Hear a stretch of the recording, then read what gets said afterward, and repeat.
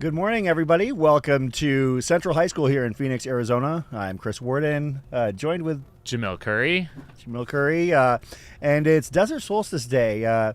For the next 24 hours, we're going to be following some of the best runners in North America as they make their way around Camelback High Schools.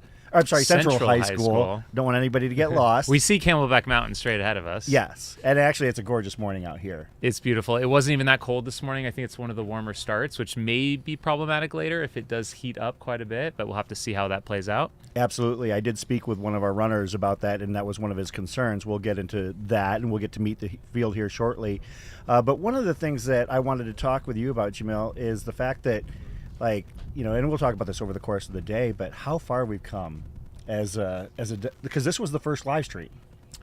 Yeah, this is probably the first. I would say this is the first live stream. Yeah, definitely. It was 2018. I remember it well. We had a great time, and we're going to do what we can to bring you as much action as possible. We've got several cameras set up around the course. We've got some wide shots. I know we'll have some drone footage later in the day. I don't have a monitor screen, but we'll see what we can get up. I see that our race director, Julie Harrow, is starting to gather runners so they can get started here.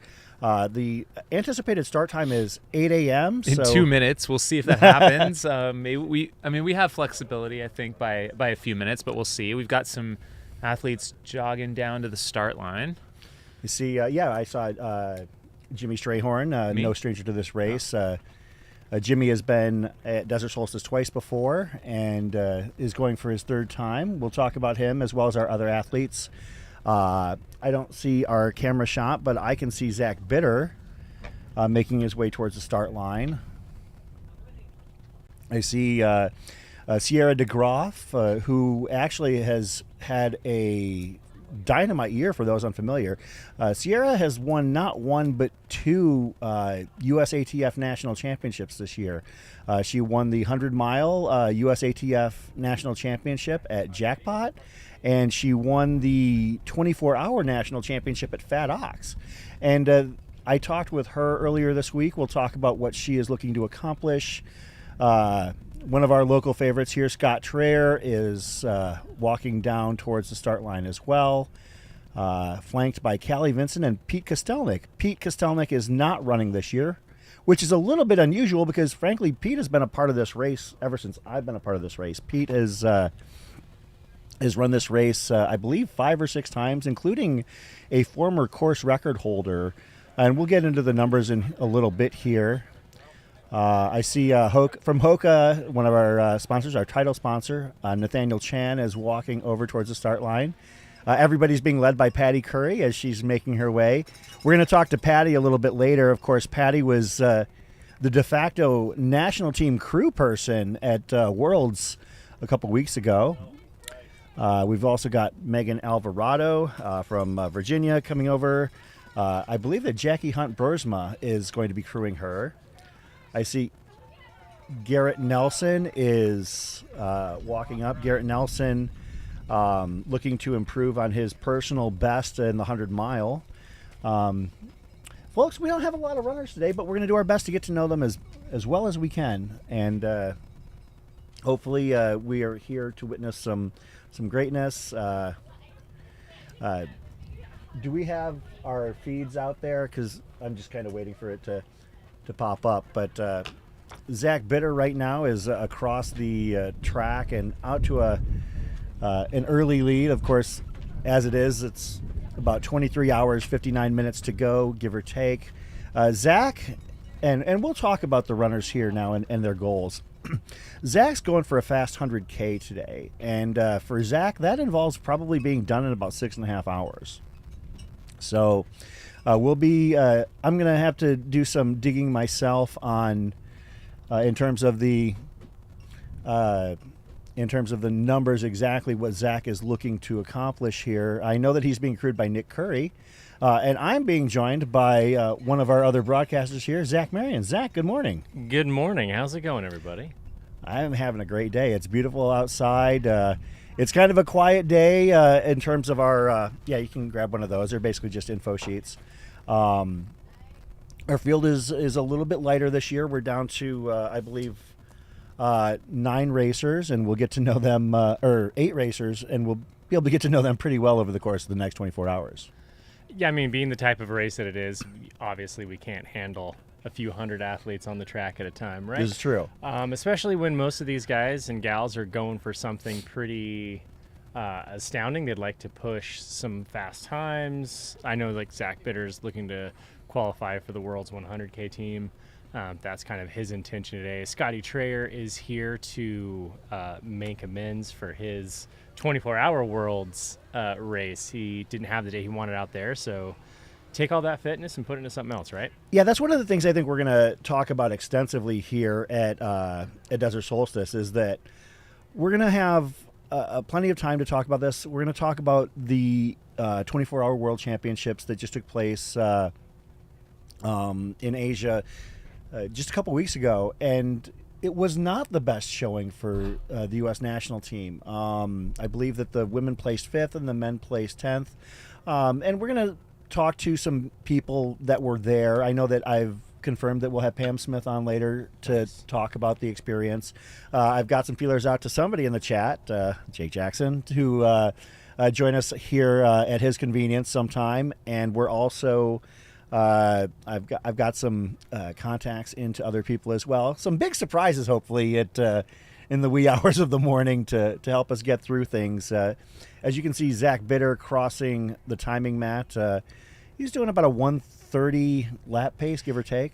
Yeah, he's hitting his quarters at almost exactly 1:30. If you saw the time as he crossed, I mean, nobody knows how to metronome run like Zach Bitter. Yeah. That guy is just an absolute pacing master. He knows exactly the splits he'd like to hit, and he knows what his body's capable of, and he'll hit that time lap after lap after lap today. So that's gonna be really fun to see.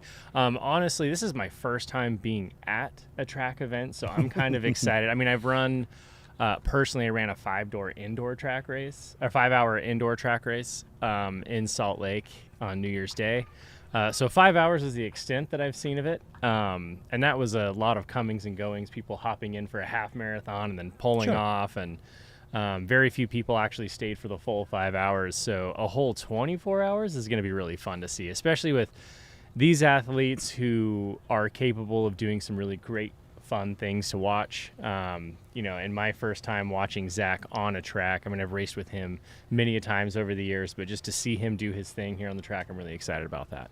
Yeah, you're talking about Zach and his metronome tendencies. The only person that I would put in that category happens to be the person that's crewing him, and Nick Curry. Right. So, Nick Curry a few years ago here, I remember one year he had won the race. I don't think it was the year he set the American record, but his first 125 laps were all between 2:01 and 2:15. So, or no, his first 505 laps. That's what it was. Like, he had literally gone over 125 miles and maintained a very steady pace. Whether he was grabbing something to eat, something to drink, going to the restroom. It's pretty amazing to see how some of these runners, because this is not the trail. I mean, obviously you're no stranger to covering trail races. Can be a different animal, but one of the things I do like about this format is that it's pretty self-contained. Right. Jake Jackson in the chat, shout out to Jake. One of the things that Jake has always told me is that you can't hide on the track. No, quite literally from the sun. And also, I mean, you're exposed the entire time to your competitors. So yeah. In a trail race, one of the great things you can do is, bend around a corner and then show your true face. and take care of yourself. You can, lick your wounds a little bit. But here on the track, you've got to keep a strong face the entire time. Keep your poker face going. Yeah, and that's one of the things that having covered this race now for, I guess this will be my 5th or 6th time. There are times where it's very evident when somebody's feeling it and when somebody's not. I've seen the Urbanski brothers, Jeff and Matt, like out here clowning and having fun. I've seen Scott Trayer, as you'll see coming up. He's always smiles out here. He's some people have poker faces. Camille's another one. Camille Herron is great at basically keeping a smile on her face when she's out here. I've seen Courtney DeWalter visibly grimace at this race before, to the point where it was just not her day.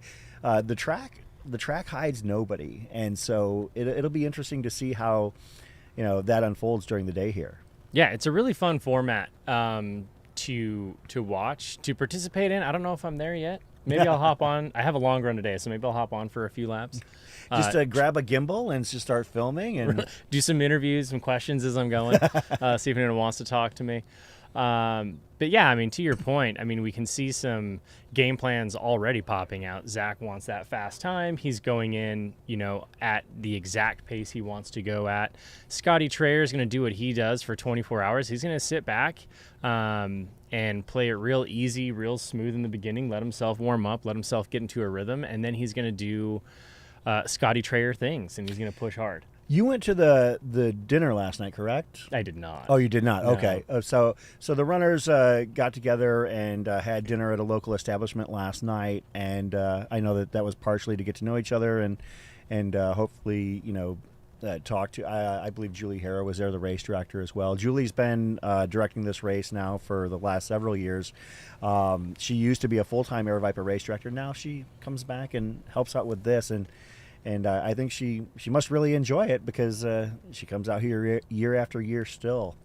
I guess one of the things we can do now at this point is we can talk about the various runners and what their goals are. We talked about Zach Bitter and his goals to set a fast 100K number here today at Central High School. Also, folks, if you're interested, if you're in the sound of our voice, you can get here from pretty much anywhere and catch half the race. Yeah, absolutely. They've got some great empty stands right now. You can come and have a seat, take a watch, see elite athletes do their thing here on the track. There is a parade going on 7th right now, so I do not suggest going down there, but you can get here a couple other ways. Yeah, I heard it. I have it on good authority from AJW, who had a little bit of an adventure getting here, that 7th Street is a little bit... it's a little tied up right now. Yeah, so... of course, we have, we've got Jimmy Strayhorn over there. I believe he's, I guess, technically in the lead. So I spoke with Jimmy last week, and Jimmy is being crewed by his wife as well as another regular here, Pete Kostelnik. Oh, okay, so, nice. And Pete's not racing this year. No, so Pete had a very, I guess, jarring, life-altering accident. He was in a car accident earlier this year. And that was like the day before Leadville, because he was going to run Leadville. And right. And so I think he fractured his hip, but he was bedridden for a little while. I saw him at Fat Ox for the first time since the accident, and he was walking around and he was smiling, and he was really happy, and he was telling me about how excited he was to be able to start running again, and he's got eyes on Cocodona next year. Oof. So to come back from a broken hip to Cocodona in just a few months is, I'm rooting for him. And yeah, and I've had the pleasure of seeing athletes, in my line of profession, physical therapy, see athletes overcome some pretty great things to go from hip replacement or fractured hip at the least to back into a big race like that. It's going to be huge. And it is, to a lot of these athletes, this is our life. This is what we do. It is fun. It's our social event, but it's also a huge part of our identity. Yeah. And, you'll see each of these athletes really kind of represent their own identity today, which is a lot of fun to see. I love to see each individual athlete's own attack to the race and what they were doing. I'm really kind of upset we're not seeing Ashley Paulson out here. Oh, for sure. She's a a local. Well, I say I'm from Colorado now, so I can't say Utah anymore. Dang it. But she's a Utah favorite out of St. George. She's had some really incredible performances. Badwater. And Badwater was insanely awesome. Her Bear 100 was pretty good. She's got a Pony Express in there. She's got Antelope Island in there. A lot of the Utah races, and she's done so well that I'd be really excited to see what she was able to do here on a track. I mean, she's got a road background, and so it would have been really fun to see her. But unfortunately, her Castle Neck, it looks like we're missing a couple this go around. Yeah, and we'll hopefully I'm going to try and get some of those people on with us here over the course of the broadcast. But as we mentioned, Jimmy Strayhorn, I guess, kind of leading the quote pack. There's about 5 runners that are within about 15. That's the nice thing about the field being marked. About 15 meters from start to finish. Of that exact pack. hash marks. But Jimmy is a relative local here from Camp Verde, Arizona, basically halfway between here and Flagstaff. For those who have driven the I-17 corridor, they know that Jimmy he lives in a place that's perfect for stopping for gas or for a bite to eat or a restroom break on the way to Flagstaff. But Jimmy is shooting for a strong 24-hour number. He would like to establish a mark that qualifies him for the national team. His stated goal to me when we talked was about 155 miles. He figures that would at least get him in the discussion for 2025 World Championships. So that's Jimmy's goal. He's also looking to PR his 100-mile. He figures that if he PRs his 100-mile, which is, I guess, about the 16-hour mark, that he would have a shot to get to 155. Yeah, which would be a phenomenal feat today, and he's setting himself up in a good place for that. He's got a nice, easy movement here, easy stride. It's kind of funny. You can see Zach Bitter has opened up his stride just a little bit. I'm timing this lap to see kind of like where he's at, but it looks like he's picked it up just a couple seconds. He's got that classic Zach Bitter stride that you can't miss from a mile away. Yeah. I mean, he was made for the track. This guy is such a consistent, smooth runner. It's going to be fun to see how he opens up. And, you can see the pack there who's really going for the 24-hour. Everyone's got this nice, easy, short stride. They're not really opening anything up, kind of a little bit of a loping stride. And then you've got Zach, who's just short of full stride. Yeah. He's really got it dialed in. It looks like he's warmed himself up a little bit. He's going to be pushing a decent lap here. But we've talked a little bit about strategy and kind of what to expect here on the track. And I think when you get, let's see what he ran. He's running just under 130s now. Okay. So he's still clicking around.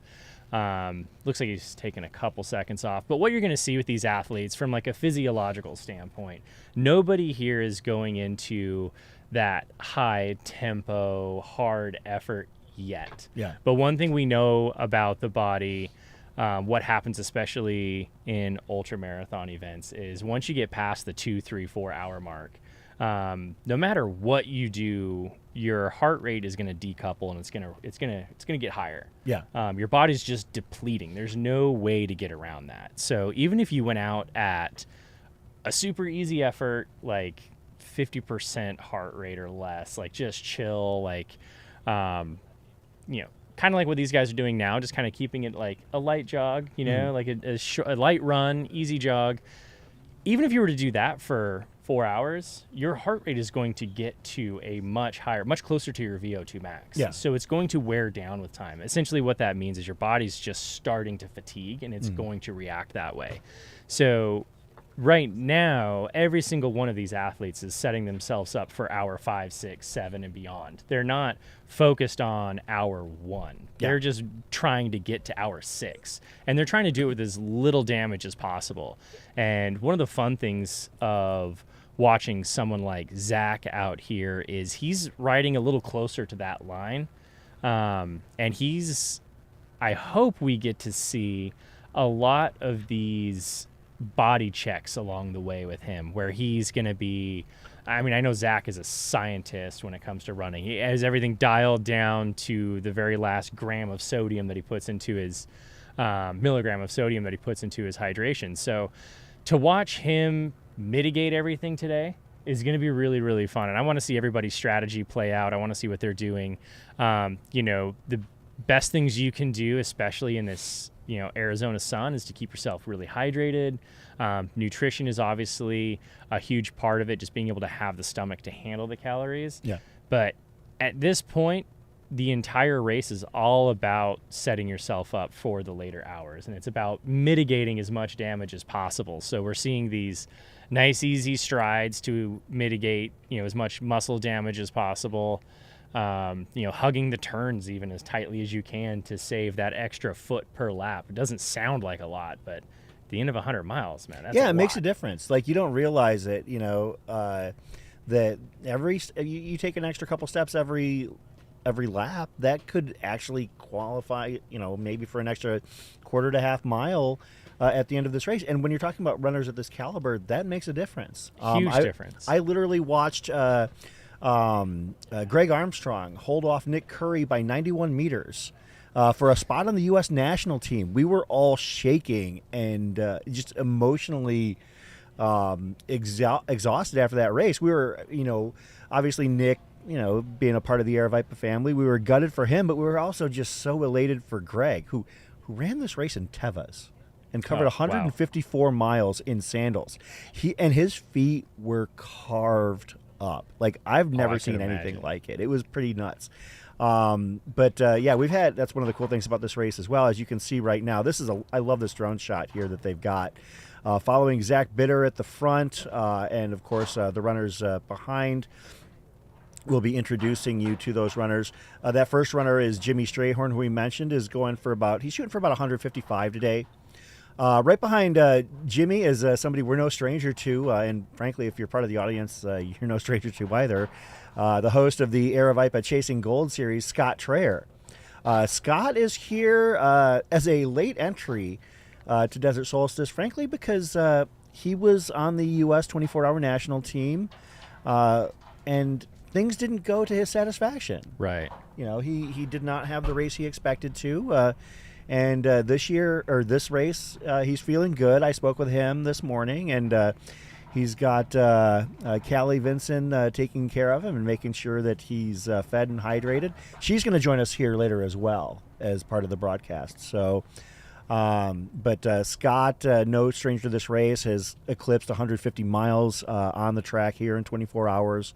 A fast 100 mile for him, I would say, would probably be in the sub 14-hour range in terms of if he's going for it. I would love to see it. I think that Scott would be capable, and he would be the first to admit he's probably capable of even more than 100. I believe that his best was 153 or 152.36. Yeah. I think that he knows that he could do a lot more. Behind Scott Traer is actually somebody who's here at Solstice for the first time, Sierra DeGroff. Sierra is interesting because she's had a hell of a year. She started it last year, I guess, if you want to go that far back, across the years, like the 28th of December last year. She ran a 1700 miler there. I believe won the 100 miler at across the years. Then went to Jackpot and won the national championship at the USATF Jackpot 100 mile there with a time of just under 16 hours. And then won another USATF championship at Fat Ox just a few weeks ago in the 24-hour discipline. And I spoke with Sierra this week as well, and she said she feels like she's got something in this in the tank for this race. She ran a 100-mile training week the second week of December, or first week of December rather. So she feels like she, even with that kind of training volume, that she's going to have a good day. So I'm looking forward to see what she does on the track, because this is her first time on a track such as this. Yeah, that'll be really interesting. That's kind of the wild card for the day, yeah. in my opinion, is kind of seeing what happens there. I mean, Scott Traer, we know what he's capable of. We know what he can do. So if he does pull off a sub 14, we're not shocked. You Yeah. know, we know that he's capable of doing that. Zach Bitter has proven himself. Sierra is one of those ones that I'm excited to see what she's capable of doing, considering the year that she's had, the goals that she has coming out to this. And she's doing a great job at pacing herself with Scott right now and just kind of hanging on with that crew. And Scott, at some point, he's going to take off. He's going to do what he normally does, which is, I got the opportunity to race with him at Leadville this year, and him and I spent the first 20 plus miles together and just chatting away. And he's just such a fun person to run with. He's just so happy, so excitable, and like the whole time he's just talking crap on everyone in front of us. He's like, they're going out way too hot. Like, we're going to get this. And he's super encouraging to everyone around him as well. It's one thing I do love about Scott is he's a great person. And down to the details, that guy has it planned out. Talking to him, you don't assume he has this super well thought out plan just because he is so aloof and lackadaisical in his persona about it, and he just wants to stay loose and have a good day. But down to the details, he has extremely well thought out, and so he's a smart person when it comes down to that. He's got the details so down that he's got his new Topo shoes bedazzled for this. I didn't even notice. Yeah, he's got some rhinestones on the heels of those things. He's got some sparkles. So, but that's the most Scott Traer thing ever, to bedazzle your shoes before a 24-hour race. And he just loves to have a good time, and I think that's part of his success strategy. Is he does as well as he can and takes it as serious as he needs to while having as much fun doing it. Yeah, and that is Scott's way to do it. Versus you look at Zach Bitter, who's just all business, or Camille Herron, who's just all business from step one to the finish. Yeah. Scott's just like, hey, you know what? We're going to go have fun. We're going to suffer. It's going to suck at some point, so I might as well be laughing along the way. Yeah, there's definitely a different approach when it comes to Scott. I know that he's obviously thinking, and he's good at hiding how much he's thinking, but his attitude is definitely one, whether he's here or he's at Javelina or Black Canyon, he's trying to get people to have a good time. As he was setting the course record at Javelina for the 100K last year, he's throwing his arms up as he's running through the Javelina headquarters, trying to get people to step up the energy level, because that's the way he likes it. Yeah, he feeds off of that. So it's kind of, for him, it's his own, like, I'm going to make everybody else around me happy and excited because I feed off of that as well. Yeah. And so it's like his own little game he's playing, where he's like, I'm just going to make this as easy for me as possible and as joyful for me as possible. And that's not being around a bunch of sauerkrauts while we're running laps around this. I'm going to make sure everyone's having a good time so I can have a good time. Something tells me he is the life of the party anywhere he goes. Yeah, I can testify to that. Yeah, that's definitely true of Scott. Another one of our runners, this is somebody who I'm not really familiar with. I spoke with him via email and chat conversation earlier this week. That's Garrett Nelson. Garrett Nelson coming to us from Wisconsin. Garrett ran across the years, did very well there. I believe 15:32 or was it? Yeah, 15:32:40, and across the years for the 100 miles. So that's a good number, and he's looking to do 24 here. This is his first time doing 24 on the track, so he knows after speaking with him this morning that he's got to keep focused. But Garrett, with his first time here at Desert Solstice, I'm really looking forward to see what he does here too. Yeah, that'll be a fun one to keep an eye on. 15:32 at across the years is a pretty solid time, and he's had some time to prepare a little more and to take that experience, to learn from it, to grow, to work on the the weaknesses of the day, so to speak, and firm up his game a little bit. So that will be really exciting to see. Yeah, Across the Years is not a fast course for those who are unfamiliar. Across the Years is kind of windy and multiple services. It's not meant or made really for a 100-miler to be that fast. To be honest, when I saw that somebody had broken 17, I was impressed, let alone running a 15:30. Right. But he had a good attitude coming in, talking with him earlier this week. So I believe that Lindsay DeRoche is crewing him. Lindsay is no stranger to crewing people at big races. I know she's crewed people at Western States before. Garrett has also run Cocodona, and he's looking to, actually, I'm going to couple that with Jimmy as well, Jimmy Strayhorn. So Garrett and Jimmy both ran Cocodona, and they had a decent. They finished. They had a nice time out there. They enjoyed it. But one of the things that both of them seem to have in common is that, like, the first time they ran Cocodona, it was kind of like a fact-finding mission. Right. And now they're like, okay, I want to finish top 10. I want to, possibly push for top 5. So between Jimmy and Garrett, those are two guys who probably should link up in terms of how they're approaching the race, because they're going to see quite a bit of each other between here on the track and at Cocodona next May. Yeah, and speaking of races like Cocodona, there's still so much to be figured out about that distance and how to approach it appropriately. I just had a conversation literally yesterday talking about how these long distances are kind of being figured out little by little. I mean, we're still figuring out 100 milers for crying out loud. Like the approach to training, the approach to racing, how to appropriately do it to maximize, what we're doing out there. And we're seeing times consistently drop throughout the years. I don't think that's a testament to athletes. I mean, aren't necessarily getting that much better. I mean, yeah, there's the Jim Walmsleys, there's the Courtney DeWalters out there who are just kind of phenoms. But Scott Jurek, I wonder what he could have done had he had the knowledge we have now, had he had the products we have now, had he had the opportunities.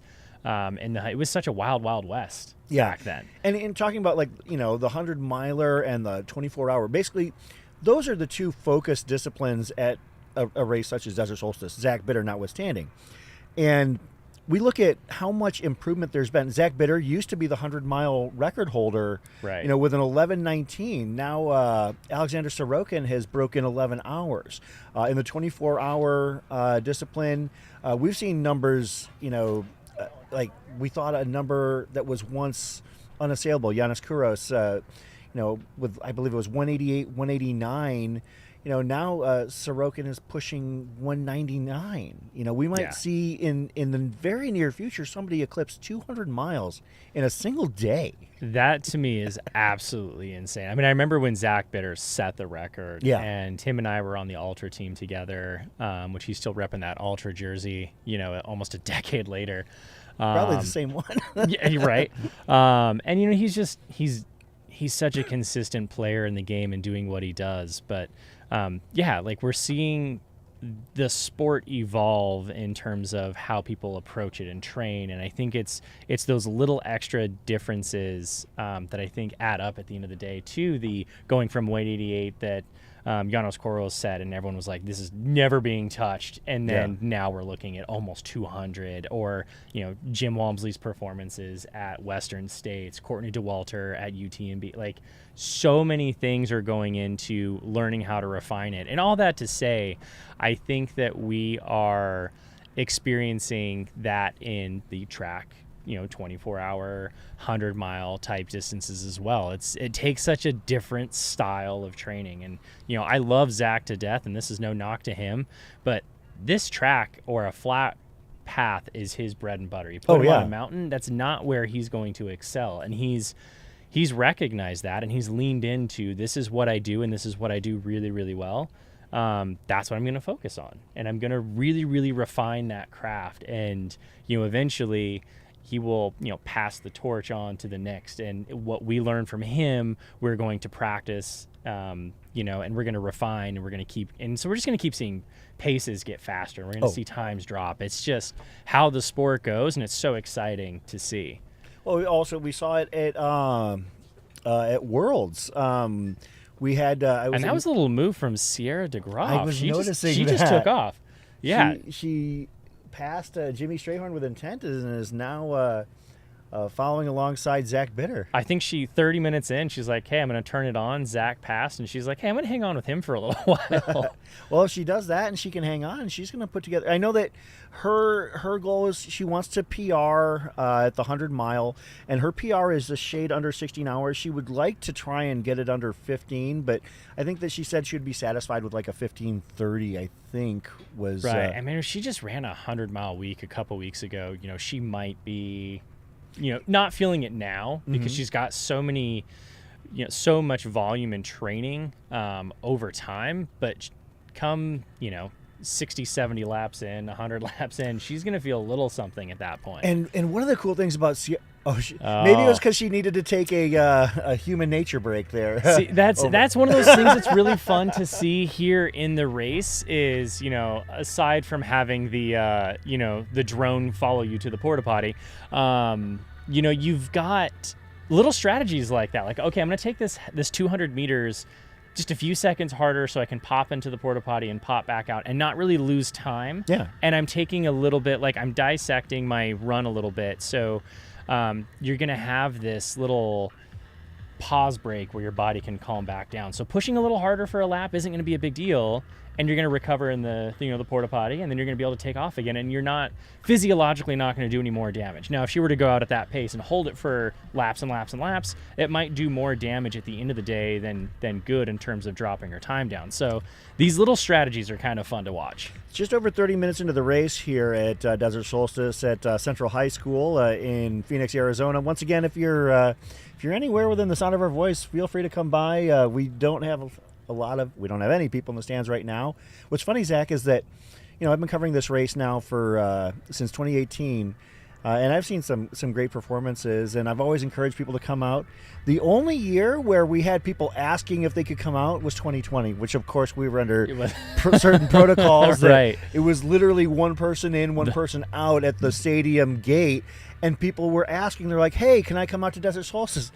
The one time we had to say no, right? And then people were asking, "Hey, can I stand over by the fence and watch?" I'm like, I can't control what you do outside of here, right? But I guess if you wanted to stand at the fence and watch us, but we couldn't let anybody in. We actually had to split our broadcast because we couldn't be. I believe that Jamil actually had to produce it from the Aravaipa Studios, and I was out here. Because we couldn't have two people within the people had to share crew, But this year you want to come on out and hang out and watch these 8 runners give all they've got. I believe, is that 7 runners? Okay, yeah, so it's 7 runners. We've got 2 other runners that we haven't introduced yet, and we'll talk about them. One of them is somebody who's no stranger to the 24-hour discipline, and that's Megan Alvarado. Megan has been on the national team before. In 2019, she represented the U.S., and her personal best is at 146, 147 for 24 hours. There she is right there. Megan is... she's trying to, what she told me is that she's looking for a good day, and she's going to kind of determine after the fact whether or not it was a good day. She has been working her body back postpartum, and she said that it's been kind of a hit or miss, up and down kind of experience. I can't speak to that personally, obviously, but I'm glad to see her out here. She's no stranger to high level competition, having run at Worlds before, and we're looking forward to seeing what she can do out here. Yeah, my only experience with postpartum is supporting others, and in the physical therapy space, and it's a journey. It really is. Not only just the amount of time that you take away from intensive training that kind of does take away from your overall fitness, but you are going through a pretty life-changing, body-changing few months there, and so to see her back out here is absolutely amazing. I love to see that mom strength come back out, and I don't know what it is, but usually you'll see, Kara Goucher is a prime example of, was it like 3-4 months postpartum hitting the Olympic trials, and just still had a phenomenal day. I wasn't good enough to get on the Olympic team that year, but she was just shy of it.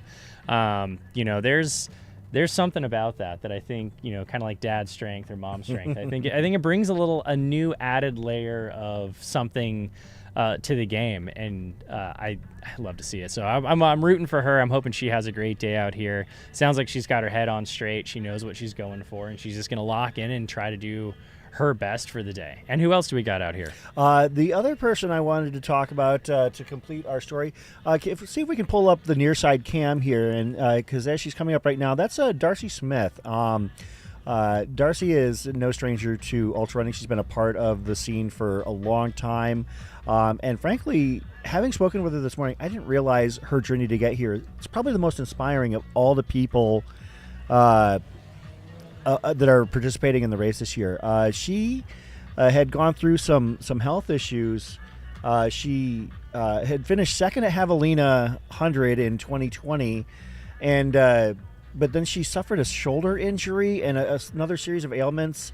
She had a back injury. She said, she's got multiple rods like in her chest and her back, and apparently she had an ankle injury that went sepsis. Oh, and she said that it was genuinely a questionable thing as to whether or not they could save the leg. right. But they cleaned things up, and this is all like in the span of like the last 2-3 years. And so to see her out here, and being a part of the field is just kind of inspiring. So she said that she's looking to be out here for the full 24. She doesn't know what number she's looking at, but I'm just happy to see her out here simply because of the journey that it took for her to get here. This is a little bit more of, for her, a celebratory race. Absolutely. This is I'm back. I want to just see what I can do. This will be fun.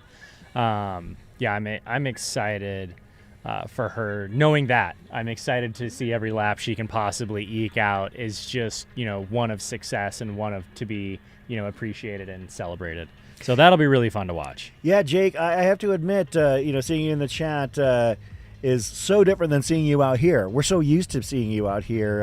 It feels a little bit different without some of the regular faces that we see out here every year.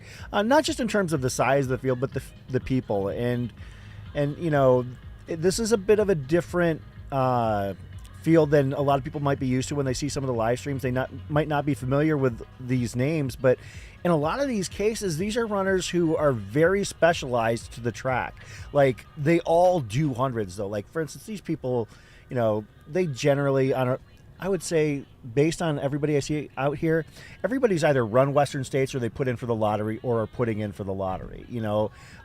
This is just a specific offshoot discipline that they do. I know that Sierra has run trail hundreds. I know that she ran Badwater this year, and she's looking to run it again. Not at the front of the pack, more of the mid-pack, for her in that kind of race. But those that you might not be familiar with, they're still, they're not exclusively to the track or to the road. Right. And as we said earlier, it takes a certain type like Zach Bitter has really honed in. And I keep referring to him because he is the most veteran here on the track. And you can see it in the way he runs. I mean, he's just got such a great left lean, and he really leans into those turns really well. Not so much that it takes away from his stride, but it's smooth. He runs the track very smoothly. Even just the difference of the material you're running on the track is going to be different. It's going to rebound a little bit more. You're going to absorb a little bit more of your kinetic energy. And the track material itself is going to, like I said, rebound a little bit. So your body's actually absorbing a little bit more impact every single stride. Even though it's a softer surface, it is a bouncier surface. So you are going to go through a little bit of a different experience if you were to be running a trail for 100 miles. So yeah, it's exciting to see each of these athletes, like we've mentioned, Scott Traer, who is great at almost everything he does. Being out here on the track, he's also really good at, and to see how he manages both of those differently. And like I said, I've got that front row experience for his Leadville 100, so I'm excited to see how he changes his game plan up here for this style of race, which is so incredibly different than running a trail. To do a quick shot on the mileage totals, Zach Bitter is about 25 laps in, about 6 miles in at just under 40 minutes. So he's moving pretty well. No surprises there. Scott Traer, Garrett Nelson, Sierra DeGroff, Jimmy Strayhorn, all 18 laps in. So that's 4.5 miles. Megan Alvarado and Darcy Smith, 17 laps in. So obviously we are far from being done here. The race, I mean, this race doesn't even really start until about the 12-hour mark. Right. At that point, then, you see people who, maybe their day starts to go sideways. You might start to see a little bit of lean in some people, or they're, fighting things off. The nice thing about this race and the field here is that, I can see on the side of the track that the field that we could put together from people hanging out is, pretty stout as well. And we're definitely going to leverage everybody we can in terms of bringing them on. Folks, we have no illusions about this. It is a very small field. And as Jake mentioned in the chat, it is small. It is weird seeing the track this empty this early. Like, this is usually, like sunrise Sunday kind of field where you've got less than 10 people on the track. Traditionally, Desert Solstice starts with about 25 to 28 people, and the aid stations are set up further down the track. They're almost like jutting up against us in some years. But this year there are just 7 or 8 people that started the race this year, and we're going to do our best to follow them and their journey, and also kind of spice things up on the side as well. So hopefully you stick around with us for the full 24 hours, because there's no better way to spend a Saturday after you get your own long run in, of course. We want to encourage that. But to hang out with us here at Central High School, one of the things I love about the Zach, is the fact that we've got the Phoenix Mountain Preserve in the background, and Camelback Mountain straight across from us. It's making me itchy to go get my run out on the trails. There's like a canal path right next to us that might end up being my long run path for the day, but we do get some beautiful views. We've got the sun coming up. We've got a very, very light kind of, I wouldn't say overcast, but we do have some clouds out there that are blocking some of that sun. So that's going to help some of these athletes today. We've seen Zach Bitter already getting himself wet. It's only 55 degrees out, and there's a light breeze, which is almost perfect conditions for running a really fast day, because you don't have to worry about that heat mitigation as much. But we are seeing, some of the effects of that direct sun. And, we can kind of see if you get a shot of that flag there. There's just a light breeze, which is almost ideal for running out here. I mean, the human body loves to run in 45 to 50 degrees. So 55 degrees. And as it creeps up to 70 for the high today, you're going to see it start to affect some of these guys and gals. Somebody was asking in the chat why there were so few people starting.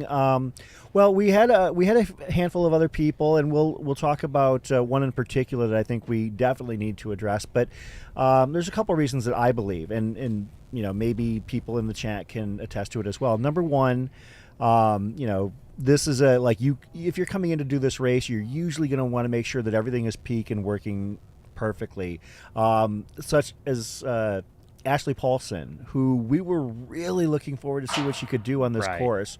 Ashley won Badwater this year, left no doubt as to her capabilities there.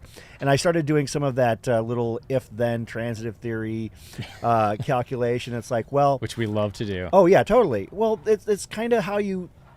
It's really the only way to handicap somebody if you don't know... for instance, she's never done this kind of race. But I do know this. I know that she ran a 21:44 at Badwater. And Pete Kostelnik ran a 21:58 as his PR at Badwater. Thus, if Pete ran 162, 163 here one year, who's to say that Ashley couldn't push 170, which would actually put it right in line with the brand new world record on the women's side. Miho Nakata setting a new world record, besting Camille Herron's record from Worlds a couple of years ago. Our very first live stream here, Camille set the world record back in 2018. I believe at that point she pushed it to 162. But now, at this point, we're at just a shade under 168. So we, talking about the progress in advancement in terms of the times, that's a 5 mile plus difference in 5 years.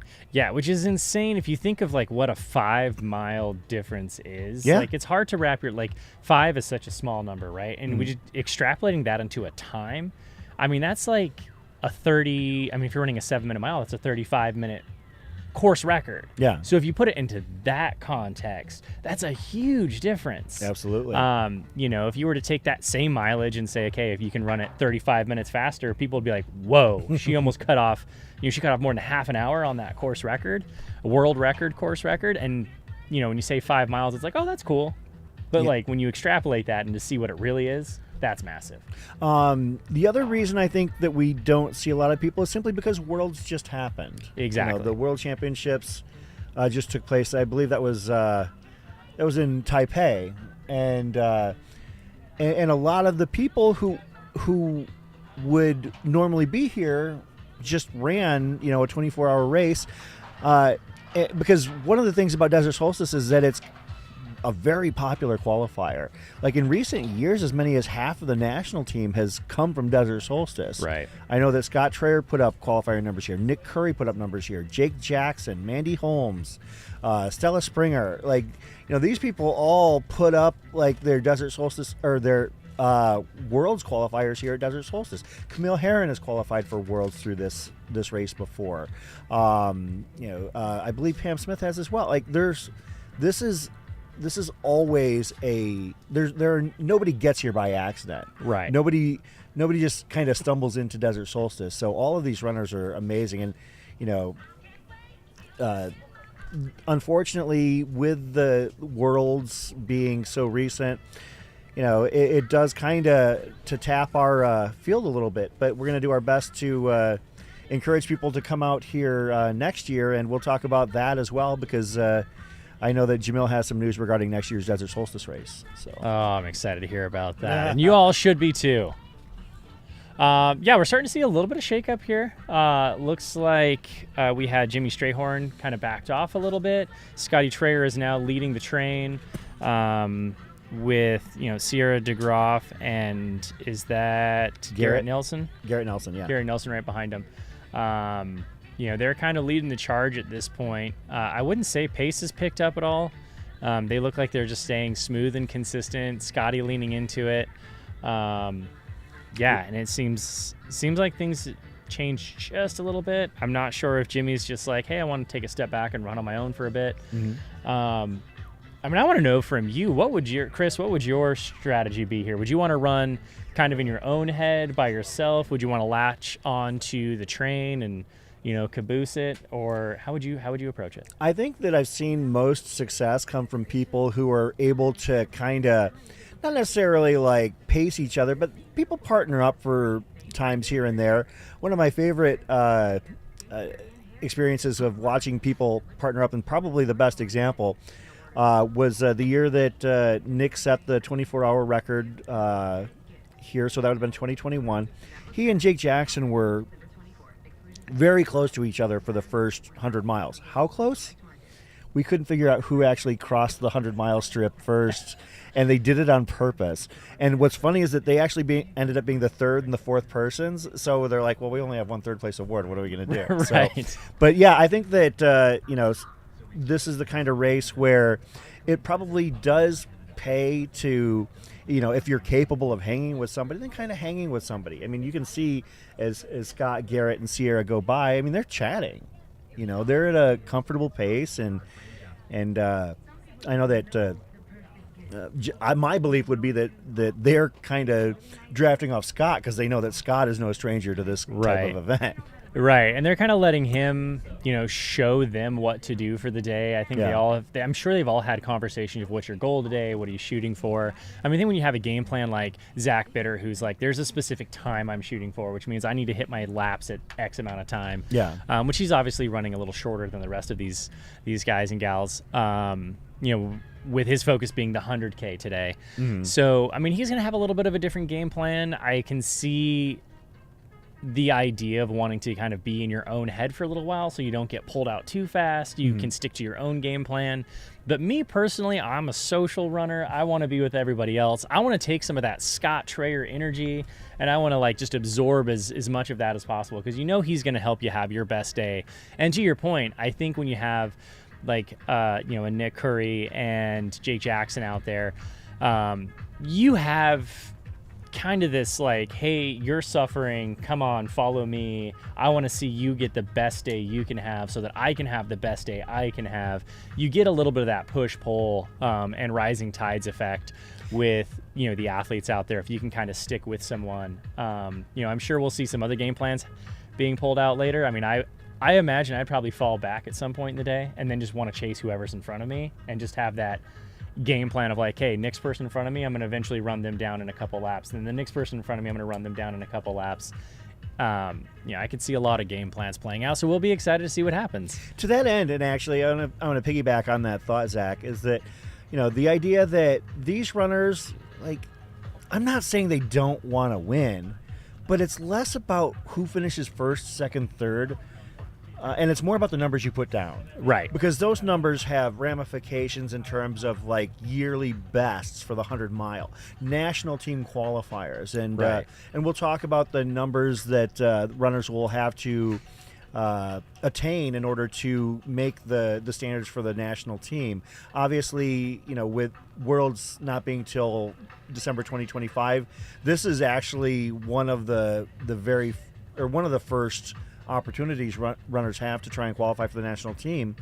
And I think that Fat Ox was the quote start of that season, Fat Ox Worlds.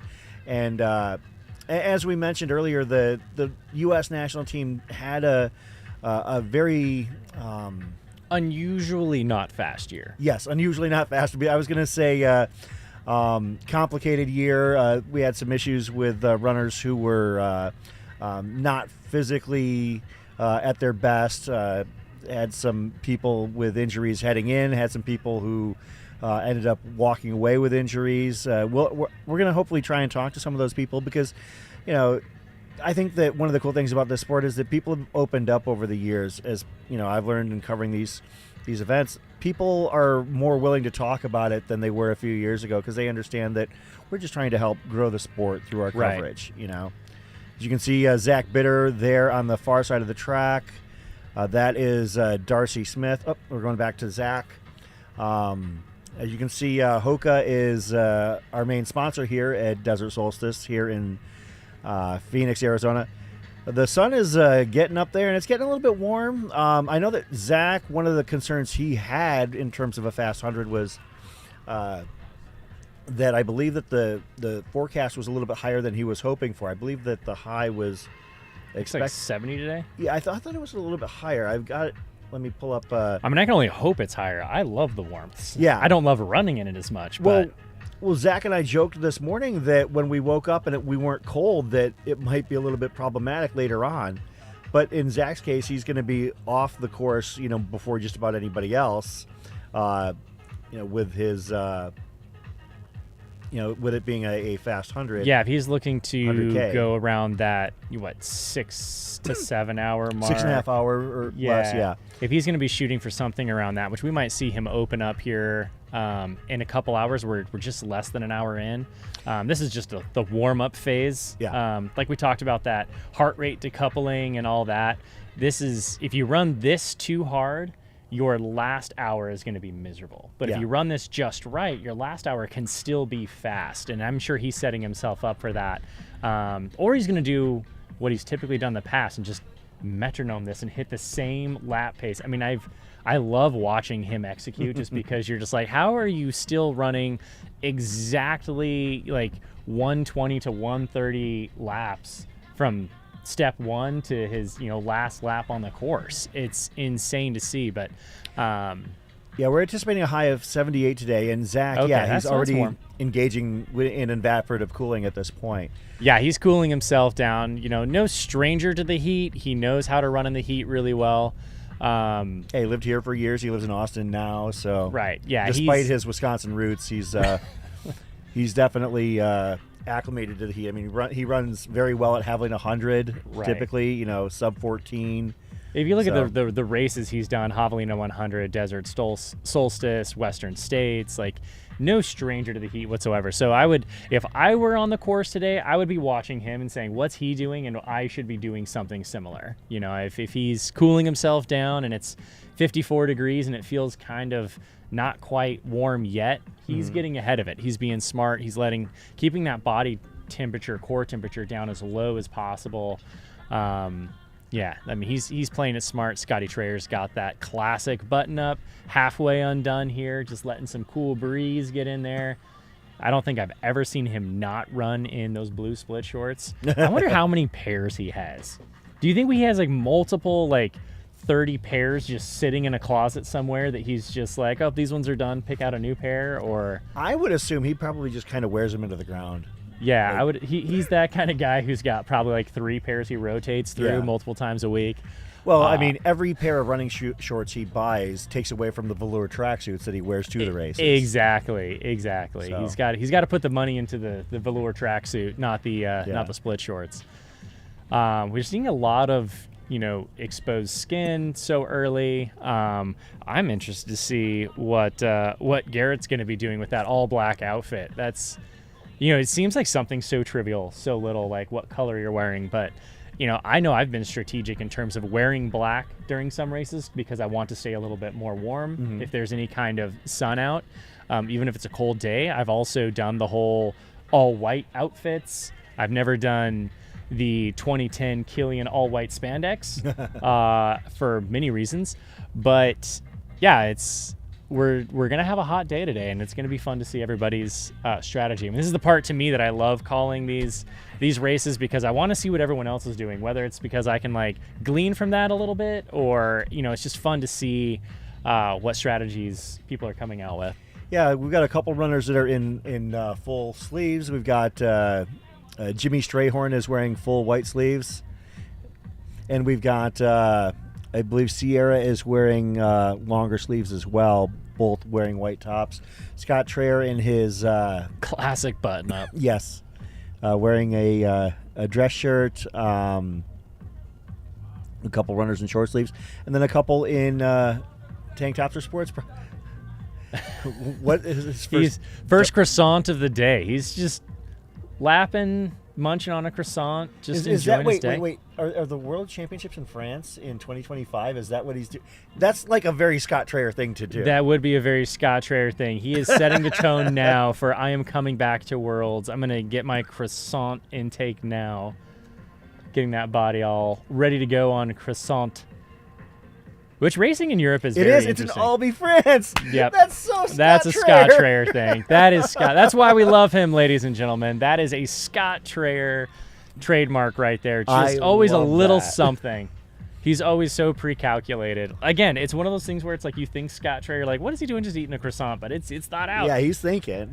He's making statements. Yeah, that's the beauty of it. Like we said, he looks like he's just kind of out there and winging it, but man, that guy's got levels. He contains multitudes. Oh man, it's so fun to watch, and it looks like Garrett just took a little bit of a leap in front of those guys. Let's see what's playing out in terms of strategies here. So, yeah, like you said, it's kind of nice to always latch on with someone. But running your own race for a while is kind of nice. Maybe, I mean, this is the fun of a track, is you can run your own race for a couple laps, catch up to somebody, in 30 minutes or so, and then just kind of run with them again, and then take off for another lap or two, and then run with them again. I don't know of any trail race I've ever been in where you are constantly at least within a quarter mile of everybody. Yeah, and and that was part of what happened back in 2018 when Nick Curry and Greg Armstrong were duking it out, and Greg had, he started out with a couple laps on Nick, and then all of a sudden that went from a couple laps to 1 lap to like Nick passes Greg, but a lap behind, so Greg can keep an eye on him, and then it went from Greg being able to see Nick to Greg having to shoulder check Nick. Right. Just the strategy of the gameplay at that point. Oh, yeah. And I can tell you, like, from where we're sitting, Greg collapsed right there, like, basically right along the 20 to 30 yard line, and Nick was over there when he collapsed as well. I mean, I just remember that year so vividly. Camille had set the women's world record that day. She was over in that corner of the track. I guess it's, personally having a lot of memories here and being a part of this race now for the past several years that we've covered it. It has a lot of meaning and memories to it. So Yeah, I mean, this being my first time, I'm really excited to be here to see it. Even though it's a small field, we've got some amazing players out here. And we are just ready to crest the 1 hour mark. And Chris, where are we at with mileages?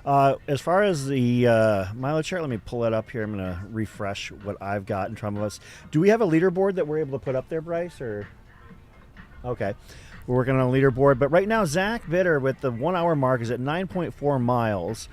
Garrett Nelson, Sierra DeGroff, Scott Traer all at 7 miles. Jimmy Strayhorn and Megan Alvarado about a lap back, so about 6.75 miles. And Darcy Smith at 26 laps, so about 6.5 miles. And that's at the 1 hour mark, obviously so early. I mean, I've watched leads of several miles evaporate or open up over the course of this race. And, you know, everything is so far away from being where it's going to be. We don't have, outside of Zach, we don't have anybody that's trying for a flat or for a fast, shorter number. I remember one year Christina Pham was out to set like 20K and 30K and 50K records, on the American age group level. And so she came out here and she was flying by everybody, but that's because her intentions were different, which is no different than Zach here today. Right. We're going to see, and that's kind of the fun of this track race is you've got 24 hours, you've got 100 miles, you got 100K, you've got so many different things you can shoot for that it's going to dictate different levels of effort, different speeds to accomplish the goals here. So that is always fun to see. Just for context, Zach Bitter is putting down about a 6:20 pace, probably like 6:30 pace, just under 6:30. So yeah, he's about a 6:20 minute mile right now, just averaging these laps out here. He's still pretty consistent with that 120, clocking that 120 effort. Again, a metronome of sorts out here. So that's a pretty decent clip, but not something that he can't hold on to. His world record pace was 7. It was just right around 7 minute miles. So yeah, it'll be fun to see him out here doing what he's doing. And everyone else is setting themselves up for a really good day. We got 1 hour in. Everybody is warmed up. Everyone's feeling it. There are a few game plans starting to separate out there. It looks like Scotty Traer and Sierra DeGroff are just kind of really enjoying each other's company and having a good time out there. Jimmy Strayhorn has taken a step back and is just running his own race with Garrett Nelson taking a little jump in front. And yeah, we're going to see what everyone does here. Zach making his passes as per usual. I wonder how many extra steps he gets just stepping around everyone every lap. I've always wondered that as well. I mean, for the most part, this race, everybody is pretty well aligned in what they're doing. You're not going, it's not like you're at a road 10K where you might have a few people going like 4 or 5 across. Typically here it's it's very well managed. I mean, maybe a few extra steps, but like as we talked about across the years, which takes place here, like you're not going to see like a lot of fast times across years. And that's also part of it is that people are having to navigate traffic out there. So if we're talking, I pulled up a pace calculator on Zach. If he's looking to finish around 6:30, that would be a 6:17 pace for 100K, which is about where he's at right now. And we know that if Zach's running his usual strategy, he's going to be within 15 to 20 seconds. His start time is going to be what his finishing time, like average pace is. So he's not going to speed up very much, but you will see him lean into it here in a little while. But also remember that, as I've talked about this throughout the day, that it's, these races, especially on a track, is kind of a war of attrition. There's no hiding. There's no hills to climb, to hike. There's no real aid stations that you're stopping at. It is such a consistent, you want to find your rhythm as much as possible. And part of that is you get to a point in a race where your body just starts to hit that fatigue. You start building up a little bit of, even if you're running sub-lactic threshold, that sub-turn 1, you're still getting dehydrated a little bit. You're still going low glycemic. You're still depleting your body enough to where these 620s that he's running now is going to feel a lot harder at the end of the race. So for sure, yeah. it should never, if you're looking in terms of spreading the effort like peanut butter over the sandwich, you want it nice and smooth, right? Every bite needs a little bit of peanut butter, and if you put too much in the front end, then you're definitely not getting it in the back end, and you're running on some dry bread there. Zach is not one to put dry bread out there. He is going to keep that pace pretty even and smooth, well spread throughout the day, which means he's going to have to work a little harder at the end of the race than he is now to maintain that same pace. So, little things like that kind of strategy really, add up throughout the day, and we'll kind of see how it plays out. Yeah, for those interested, if Zach runs a 6:30, I'm trying to pull up the American records, but for those curious, the world record for the 100K is held by none other than Alexander Sorokin, 6:05. Good gosh. 6 hours, 5 minutes. And, that obviously calculates out to like a 5:53 pace or something like that. Yeah, that's just under a 6 pace. Yeah. Oof. Not what I want to be doing out there. No. I don't care how fit I am. That sucks. But then again, it takes them, the time to run 100K is a lot of people take to run a 50K. So Right. I mean, it's all it's all relative, right? Being able to cram that amount of miles in that same time is a lot of extra work. But yeah, I mean, Zach's got the fitness to do it. He's just a phenom when it comes to running this pace. Like, I don't know a lot of people who can just hone in on a pace and just clip it away mile after mile. I mean, let alone lap after lap after lap. And one of the things about Zach that I think people, it feels like after Zach's world record in the 100-miler was eclipsed, I felt like people were kind of sleeping on him a little bit. Like maybe they thought like, oh, well, he had the world record and now he doesn't. And, maybe like Zach's still only 37, 38 years old. Yeah, he's several years younger than somebody like a Sorokin, so he's got plenty of years of elite level performances to chase after some ultra records, in American records, world records. I'm sure that if he were to focus on one of those disciplines, he'd have no problem like taking, he'd have a puncher's chance at it for sure. Yeah, absolutely. I mean, this is definitely, again, this is not that sport where the older you get, the more you phase out of it. That bell curve is a lot wider, a lot more wide, and it is later on in life. I mean, we're still seeing like the Rob Krars, we're seeing athletes in their 40s, who's the greatest example of it is going to be Bronco Billy. Oh yeah. Jeff Browning, that guy has been phenomenal in his 40s and young 50s, early 50s. He's setting the example of if you race properly, you recover properly, you don't dig into the well too many times, too deeply, that you can continue in this sport for a really long time. And I think we're learning a lot of lessons that were unfortunately, learned the hard way early on in the sport with the Jeff Roses of the sport, who kind of came in and, did phenomenal things, but fizzled out. Yeah. I mean, Jeff is showing that you can continue doing this later into your years. Scott Trayer's another great example at 42. Zach's relatively young for this distance in this discipline. Yeah. Janos Koros, Sorokin, those guys have all done great things in their we say later years, but 40s and 50s. So I'm excited to see what Zach can do. I know he's come off a couple years of injury where he hasn't been at his peak, still trying to perform. I mean, I think that's one of the biggest downfalls of being a professional athlete is when your whole life is an identity is being a professional athlete and running, and your value is tied behind your performances. Sometimes you get sucked into the trap of, I'm not 100%, but I'm going to keep trying. I'm going to keep pushing because, what if today's my breakout day?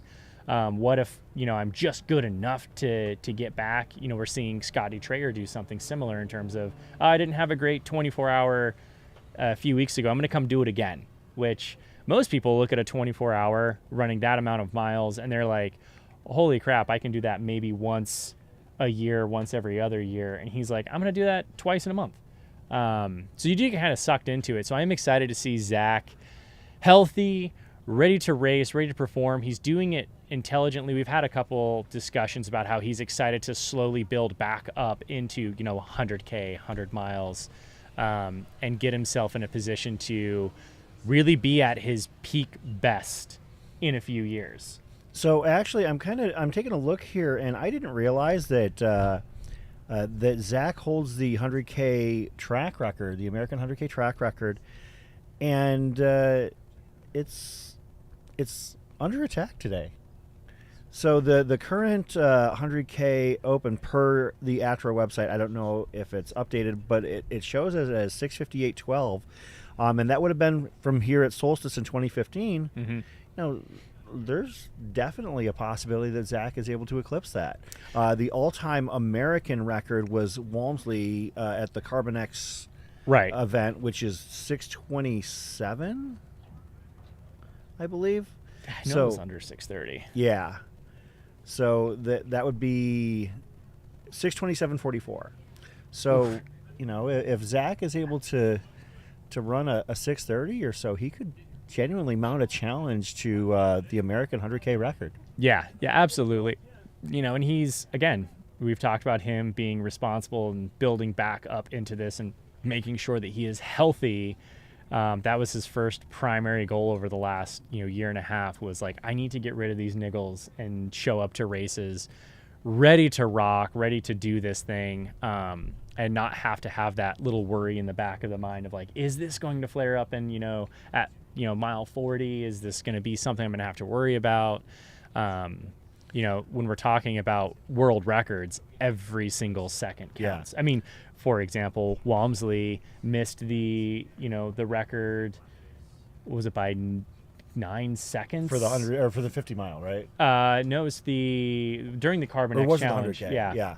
It was the 100K. He missed the world record. He got the U.S. record, obviously, but he missed the world record by it was 10 to 20 seconds. That's right. I do remember that now. And so when you're thinking about and everyone was like, oh man, he would have had it had he not clipped that fence and cut himself, and maybe that slowed him down a few seconds, which very likely could have. Yeah. It's one thing that your mind is not focused on the task, it's focused on other things. You get that adrenaline rush, you get the cortisol pumping, that mutes your performance opportunity. And yeah, it's that slow leach from the body. So, it's when you're doing these types of events and where every second matters, you want as little deviation as possible. You want to be able to just maintain what you're doing, really focus in on that, and not have any distraction, because distraction can be stressful. Stressful is a cortisol release, and a cortisol release is a performance muter. So we want to avoid that as much as possible. Yeah, I'm going to see if I can get confirmation on the record sheet. I'm going to reach out to a friend of the ultra running community, Tracy Outlaw. Tracy seems to know every number and where to find every number, so I'm going to shoot him a message and see if he can confirm that the ATRA website is up to date, because the last thing I would want to do is hype up somebody who was, beating a number, because I believe that's happened before. I think we were covering another race. It might have been here. It might have been Jackpot, where I thought that somebody had beaten a number, and I get a message from someone, that's outdated information. That's old news. Yeah. And so, I'm all excited that somebody broke some sort of American age group record, and no, it's not true. Yeah. So that was embarrassing. I pride myself. I don't necessarily have to be first, but I would definitely want to make sure that I'm accurate in terms of reporting numbers. So I'll get confirmation on what the actual current American marks are. So I say just throw numbers out there and give these guys something to shoot at, even if it's not real. I mean, it makes them have their best day. Just kind of fill them full of false hope. Maybe we'll grab a fishbowl and pull out numbers, be like, okay, we're gonna tell you that you're aiming for 138 miles, or a 14:05 100 miler or something like that. Kind of just speak it into existence. Right? Let's just get him out there. Let him going. Zach is really dousing himself. It's really not ambiently. It's not that warm. It doesn't feel that hot. No, I mean, I'm sure running 620s, obviously your internal heat is going to be a little higher than ours just casually sitting here. And you see AJW in his puffy jacket over there, He's always wearing a puffy jacket, though. That man is always cold. just living in a constant state of, give me a sleeping bag. That's going to be your Christmas present, AJW. I'm going to get you a walking sleeping bag. Bring it over tonight. Oh yeah, well when we were doing coverage at Javelina, even though it's fairly warm out there, I had a sleeping bag underneath the table, keeping myself warm. It can, when the sun goes down, that's a funny thing about the desert is everyone's like, oh yeah, you're out here in the desert, it's got to be warm. It's like 78 for the high, but you forget what happens at night, and we're going to experience it tonight. So a little foreshadowing of things to come. At night, it does get cold. Once that sun goes away, you don't have anything trapping the heat in. Like when you're in the mountains, you have a lot of the foliage, and you also have a lot of the mountains that are like actually trapping heat in. You go to Black Canyon, it's not exactly hot, but those canyons get hot because they keep heat trapped in them. You go to Western states, same thing. The canyons trap the heat. Here, out in the open desert, there's not a lot to trap the heat in. So once the sun goes down, which is the heat source, once you turn the flame off, it cools off really quick. Yeah.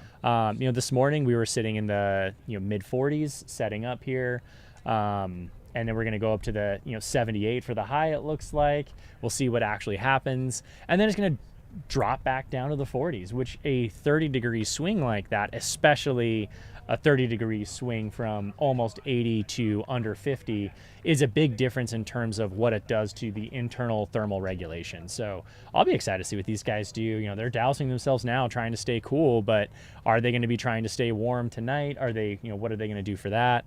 When do you make that switch? Yeah, because you might be dousing yourself with water at 11 a.m. by 11 p.m. midnight, you might find yourself throwing on the second or third layer at that point. Exactly. And I've made the mistake of trying to stay cool too late in a race and then almost going hypothermic because you're dousing yourself and you're just in that habit, and you do it after the sun's gone down at 8 o'clock at night, and then all of a sudden you're like, oh man, I am freezing cold, and now my body's just trying to send blood back to the core, and it's not staying in my extremities where I need it. And things are starting to lock up, things are starting to feel like not as fluid. It's interesting when you get to talking about the physiological effect of everything happening down the line. Which I might not be able to bring the numbers like you, but I can definitely bring a little bit of the science on what's happening with the body. That's the fun part for me, and that's where I get a little nerdy. It'd be really fun to actually bring Jason Coop on here and talk to him about some what's happening physiologically. He's just such a genius in our sport when it comes to, speaking of things that have evolved the sport and training, Jason's definitely up there with always wanting to stay on top of the science about how to properly train and learning, and the research that he dives into is a lot of fun. So I'd be interested to hear his take on this type of stuff from that standpoint. It might get a little boring and dry, but I'd enjoy it. We'll see if we can get one of our teammates to do a little bit of homework. I think he knows Coop pretty well. Maybe we'll see if we can do that. That's one of the things we're gonna have some portions of the show where the coverage where we're gonna be a little bit guest driven, frankly, because we want to keep things moving. Right now on your screen, you can see Scott Traer followed very closely. You actually can't see her, but Sierra DeGroff right behind him there as she moves into view. She's got those fun multicolored shorts. Those look exciting. Yeah, Megan Alvarado as well. There's Zach passing the pit row. Coming up on where we're at right now. We are directly to his right on your screen as he crosses the track. There we go. It's going to hit the mat right there. Yep. Yeah, I saw him throw his music on a couple laps ago. It looks like he's going to really lean into his, like we said, he warmed up for that hour. It was almost at the hour mark that he decided to throw the headphones on, which I think was very well pre-planned by him. He knows exactly what he wants and when he wants it. I want to know what he's listening to. For me, especially if I'm doing something like this, I feel like if I didn't have music that matched my pace, I would slowly just fall into whatever pace I'm listening to, whether it's too fast or too slow. I would have to have exactly like 170 beats per minute. I was going to say like 170, 180, like, something that like that you said lines up with your cadence. That would make a lot of sense. Zach Bitter currently about 12 and a half miles into the race. Garrett Nelson, Scott Traer, Sierra DeGroff at 37 laps, or about 9.25 miles. Jimmy Strayhorn, Megan Alvarado at about 9 miles. And Darcy Smith at 34 laps, or 8.5 miles. So that's where we're at right now. As we mentioned, Zach is looking to knock out a fast 100K, which we're under the belief that it's probably going to take him less than 7 hours to accomplish. The rest of the runners, I know that everybody is at least open to the idea of running 24 hours. Now, the reality of it is that we typically lose a big chunk of the field. We've had years where we've run with maybe 25, 28 starters, and we only have 6 at the end of the day. But we'll see if that's the case here. One of the things about this field being lighter is that there's nobody in your way ever. I do know that actually one of the more inspiring performances I've seen out here, Zach, was when Zach Bitter decided to go the full 24. Yeah. And it was not a great number. I think I have it actually on here. So his number was just under 116 miles, which to most people is an amazing number. But with Right. somebody like Zach, you would probably have like penciled in for 140, 150 or so.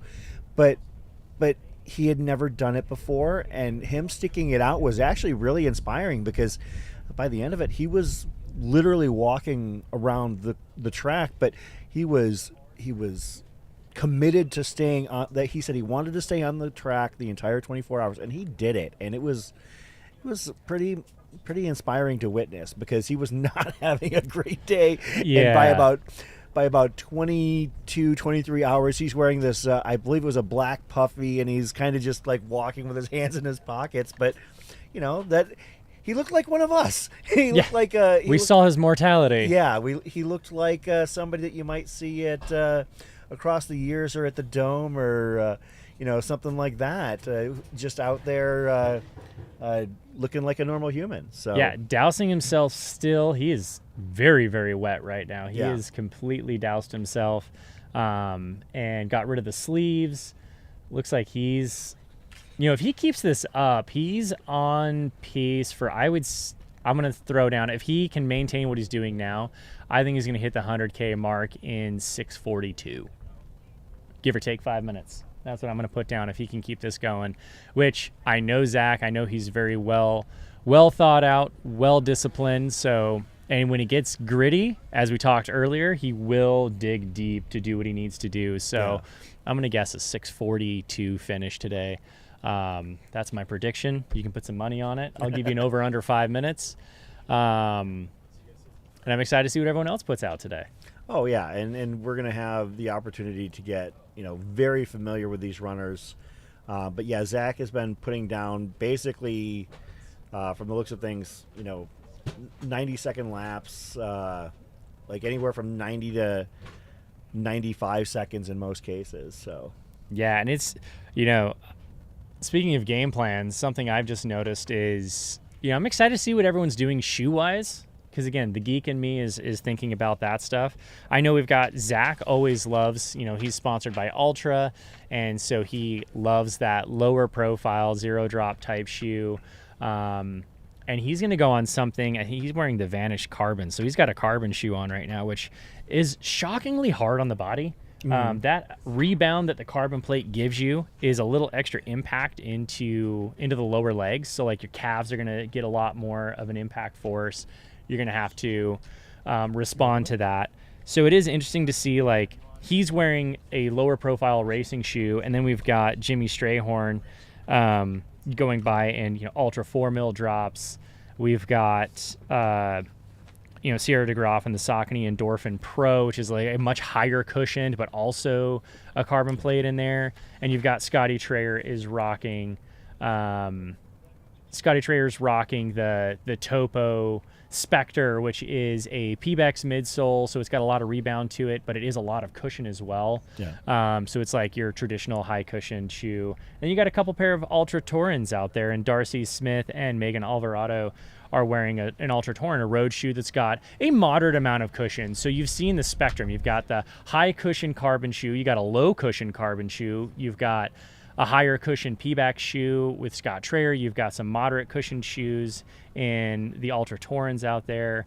The Noosa Tri is an interesting option. I want to know what particularly about that he decided he really enjoyed about it. They're a fun shoe, triathlon-based shoe, so it's got a really nice snug upper that's easy to lace on and off, and then also has a very easy drainage. So maybe his thought was, I'm going to be dousing myself with water, so I want a shoe that's going to handle that and get rid of that moisture very quickly and dry out more quickly.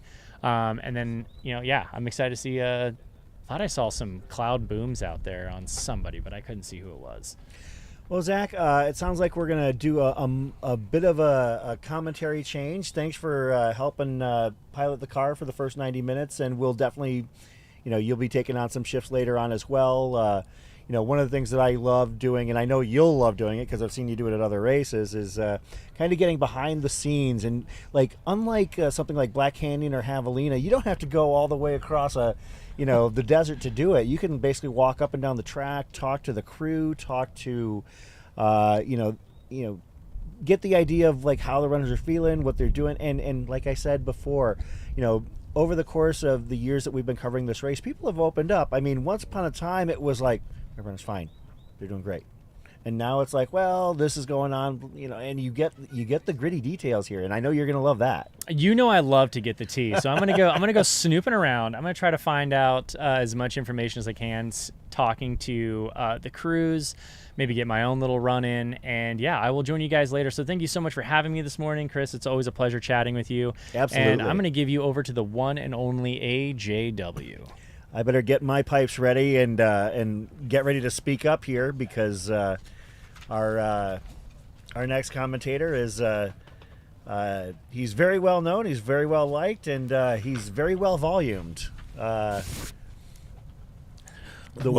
Chris. Good morning, AJW. I'm glad to see you made it here. Oh my goodness, viewers out there! I had an adventure getting here. I only live about 3/4 of a mile from this track, literally, and it took me about 45 minutes to get here. So Bryce and I actually, when you sent the message that you were like, I'll be here at 7:35, and I'm looking and I tell Bryce, because I didn't know if you knew, I was like, AJW only lives 4 minutes away, and it got to be 7:45, 7:50. I'm like, he couldn't have gotten lost. I'm like, and I didn't realize that this year solstice is later than it typically is. Normally it's around the 9th, 10th, 11th, 12th, but this year it's a week later, and it looks like maybe a Christmas parade is going to be It's the taking place. Fiesta Bowl parade. Oh wow, already? Yeah. So for those of you who don't know Phoenix, it's a classic grid, and Central High School occupies a pretty massive campus between 7th Street and Central Avenue. Central Avenue is the main artery, north-south running artery right up the middle of town. And everything's closed. 7th Street is I live near 7th and Thomas. I'm about 12th and Thomas. I got to the turn. I'm supposed to turn right on 7th Street. 7th Street's closed. Go to Central. Central's open, but I go up it and I try to turn right and it's closed. I finally get all the way to the high school and there's construction going on and you can't get through the big massive parking lot that leads to here. So I parked my car in front of the principal's office, as I would be wont to do, that's and just jogged over on the canal and made it here right about the time Bryce's text was coming in. Can someone come and commentate? The race starts in 2 minutes. Yeah, that's one of the things that when you were doing live stream commentary is that I used to get very frenetic and nervous when it came to starting our live streams, because we would say we expect to go on the air 30 minutes before the race. We expect to go on 50 minutes before the race. And we're still kind of putting it together with 6 minutes to go, but it always seems to come together. We just like to give ourselves that little cushion. And sometimes I'll see in the YouTube chat, it'll be like, "Hey, I thought this was supposed to start." I'm like, yeah, it was, but but now we're here. And what's funny is that we started about 6 minutes ahead of the race, and with these racers, this is not your typical local 5K where they're going to start announcing like, oh, start heading towards the start line like 15 minutes before the race.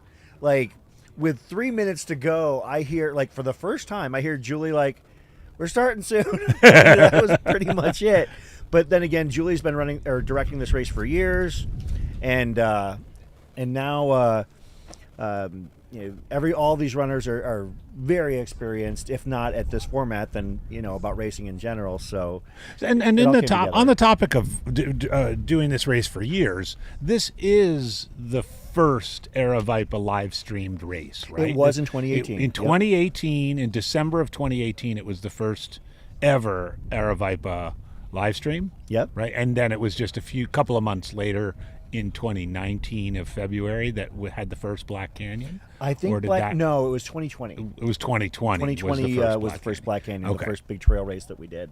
So what was it? I mean, how does it compare now, 5 years later, to that first live stream in 2018? I'll tell you what. I mean, as you can see, like our presentation has changed dramatically. Like back in the day, it was basically like, do we have a camera? Do we have, is there anything we can do to create like a leaderboard? We literally split screened the footage, and on the left hand was like our static camera, like facing the pit row. On the other side of the screen was a camera that was aimed at a computer screen, so we had a leaderboard. So that was now we've got the runner tracking link available at the top of the chat. Now we've got drone footage, this beautiful shot of looking south, basically down 7th Street towards downtown Phoenix, and South Mountain in the background. Yeah, my house is just right over there. Say, yeah, I could have probably run house. here faster, and I'm not running very fast these days. You're So process. more on that original though. So there was live streaming was so much in its infancy. Did you have much of an audience? So actually we did, and that's because the 2018 Desert Solstice was arguably the most captivating that we've had. There were so many things going on that year. First of all, we had, I remember, as an example, I believe Bob Hearn talked about how he thought that he needed to get between like 150 to 155 miles to get a spot in the national team. And he ended up hitting, I believe, 151 or 152 miles, and he didn't make it. Ooh. And he, not only that, he wasn't even like the one pipped off. He was, I believe that he was the 5th highest total at Desert Solstice that year with over 150 miles. It was a staggering year. That was the year that Camille Herron broke the world record for the first time in the 24-hour. Camille totaled just short of 163 miles in 24 hours. I believe that was at the time previously held by Patricia Berevnovka, but Camille broke the record that year, and we, with it being our first live stream, we didn't know what to expect in terms of audience, and it was pretty light. We might have had 100 or a couple hundred going, but then we had numbers pick up. I know that we actually had, I want to say, at least 1,500, 2,000 viewers when we were able to follow Camille finishing, the world record. The other thing that we had going for us, Jake Jackson won the men's side that year with, I want to say, a number just shy of 160. But Nick Curry and Greg Armstrong duking it out for basically the final spot on the national team. And as I was telling Zach, 91 meters separated the two of them. That's amazing. For a spot on the U.S. national team. Just incredible, team. Yeah. And Zach, or Greg ran the race in these Teva sandals. and he ran the race in Tevas, and by the time it was all said and done, his feet were just carved up into hamburger. His feet up to his ankles were just an absolute bloody mess. And he collapsed basically right in front of where we're at right now. And Nick Curry, 91 meters back, basically over on the far corner of the track on the southeast side, basically, that's where he collapsed. And, so we had a race, a 24-hour race come down to less than 100 meters. It's incredible. Yeah, Just incredible. So we had a very captivating set of storylines that 2018 In that very year. first time, yeah. And we also had a star-studded field. You have to think about it. I mean, we had, if I had to, just off the top of my head, we had Camille versus Courtney was like the main storyline going in. Mm-hmm. We had Nick Curry. We had Bob Hearn. We had Jake Jackson. We had, I think that Oswaldo Lopez was there as well. I think we had, I'm going to pull up actually while I've... Did you have this same setup? I mean, I know the setup wasn't as elaborate, but were you trackside? Like for those of you who in the press were box you in the just up press there, box? yeah. I thought so because I remember tuning in a little bit. We are right now in lane. We're sitting in lane 6 and 7. As you know, this course, Jamil's original vision and Aravaipa team is to really make this a American and world record friendly course. So the runners basically are in lanes 1 and 2. Their crew tents are all literally set up in lane 3. You can see it in this drone shot. Oh, we just switched from it, but they're literally, they don't have to go a step off. And even the porta potty on turn 3, there's a good view of it. You can see all the crew tents right there in lane 3. There's a porta potty off in turn 3 of the track. That's literally just feet from the course. So you were up in the press box. Yeah. So I pulled up the field here. Check Okay. out this field from the 2018 race. Camille Herron, Jake Jackson, Nick Curry, Bob Hearn, Micah Morgan, Oswaldo Lopez, Bat Reagan, Michael McKnight, Zach Bitter, Wow. Maggie Gutierrez, Pete Kostelnik, Adrian Stanchu, Susie Schweinhart, Connie Gardner, and Courtney DeWalter. What a fantastic that's half field, the field right there. Yeah. I mean, there was also a record number of entrants that year, I believe, with 33. And that year, the track was a little bit crowded at times, especially the way that it's set up. The runners basically have 2 lanes dedicated to them through pit row. But yeah, that first year we had I would say to this point, the most robust field we had. And as I mentioned, we had world records and American age group records being broken all day. I think that Bob set one for the 50 to 54. I know that Christina Pham set several American age group records in the shorter distances. She came out and was like sprinting hard. Basically, her whole intent was to come out and basically sweep as many 50K and below national records as she could, and she did. She swept up several of them. I believe that 20K, 30K, 50K American age group records. I want to say for the 40 to 44 female, she took home several of them. So here we are at the 5th year of the live stream here at Desert Solstice. You did pull it off in 2020. Sixth year of Desert Solstice. But we've also here at Aravaipa had arguably our biggest live streaming year of 2023. This will be our last live stream of the year. Matt Feldick tells me that 2024 is looking like it would be even more robust. But going all the way back, some of you probably have watched along.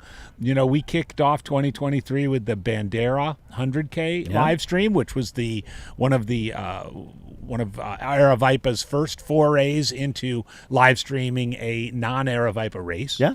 A month later, Black Canyon. And then, Jackpot. the jackpot of a month after that. So that's January, February, March. A small break in April, and then the absolute ultramarathon of ultramarathon live streams, the Cocodona 250. a little bit of a break, and then our groundbreaking live stream at the Hard Rock 100. Yeah. Which was done without drones.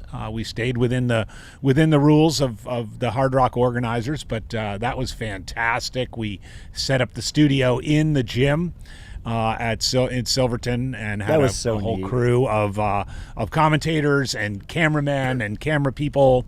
It was just covered all 48 hours. Probably 49 or 50 hours when all's said and done. Went to Steamboat Springs to do the Run Rabbit Run 100.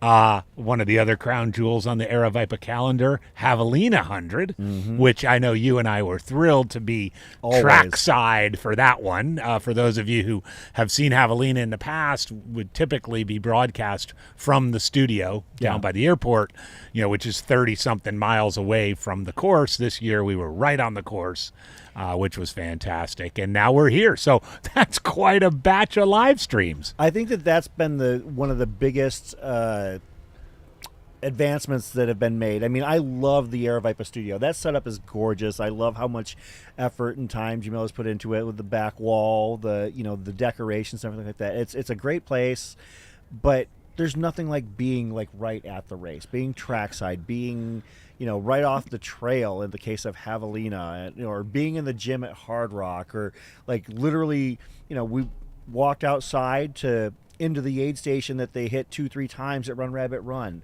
I really love being right on location for these events, because it really is, it's easier to convey what we're seeing and what we're feeling, when we're actually witnessing it firsthand. It's not always viable. For instance, at Cocodona, we even if we were tracks or at the finish line, the first 3 days we'd be sitting by ourselves. Yeah. But at the same time, we also, that studio is set up about maybe half a mile from the finish line. Runners after they're done are invited in some cases to come up to the studio and hang out with us for for a little while. So and that's one of the things we'll also do here today at Solstice, is that if runners opt to call it a day earlier than they expected, we give pretty much everybody an invite to come over and hang out and talk about their race, what went well, what didn't. I know that Zach, I'm sure that we're going to have Zach on here in studio to talk about his time. I'm actually trying to find the hey, Liam, if you wanted to shoot me a message, I wouldn't hate it if you had a link to the to verified U.S. ultra distance records. I'm checking one of the websites I had checked before, but I was led to believe that it was not updated in the last a few months, so I don't want to be sharing any inaccuracies. So yeah, I had Zach on my podcast a couple of months ago and talked. As you and Zach Marion were talking about his scientific approach and his diet and his training, and he was incredibly transparent with his Javelina training, sharing it across the internet and Twitter, and anybody else who wanted to see what he was doing and how he was doing it. He's just a wonderfully open, kind of in that like the stereotypical upper Midwest guy, that he is. He's got nothing to hide, and even to the extent where he shared with you that, hey, his goal is a fast 100K time to try and get himself a spot on that 100K team next year. So it's fun to see, even in a small field like this, lots of stories. Well, I also did get confirmation, because I overheard you and Zach talking. I did get convinced Jason Coop to come on, so awesome. we'll have Coop on a little bit later, probably this afternoon, evening. He says he has said something about having to go chop his Christmas tree down and have a holiday cookie decorating thing, but I'm sure we can get him on sometime later this afternoon. Maybe we'll have to talk to him about the carbs involved in that, and whether or not the cookies are appropriate. Actually, talking about I like Zach as a person. I think that he's great, and his dietary choices work for him. And I'm not saying one way or the other. I will say that like he's been a fantastic follow on Twitter simply because of like how people want to come at him, Yeah. like fighting about seed oils, and they get really, really aggressive. Yeah. Like, people get nasty. I mean, it's social media, so it is what it is. But when Zach Bitter's just talking about his interpretations, we had a funny discussion the last time I saw him. I can't remember the last time I saw him. Maybe it was at Javelina, but. He had, somebody was arguing with him about how the fact that, well, it's not ideal for somebody to have a bowl of sugary cereal, but it's not going to ruin their, I'm paraphrasing here, but not going to ruin their life. And somebody's like, oh, it's, terrible. And then he's like, loosen up, lighten up, he goes, and he's trying to be realistic, in my opinion. And then it culminated in a poll where he said, what would you rather see your child do? A, have a bowl of sugary cereal. B, have a full drink of alcohol. Or C, smoke a cigarette. and it was galling to me that it was not unanimous that the sugary cereal. Maybe some people were cracking wise, but there were way too many people that were okay with their kid having a vodka soda or a Marlboro, as opposed to a bowl of Fruit Loops. I'm like, come on, people, let's perceive things in a little bit of a different light. So Zach will definitely chat up, and he'll chat up anybody too. He'll he's really great. He's really open about that. I will say one of the things about Zach today that I'm noticing is that he gave Nicole the day off. Yeah. Nicole is not here. He's got Nick Curry slinging his nutrition. By the way, a quick observation: the clouds are sticking around. Yeah, I was actually just thinking that the clouds are sticking around. I know you and Zach were talking earlier about forecast high today in the upper 70s, 78, maybe even 79 right here in downtown Phoenix. It is not that, no, and it is a relatively strong east wind. It's a relatively strong east wind coming right from Camelback. The flag at the south end of the track is standing straight out. Here's the drone shot of, I would guess, the beginning of the parade. Yeah, that's 7th Street right there, south of Central High School. The Fiesta Bowl Parade with a bunch of classic cars. They've been going by. We've got our By the way, that closed street is the reason I was late, folks. I just want to let the record show. Yeah, I got here at 6:15, so that's probably why it was still open at that point. But yeah, that is looking south on 7th Street in Phoenix, Arizona. There's the world famous South Mountain. Mm-hmm. You can see those towers to the right. That is the highest ridge of South Mountain, but. That's where I do most of my training is along that stretch there. An absolute trail runner's mecca. Oh, yeah. South Mountain is, there are plenty of places to run in Phoenix, but South Mountain, I've become really enamored of it for those that are kind of familiar with it. But I always, so Scott Traer he's on croissant throwing down 2, his second croissant. Which is funny because he's doing it because, I'm assuming, because he's trying to qualify for the World Championships in France in 2025. That's, like I said, such a Scott Traer thing. I think he's practicing. Oh, yeah. I mean, that's real smart. Yeah. And, of course, you can see planes landing towards Sky Harbor Airport. And there we are back trackside. That was great. It was great to see. So, again, South Mountain, home of the Phoenix National Trail, also sometimes called the Boy Scout Trail, which, you could run a point-to-point 50K on that. It's a very... in fact, there used to be one back in the day. I'm dating myself, but in the mid-'90s, there was a South Mountain 50K. There was also a South Mountain 50 mile called the Phoenix National Trail 50 Mile for a couple of years that integrated in the National Trail as well as the Desert Classic Trail, which is on the south flanks of South Mountain and is just a wonderful kind of easy, flattish place to run and relatively smooth also.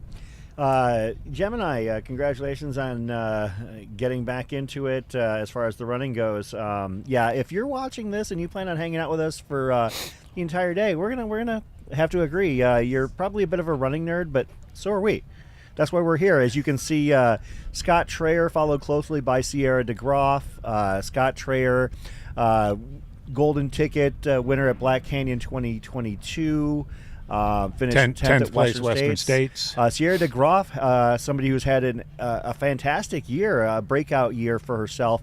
What's cool about Sierra is that if you look at like her ultra sign up from years ago, she was, maybe in the 24, 25 hour, 100 mile range. She's worked herself into the point where she is becoming an elite athlete. Now breaking 16 hours for the 100 miler here, or actually not here, but at Jackpot earlier this year, winning the USATF 100 mile national championship, and also winning the USATF 24 hour national championship at Fat Ox. So, she's had a pretty great year in those terms. And I know that when I spoke to her at Jackpot back in February, she talked about wanting to run this race someday, and someday came pretty quick because Fat Ox was only 3 weeks ago. Yeah. And she totaled, I want to say, like 118 miles there, and then followed it up by with another 100-mile week, then a week of taper, and now she's here. Yeah. So she's putting out a lot of numbers, a lot of miles. So. Well, hopefully she'll put her feet up over the holidays. I hope so. Yeah. But I know that she's planning on running Jackpot again, and she's planning on, because she lives in Vegas, so Jackpot's a local race for her, and she's also anticipating running Badwater again next year. Yeah. So she ran really well at Jackpot, I remember last year. Yeah, That was, fantastic. really good run. That is Scott Traer, followed by Sierra DeGroff, followed by Garrett Nelson. Garrett Nelson in the black shirt. Garrett coming to us from Madison, Wisconsin, being crewed by Lindsay DeRoche. He is wearing the ASIC Gel Noosa Tri 12s, which is which kind of interesting, as Zach was outlining, is that that's more of a triathlon shoe. So yeah. Looks like Garrett has a 15:30 100-mile PR. Ran it across the years, which is not a fast course. Across the years has a lot of winding trail on the far side. As you, for those that have not seen across the years before, it is we have a litany of races there, ranging from 6 hour to 6 day, 100 miler, I believe a 200 miler still the last person standing, but across the years it takes place at Camelback Ranch, which is the spring training home for both the Los Angeles Dodgers, the spending like crazy people Los Angeles Dodgers, and the not spending at all Chicago White Sox, but which is kind of cool because you actually like you run in and around the training facilities for these teams, but it involves some winding paths and a couple of almost like 180 degree zigzags or switchbacks. They're not elevation switchbacks, but just kind of going back and forth. And so for Garrett to put a 15:32 down it across the years, that's really fast. That Chris, sorry, are those the same Dodgers that the Diamondbacks swept in the playoffs? I think so. They are the very same Dodgers. Yeah. Folks, you get all sorts of sports here at the Desert Solstice live stream. We've got 24 hours and plenty of stories to tell. As you can see, we've got the track on the small screen, and looks like about a 1977 Corvette. I'm not sure what year the El Camino is. I am not a gearhead. 7th Street, one of the main north-south thoroughfares here in Phoenix. This right here is Darcy Smith. I don't know if you heard, but Darcy, basically went through hell to get here. She had a lot of injuries. And now fully recovered, or not fully recovered, but on the road to recovery, looking to put down a nice 24-hour day. I'm really feeling inspired by the fact that she's here racing with us. So here's Megan Alvarado coming by and Jimmy Strayhorn. Are you going to come on with us? Real quick, because then we're switching cars. Okay, sure. Let me grab you a chair, and we'll bring you on.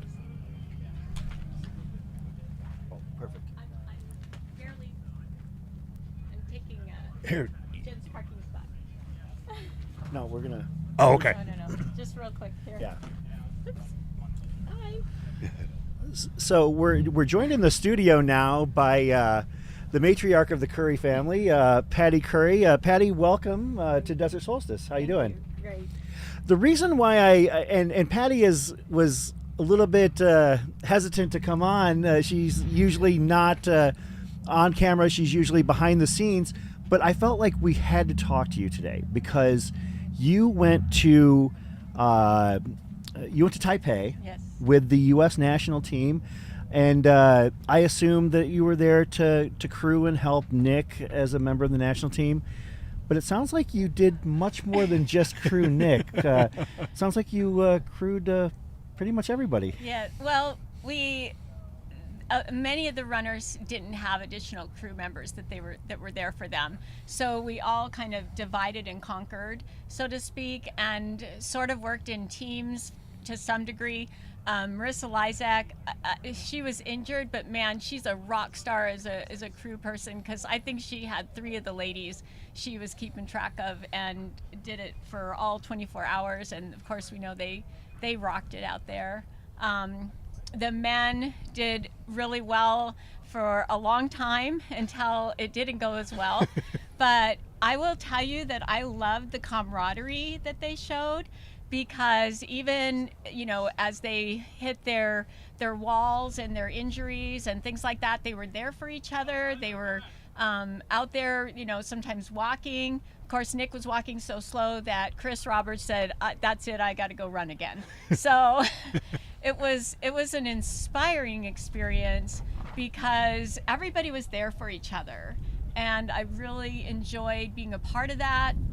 I think part of it was too, like, it's not their typical diets of food. And so for some of them, they had challenges really getting that nutrition in prior to the race, and found out along the way that they were more depleted than they realized. But they ran with their heart and soul, and I was very honored to be there and to be a part of it. It's an experience I'll never forget, and truly enjoyed being there with the team. On the diet thing, they really don't have a choice. It's short of like bringing their own food all the way over there, which I assume they could do some of that. Yeah. But you're in Taipei and you're eating. Right. Well, we stayed in a youth activity center that had, they provided food 3 times a day, and the food was fine, but it didn't always hit the nutritional needs that some of the runners needed. Okay, yeah. And so that was the harder part, is, hitting the norm of what they needed personally. Yeah. So it was all good food. It was all just fine, but it didn't always hit the mark for what they needed. And so by the time race day came around, they may have just not been as topped off as they would normally be, or in different circumstances. That's might kind be. of what we realized once they got going, and it's like, oh, I don't have legs right now. And so it was kind of like in dissecting and trying to figure out, and then where do you go from here? So, we did some of the recovery drink mixes and things like that, but the depletion was kind of there. But they just battled with their heart and soul. That's cool. And for those unfamiliar, see, Patty has been basically the aid station guru for all of Aravaipa's races, ranging from Cocodona, where it's spreading out 20 aid stations across 250 miles, all the way down to Desert Solstice, where it's one self-contained setup here on the track. And you're getting a shout out from Jake Jackson, who said you were the crew mom and helped him tremendously getting over his rough day and lifting his spirits. And I know that Jake had a day that didn't go to his favor, but because I was following on the tracker, but every so often when I see like his number pop from, oh, he did another couple laps. Good on you, Jake. And I think that's, and seeing some of the live stream footage of him and Scott kind of walking together when their day was not going their way. Right. What was it like to be just, there? Was that your first time going to Taipei? And was it, what was it like being like there kind of just hanging with the national team? Yeah, very exciting. And to meet all the other international runners, Aravaipa is known, so it was very connecting. In that we had a recognizable brand that they connected with us right away. So, we made quite a few friends with Australia. We had a couple of Romanian athletes, kind of kept coming back and connecting with us, and so it was a lot of fun with that. Jake did great, and he inspired me because he kind of, his race sort of ended for what he wanted to do, but he kept going out there walking with the other guys, and then pretty soon by the end of the race he's out there running again too. That's just awesome. Things kicked into gear, and like I said, they just are so inspiring. I love being there. Now I guess I got to figure out how to get back there again sometime. That's Well, right. You know what? All that means is that we need Nick to qualify again, or maybe we'll get Jamil out here to see what he can do on a 24-hour track. That might be a lot of fun. But yeah, no, Patty, I wanted to at least bring you on to talk about your experience, and because I know that.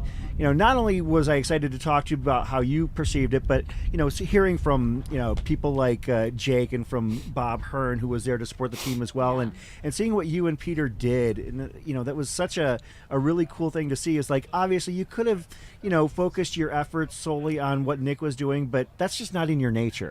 You're the kind of person. I mean, I know this from experience, from having done live streams or volunteering at races, where I'm over doing my thing, and all of a sudden Patty will walk up and be like, have you eaten yet? Yeah. Making sure that I'm fed and that I'm hydrated, and she's very in tune with that for all runners and for all people who work the events that she is responsible for. So, Yep. Patty, I just wanted to borrow you for a few minutes, and thanks for coming on with us. Thank you. It was really great. So, Thank you. All right, thanks so Patty. much. Thank you so All right. much. All right. Yep. Folks, that was Patty Curry. Enjoy a little time off. I think. Yeah, she's Take a break and then I a break. Yeah. get back later. yeah. Patty is off until a little bit later this evening. Then she's going to come back and help through the overnight. By the way, too, for those of you who have not volunteered at an Aravaipa race, I mean, Patty, as one of the most important cogs in the aid station machinery, really leaves no stone unturned, both in terms of what is provided for the runners, the variety of foods, the concern for dietary restrictions or for dietary restrictions, and sorry, Patty was just. We were probably going to have Nick on a little bit later. Oh, for sure. He's busy crewing for Zach.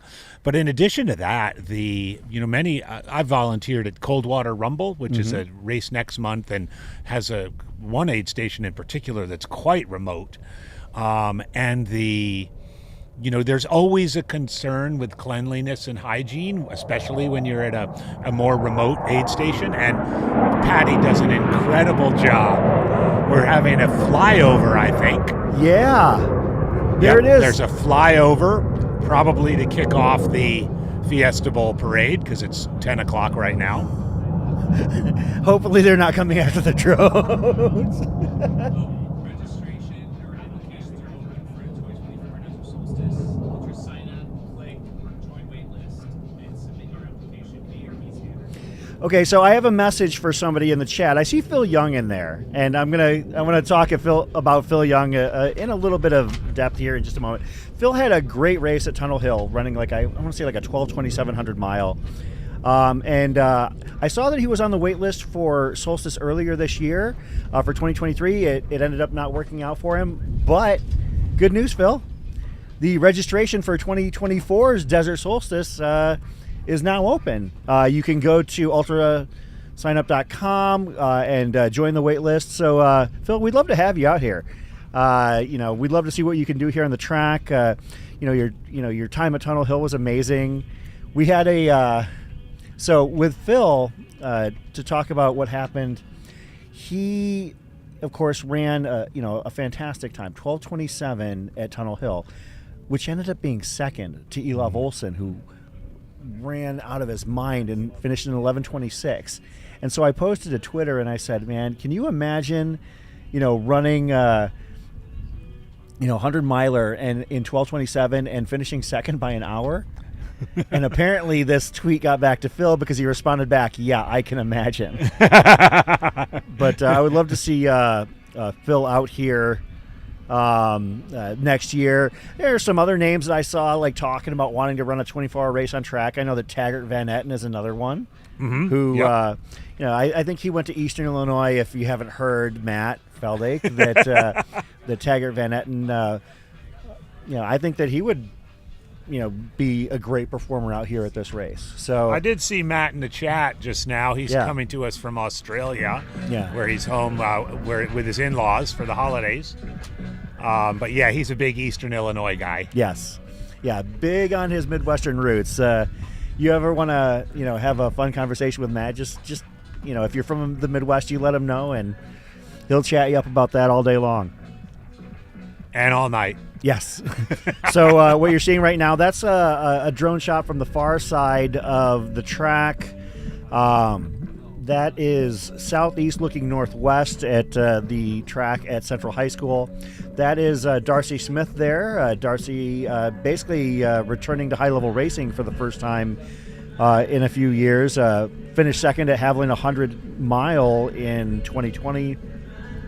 Glad to have her out here, fighting through some back injuries and some leg injuries, and now at this point, she's out here, as part of this field. And it's inspiring to see her here. So, Just want to finish the thought on Patty Curry and the aid stations. The high standard, both of quality, quantity, and cleanliness, hygiene, is second to none. And also, at every Aravaipa race, regardless of the distance, the surface, the remoteness or lack of remoteness, the consistency is remarkable. And I know athletes who come from all over the country and the world to Aravaipa races talk about this. It's like, I know I'm going to get a bean roll-up. I know there are going to be vegan options. I know the peanut butter and jelly is going to be made a certain way and cut in quarters. Oh, yeah. I know that there'll be quesadillas. I know that there'll be, an extraordinarily simple to make potato soup that is delicious with actual real vegetables in it and so forth. These are all part of the Aravaipa experience, and you could go out and run the 8K and you'd get the same thing as you'd get running 250 miles at Cocodona. yeah, absolutely. We actually have, kind of joked. I've joked with people in the community about how, when you sign up to work at an Aravaipa aid station, Patty will teach you how to make a peanut butter jelly sandwich her way. Yes. Because the runners have this expectation.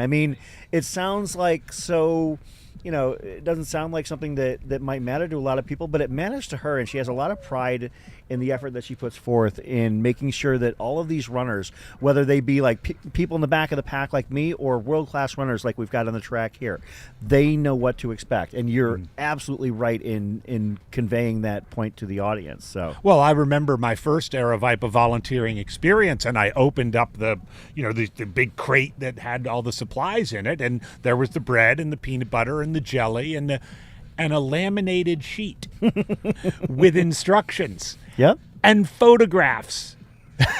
Peanut butter on one side, jelly on the other. Oh, it's outstanding. I'm joking. Of course I've joked with Patty about this before, but it is remarkable and something that makes yet another thing that makes the Aravaipa community and Aravaipa events so special. Like we're here with seeing Megan Alvarado on the back straight. Yeah, I'm really excited to see what Megan does today. Megan, having been on the U.S. national team before in 2019, which was the last Worlds prior to 2023, and she said that this is what she expects to be her big, postpartum run. So I'm really excited to see what kind of numbers she puts out here. That's Garrett Nelson right there. Garrett is somebody who we weren't really familiar with heading in, but I had some email and text conversations with him and spoke with him this morning, and he's excited to be on a track race for the first time. What you're looking at there is the far side of the track, looking south towards the VA hospital here off of 7th Street in beautiful Phoenix, Arizona. It is gorgeous outside. A little bit overcast, but the temperature is comfortable. Right now you can see Zach Bitter coming into your view. Zach is shooting for a fast 100K here. He's not got any illusions about staying out any longer, but he's about a third of the way there already. So, It's not we're bad. 2 hours and 8 minutes in, and Zach is 20 miles in. So, Probably going to be in the 6.5 to 7 hour range. 7 hour range. Yep. So be done before probably before 3 o'clock. Yeah, amazingly consistent. And then, we're going to definitely shoot to have Zach come on with us and talk about his experiences. And, I love the idea that with this race, we're going to have the ability to really get to know some of these runners and talk with them at length, Zach, the guy literally has a huge podcast. And so he's more than willing to talk about running or anything else, so. We had a blast last year in the evening when Jeff Browning came down here. Jeff lives up in Flagstaff and is a well-known mountain runner and big long races. And he decided to do something a little different and signed up for Desert Solstice. And he couldn't get off the track fast enough. Yeah, when he got to his 100-mile mark, he had no illusions at all of going one step further than 100 miles. That was one of the more memorable performances and experiences for this race, was Jeff Browning realizing this was not his cup of tea whatsoever. Like, if it's not like some gnarly mountain trails, they're zigzagging a beautiful ridge line, he doesn't want a part of it. Like, I don't see him running Boston anytime soon. I don't see him, coming out and doing, some of the flatter, faster trail races. They're just not his bag. He wants to go out and do the crazy stuff because, when he literally said, this is a different sport. Yeah. And, compared to what he was used to and what his comfort zone was, some people are just the opposite. There are runners who are remarkably talented on the track that I'm not saying that they can't do it, but what makes them unique in terms of their talent doesn't shine through maybe on the trails, and I hope he doesn't take offense at this. I don't think he would, but take somebody like Bob Hearn. Mm-hmm. Bob Hearn will come out here and knock 150 miles out. He'll go and run a 13-hour, 14-hour 100-miler without blinking. But, you're not going to see him on the podium at Javelina or, Angeles Crest. I mean, he can run those races. He has run some of those races. But it's not really where he shines. This is a very specific discipline. Yeah. It's a niche within a niche. And so, there are some runners that excel on the track that are, I don't know, they're more, I guess kind of fall back towards the pack on the trails, the gnarlier they get. Then there's Jeff, who's the exact opposite, where on the track, I mean, he still put together a nice number. I think he was 16:30 or something like that. But he would much rather be on a. Well, I think the it's a different sport thing is a debate that seems to come up every year right around this time of year as people are starting to think about and reflect on North American Ultra Runner of the Year, which is an award that Ultra Running Magazine has given out since 1981 to male and female Performance of the Year and Runners of the Year. And it started in 1981. In 1981, a lot more of ultra running was on the track and the roads, and the trails were relatively new. Now, of course, we know enormous numbers of more trail runners than track or road runners. But nonetheless, staying true to the roots of the award, Ultra Running Magazine continues to, you vote on a runner's body of work, and I can say personally, I know I voted for Nick Curry's Performance of the Year when he set the record here at Desert Solstice, and in fact voted for Mike Morton as Ultra Runner of the Year in a year where he had 3 sub 13.5 100-milers, all of which were flat and fast road, bike trail type 100-milers. We do see a lot of attention paid on the trail running side, and we understand that, but there's still room, and there's still quite a group of strong runners on the road and the track. I'm looking at Megan, who's hitting the far straight away now. She's, as I think most viewers know, I'm a former Beast Coaster. I lived in Virginia for about 10 years, and Megan is a stalwart member of the Virginia Happy Trails Running Club from Northern Virginia, and I know came down and went outside her comfort zone several years ago at the Grindstone 100. Oh, wow. A rocky, rooty, mountainous 100 in Central Virginia. Yeah, I spoke with her for the first time this morning, and she's just excited to see what she can put out there.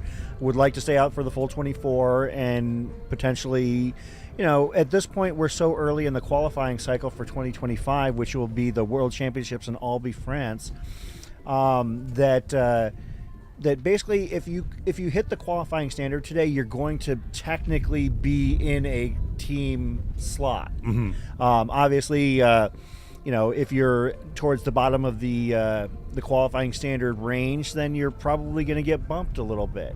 But I would think that it's probably good to just get on there and maybe kind of feel good about it. Yeah. To get that number out there. I mean, there's going to be a lot of runners over the next couple of years that are going to put together, some big numbers. We don't have a lot of those here today, simply because a lot of them were at Worlds, on the, which was just 3 weeks ago. yeah, on the women's side, we had like Allison Allen, Camille Herron, Marissa Lysak, Mandy Holmes, Stella Springer, and on the men's side, Jake Jackson, Scott Traer, Nick Curry. Those runners would normally be a part. Well, Scott is here, surprisingly. Yeah. But a lot of He had a lot nothing of else those to do. runners- Yeah, that's just the way he is. He's just out here kind of jogging in circles and eating croissants.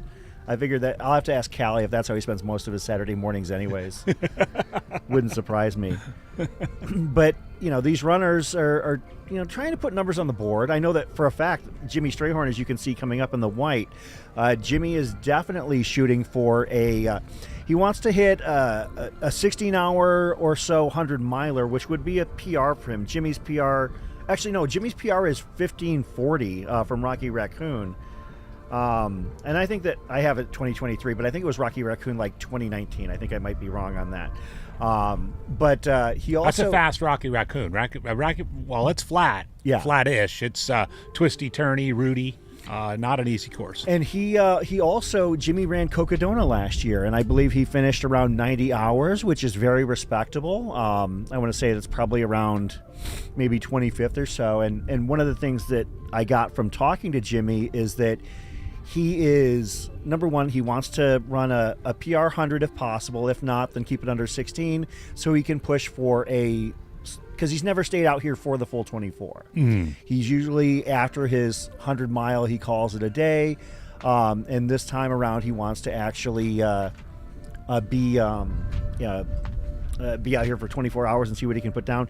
Jimmy, the I believe youngest or second youngest. So he and Garrett Nelson, both 30 years old. But Jimmy also would like to see this serve as a kind of a beginning to his Cocodona training, because he wants to run it again next year. Mm-hmm. And he would like to actually get to the point where he's in the top 10 or top 5 even for that race. So as we mentioned earlier, Sierra DeGroff on screen right now. Sierra having a banner year, a breakout year, as it were, for herself, as she has not only captured the jackpot US ATF 100-mile championship, but the FADOX 24-hour championship as well, US championship. So USATF, I think that was USATF Road 24, right? Yeah. Yeah. So, she's had a great year. She ran, I believe she went across the years last year as well. I think she ran like a between 17 and 17 and a half hour 100 miler, but she improved upon that, just under 16 hours at jackpot. So seeing her out here, knowing that she seemed to lean towards wanting to PR the 100 mile. Mm-hmm. She said she's not quite sure about the 24 hour because even though she's run a 100-mile training week 2 weeks ago, yeah, I think that she might find herself possibly calling a day at the 100-mile mark, simply because it's it doesn't seem like it's that much more, but it's so much more to these athletes to stay another 6, 7, 8, 10 hours on the course. So, and it's the mind game is for my limited experience in fixed time events. The mind game is really strong. You can be at mile 98 and say to yourself, "Oh yeah, I'll blast through this. I'm going for the full 24." yeah. And something amazing happens when you hit that mile 100. Maybe your quads get a little more sore. Your feet start to throb. It is a tough sort of mental hump to jump over when you make that move from just doing 100 miles to committing to the full 24. Talking about Jimmy again, Jimmy is being crewed by somebody who is no stranger to this race and to the fixed time scene. Pete Kostelnik is here, and Pete's going to join us and probably he was like maybe be a guest, or I'll give up my seat for him. He Maybe can be come a in commentator. and, hang out for an hour or two and give thoughts. And Pete's a great guy. I know you and Zach chatted a little bit about his accident. Yeah. Car accident that was that put him on the sidelines for a bit, and I think he's happy to be healthy and on the way back. He's a local now and spends a fair bit of time. He did make the slide up to Flagstaff though. Oh, did he? So he's no longer in the valley. No longer that much of a local. Yeah, I think his girlfriend lives up there, and so he migrated up there. But I know he hasn't done much running since he moved up there, simply because he's been injured. But I know that he's also really excited to get back to it, talking about possibly jackpot or Cocodona in 2024. For a guy who just had a life-threatening accident, to see him back at it so soon is really great. By the way, on the topic of Cocodona, the Sedona Canyons 125 miler, which is one of the companion events for Cocodona, is just about full. There are three spots remaining in the Cocodona. In the Sedona Canyons 125, and the Cocodona registrations are at a all-time high, higher than the race has started in the last couple of years. So what we're seeing is Jamil and Air Viper running. Getting a little bit more clever about it. So at Cocodona, one of the things they did was open registration during the race, during the live stream, and that's what he did for Desert Solstice. Yeah. So for those that are just tuning in that aren't familiar, registration for 2024 Desert Solstice is now open. So if you're seeing the field and you're like, well, there's only a handful of people, well, I can tell you with the utmost confidence that next year's field is going to be pretty stout. I think that we're going to see, with Worlds having just happened and the US ATF roads 24 hours just happening across town, basically, I think that you're going to see the 2024 Desert Solstice field be much more robust in terms of numbers because it's removed from the World Championships, and there are going to be people who want to put up numbers and want to try and make that national team. I know that several members of the national team that didn't hit that qualifying standard at Worlds will be here. I can say that with certainty, because they've already told me they really want to be back. So. Well, and for those of you who might be twitching at the hitting the registration button, and you might be in the northern hemisphere, freezing your butt off, sitting by the fire, hoping that it warms up enough to get above freezing so you can go out for your long run. We are enjoying a deliciously wonderful winter here in the Valley of the Sun. We're going to be into the mid upper 70s. Today, December, is a beautiful month to come visit the Valley. So make a week of it. Come run the race, do some Christmas shopping, some holiday shopping, and enjoy it. So always a good time down here in December. Shout out to Don Reichel, who's in the chat. Don actually was the winner on the men's side of the US ATF 24-hour at Fat Ox. All right. So I guess maybe Don is scouting out some future competition. Maybe we'll see him here next year. I can Could see be, that happening. yeah. Don, you might have to get your name on that wait list. Love to have you out here. Davey with Ultra Running History giving us a bit of information. I love this nugget right here. The first 24-hour race in Phoenix was in 1983. Easter Sunrise 24 put on at Washington High School by Harold Siegleff. Held again at the end of the year, it became Across the Years. And Across the Years now is become a nice festival of running. I love that event. One that people will also go for 100 milers and fast 24s, but I feel like that course is not as conducive to big numbers as something like this would be. Like, for instance, mentioning that Garrett Nelson ran a 15:32 at Across the Years. If Garrett Nelson ran a 15:32 at Across the Years, he could probably break 14 here. Like, it's that stark of a difference. So, Well, as you know, there are, but before your time, but back when I was out here, my first go round, Across the Years was held at Nardini Manor. that's right. Which is now still a home to two Aravipa races, the Jack Rabbit Jubilee, and I think there's one at night, Hotfoot Hamster, right? And that was a wonderful location for Across the Years, and actually a little bit more conducive for sort of record performances than the current location. Hotfoot Hamster was the first ultra I ever podiumed at. So And not it bad. holds a special not place bad. in my heart.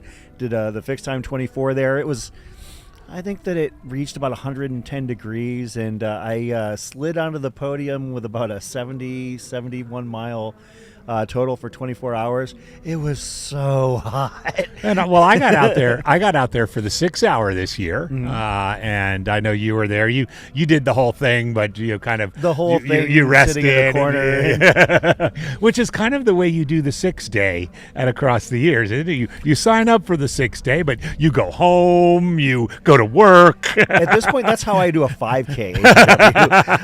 Unfortunately, and we've talked about this at length, my running has gone sideways. I spend more time doing things about running this year, but spent far less time running. Yeah. And so maybe 2024, you know what, if you got resolutions for what you're going to do in 2024, share them in the chat with us. We'd love to hear them. Love to. We And got- just one more little tidbit. Yeah. Roger Rublick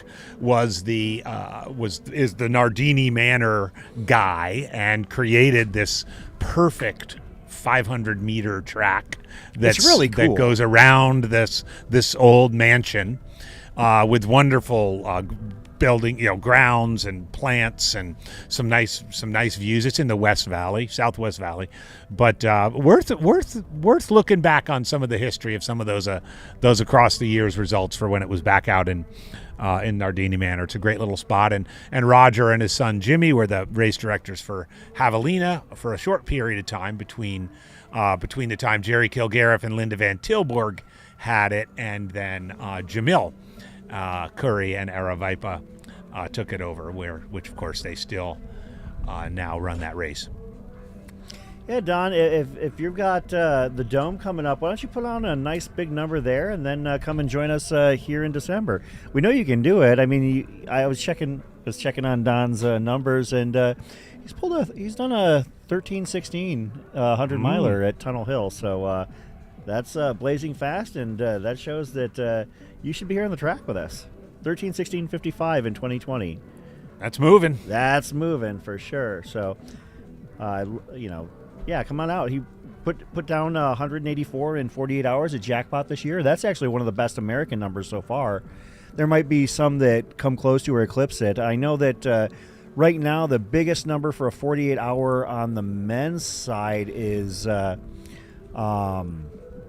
Garmeyer, who hit 200 almost exactly at Jackpot. And of course on the women's side it was Camille Herron with a new world record as well as an overall American record, which is a really amazing thing. I mean, 270 miles in 48 hours, which is not been eclipsed by anybody, male or female. So, there have been some big numbers put out there in the running universe this year. Did Garmeyer do that? He didn't do that last year at Jackpot. He did this year. He did it. He did it this year. Yep. At Jackpot. Yeah. Yeah, he and he really just seemed like he was kind of chilling out there. He did. He seemed to be chilling, and he was running with other people. But that's been one of the fun things to follow. Of course, we had Jeff on with us at Javelina, is watching his transformation from being an eccentric, through hiker to an eccentric, actual like high caliber ultra runner. You know, to see him go from a guy who you might see on the AZT or the John Muir. But like to a guy you'll see like towing the front of the line at 100K somewhere, Jeff Garmeyer, and still fairly young. I want to say he's like 30, 31 years old. Got a heck of a career ahead of him. Just taking a look here at Zach Bitter. He's just behind Megan Alvarado there. It's just still looking steady as our friend Zach Marion was talking about, has that very, very subtle leftward lean that comes in handy on these turns. Getting a heads up from a U.S. national team member Stella Springer in the chat. Yeah, Stella, I'm with you there.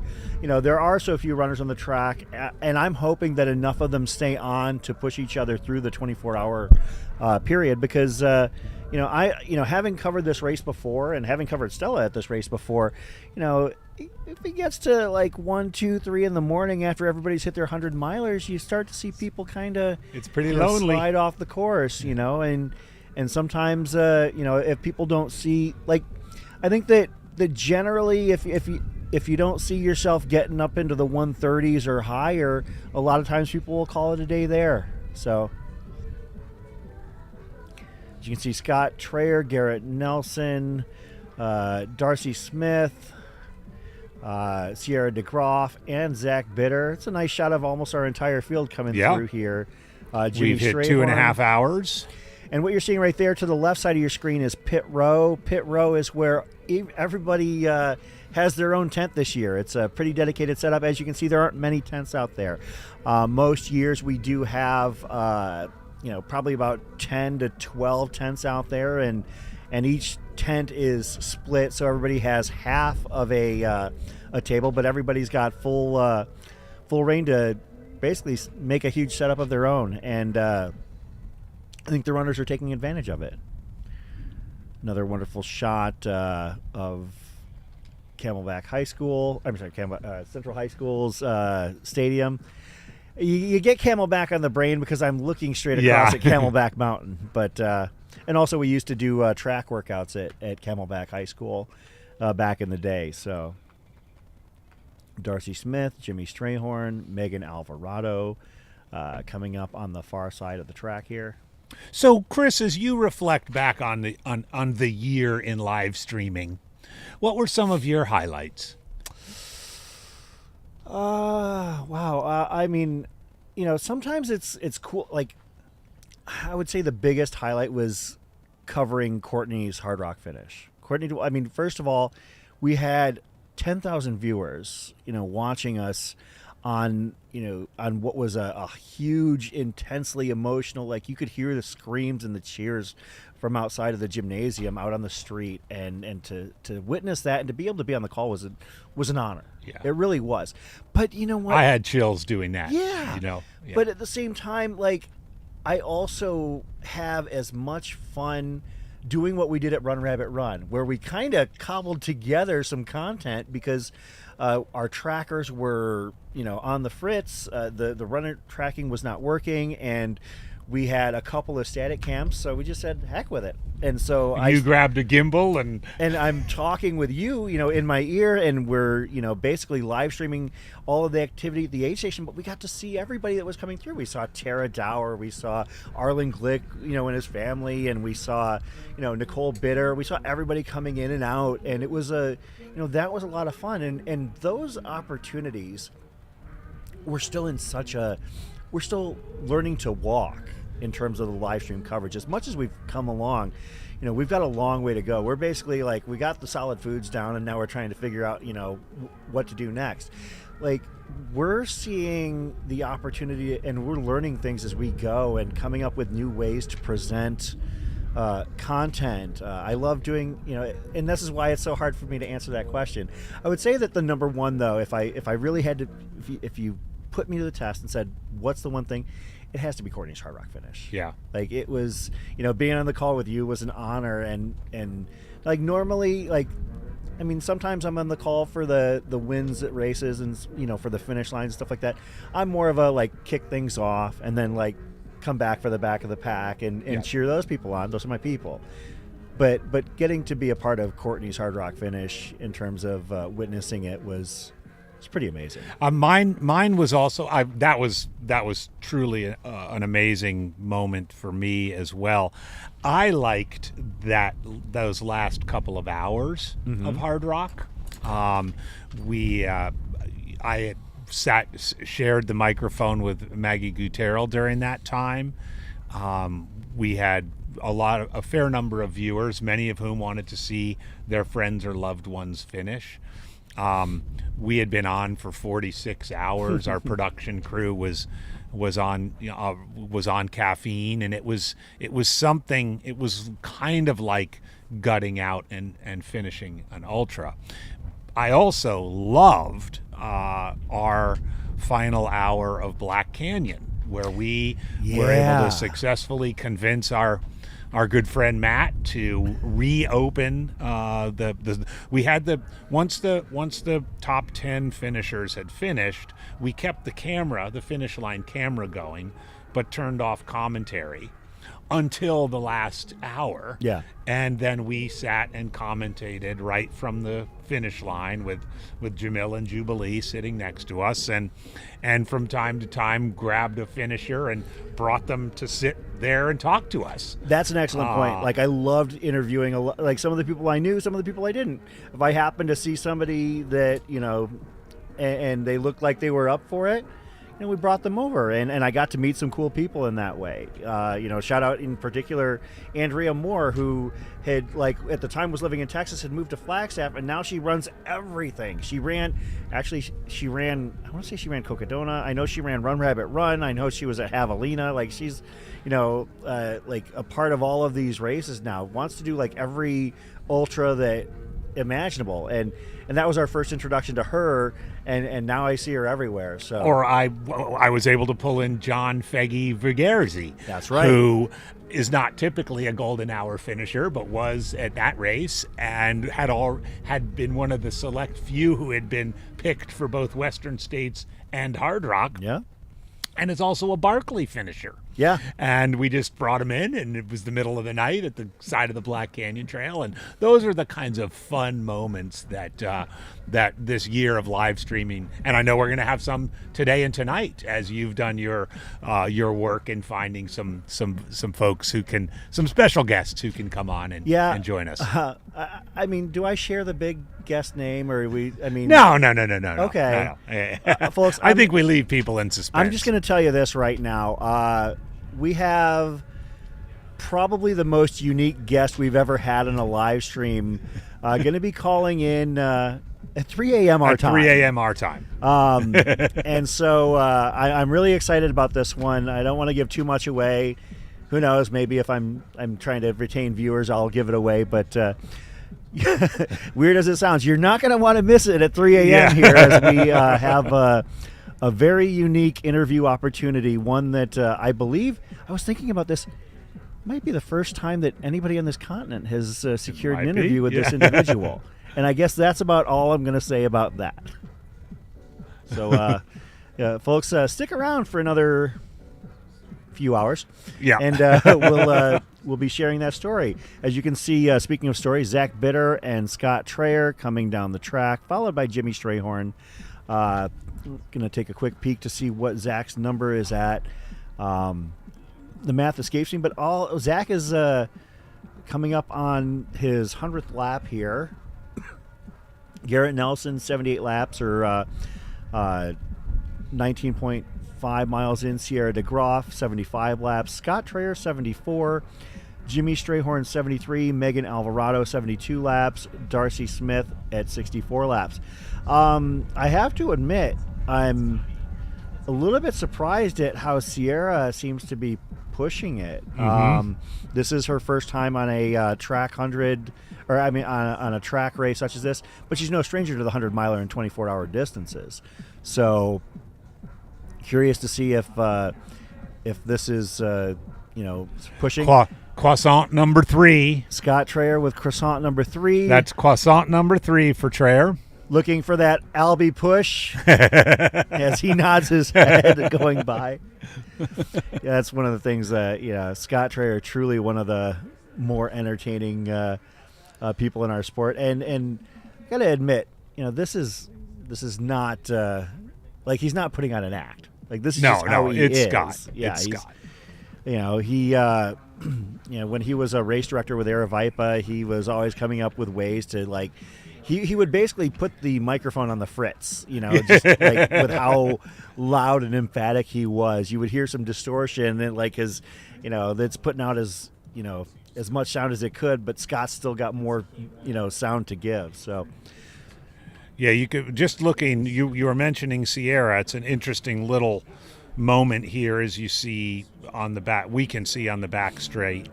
Sierra kind of pacing off of Scott right now, like drafting almost. Maybe even thinking about passing him, but yeah, she's maybe about a 4-yard difference between the two of them. It's one of the nice things about them literally running next to a football field is we can gauge that fairly quickly. Zach looks like he might have been picking things up a little bit. Yeah. And the sun, I just a few minutes ago mentioned the cloud cover, and it does seem to be dissipating. Still some clouds up there, but I think that warming trend that we're anticipating may be on the way. Still a really good breeze, though. Well, Zach's still in the 135, 136 lap range from the looks of things, so...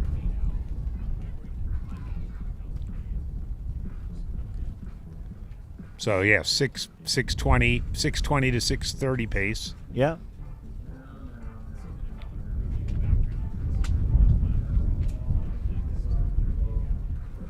I hear a marching band playing Eye of the Tiger in the background. Part of the parade festivities. Yeah. See Jimmy Strayhorn coming by us here. I'm really excited to see what Jimmy does. Because, like I said, he is intending to stay out there for the full 24, and if he is, and is able to put down the number that he wants, he'll have staked out at least an early spot on the U.S. national team. So, when I actually step away from the microphone, I'm going to try and pull up some of that information, see if anybody's actually hit the qualifying standards. I believe on the women's side, we've got a couple people who have hit the minimum threshold based on what they did at Worlds, but I'll have to verify. So I have to admit, this is pretty cool to be sitting here at a track race, and now the Fiesta Bowl parade. This is the first act of the parade coming by. We got a nice good. There we go. The drone's got it. Fantastic.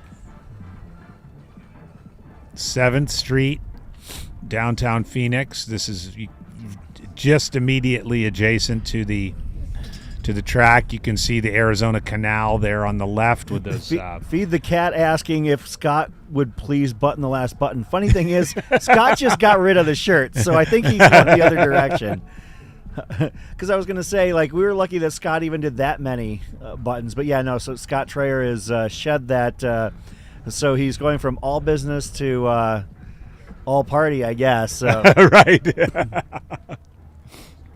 But yeah, you can see the... yes, it's the Verbo Fiesta Bowl this year. That's the title sponsor. So that's the blow-up thing that's leading the procession, Verbo, followed by that raucous marching band. Yeah, and in the lower right-hand corner, we've still got eyes on the track. You saw Megan Alvarado going by. Yeah, so Scott has minus 1 shirt, plus 3 croissants at this point.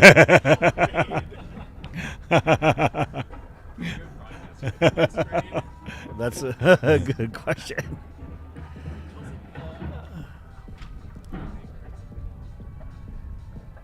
But But yeah, there's a whole lot of energy and activity going on around the neighborhood right now. There is. You know, the Midtown District is hopping here in Phoenix, Arizona. Unfortunately, it means that if anybody wanted to get here, it probably would take them a while to get here. It would take you a so while. You'd be better off just running. I wonder if that's a high school band or maybe GCU based on the colors. Yeah. So. Well, they've got the prime. Oh, that's a great shot. They've got there. the prime spot where they're getting the first. Oh, there we go. So that gives you a good perspective of. Yeah, so like we're over on the track. Yeah. To the left side of the screen, to the right side of the screen, we've literally got the Fiesta Bowl parade going on. This is a first for this this broadcast. That's good Got stuff. Floats coming down the street. This is kind of a surreal setting, to be completely honest. It's definitely different than we've experienced in the past. Yeah, I wonder if this is firing up the runners or annoying them. I think they're probably getting a kick out of it. Like, it's a parade. It's a lot of people. It's more people around this event than they're used to. And what's funny is that I'm sure that people that are like out there in the parade, like looking over, kind of Like, wondering what's the deal with all those tents and blow up things on the track? Of course, one of the things that you can tell from the views of this race is that Hoka is our sponsor here, one of our main sponsor, but we've got the area decked out in our Saturday best, as it were, and we're really glad to be partnering with Hoka for this race. It just feels so appropriate for them to be out here. So, but yeah, you can see. Technically, we're still focused on the race itself. It just happens that there's a parade going on in the foreground. It's definitely a different atmosphere than Desert Solstice Pass. That's for sure. We're able to see the floats a little bit before everybody else is, because we're looking just slightly down the parade route, or slightly up the parade route, rather.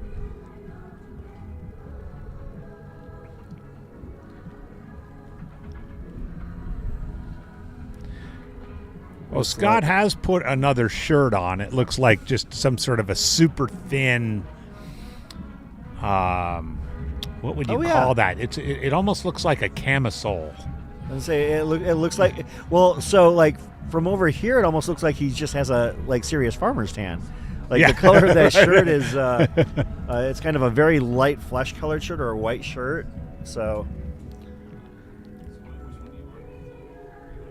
As you can see, right now are Jamil Curry and Zach Marion on the producer's chair, checking out various angles. You can see that is the full lap marker. Zach Bitter is heading up towards it as we speak.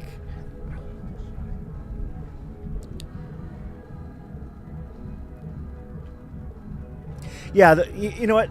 Somebody has a good point. This is not the Fiesta Bowl parade. This is the Desert Solstice parade. Yeah. It's like a few years. So a few years ago, when we were at Across the Years, the Goodyear blimp was above because it was the Fiesta Bowl itself. Oh yeah. And so I was actually disregarding the fact that there was a very large football game going on the other side of the highway, and my statement was that the Goodyear blimp was covering Across the Years. Yeah. So there's your Aravaipa blimp, Finn and Brett. Yeah, does Aravaipa have a float in the parade? We should.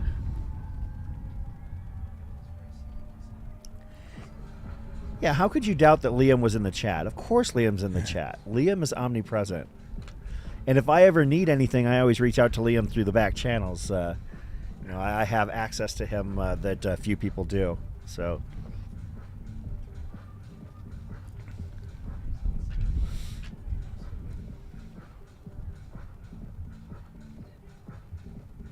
yeah. Actually, speaking of, thank you very much, Liam.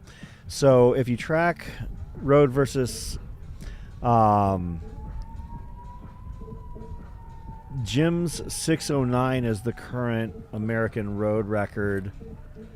not 6:27 as it says on the Atro website, and that was my concern, was that I was, possibly quoting obsolete numbers. So Yeah, that was the one where he just missed the world record. He cut his arm on the fence and that Carbon X deal. yeah, I suspect the track record is more in the range you were talking about, that 6:20-ish.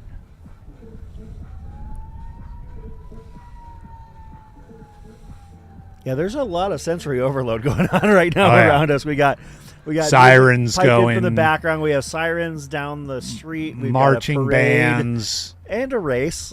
And a race, and the clouds are burning off. It's going to start warming up. I might eventually take my puffy coat off. Oh, But as Zach and Chris were talking about, I am a full-blown Arizonan, Valley Arizonan. It's temperatures get below 60, and I'm cold. Scott is as far as I can tell, the second runner to really start to take on that evaporative cooling approach. Looks like he has throwing an on ice bandana. Yeah. Of course, Zach has been dousing with water now for the past hour or more. Oh yeah, he's been keeping himself soaked, he's grabbing his fuel from Nick Curry. And yeah, Nick also, no stranger to the Desert Solstice Track, as he is the current course record holder with just a shade over 170 miles in 24 hours here back in 2021. I was honored to witness it. I was actually filming him, and he finished right about in front of us where we're positioned, and basically collapsed into the arms of his close friend and coach, James Bonet, and and he was exhausted as far as his legs went, but he was ready to talk about it, and we had some conversations about what it took, and that was such an unbelievable performance to witness, Nick Curry's 2021 Desert Solstice. And knowing Zach and knowing Nick, like, they're the perfect pair in terms of crewing one another, because Nick is very meticulous in his setup. Like, he has Ziploc bags with X amount of gummy bears in them. Like, it's 7 gummy bears, and I want it on lap 93, and then maybe like 5 laps later he wants something else, like he'll have another baggie ready. I watched his father, Peter, crew him for part of that race, and yeah, it's definitely a science versus art situation. It's not like you're running in the wilds of the San Juans or running in the canyons. It's definitely a different machine here. And then, But speaking of the wilds of the San Juans, Nick's got a big year ahead, because he was one of the very lucky few to have his name pulled in both the Western States and Hard Rock Lotteries a couple weekends ago. And Nick is, you think about, like, runners that can, we talked about runners who can run the flat fast hundreds, and the runners who can, run the big clunky stuff like Browning. Nick does it all. He does. And he does it all at a yeah. very high level. I'm really excited to see what he does at Western States. Yeah, because I know he's been wanting to get into that. He's going to for negative years. split the hell out of that course. Yeah. And he's going to love doing it. He's going to do it with a big old smile on his face the entire time. And then Hard Rock. He won't get any mention on the live stream until after Forest Hill. Because he'll be. No one will know where he is. It's an amazing thing to watch Nick Curry run a 100-miler, because he'll be back in the 15, 20, 25th place range, in the first half of a 50-miler or a 100-miler, and then all of a sudden he's in 5th place. Yeah.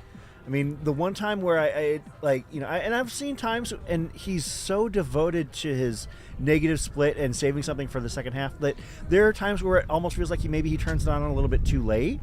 And maybe, like, for instance, I know one year at Javelina, he was chasing a golden ticket and missed out on it and finished 5th. If the race was 110 miles, he probably would have run people down. But he's the most strategic negative splitter that I've ever seen, and he does it on courses that it shouldn't be possible. Yeah, he really like does. Hard Rock, he negative split Hard Rock. Yeah. It's just Who absolutely does that? bonkers. Yeah. Yeah, Zach is moving. I believe that we were saying at about a 6:13, 6:15 pace. Was that what our? He's between 6:15 and 6:20. Okay. Oh, between 6:15 and 6:20. So, yeah, we're looking at Zach. Somewhere between the 6:30 and 7 hour mark is when we were expecting to see Zach finish up his 100K, assuming everything goes according to plan. So we don't have as many runners this year. We, admittedly, I think we're at 7 this year. Yep. We were expecting to start with 11, but we had a few withdrawals in the 11th hour. One of them that I'm really, I'm sad to see all of them because the more runners on the track up to a certain point, the merrier. I mean, we were expecting, but did not have Catherine Jones, Joel Frost-Tift, Nikki Harvey.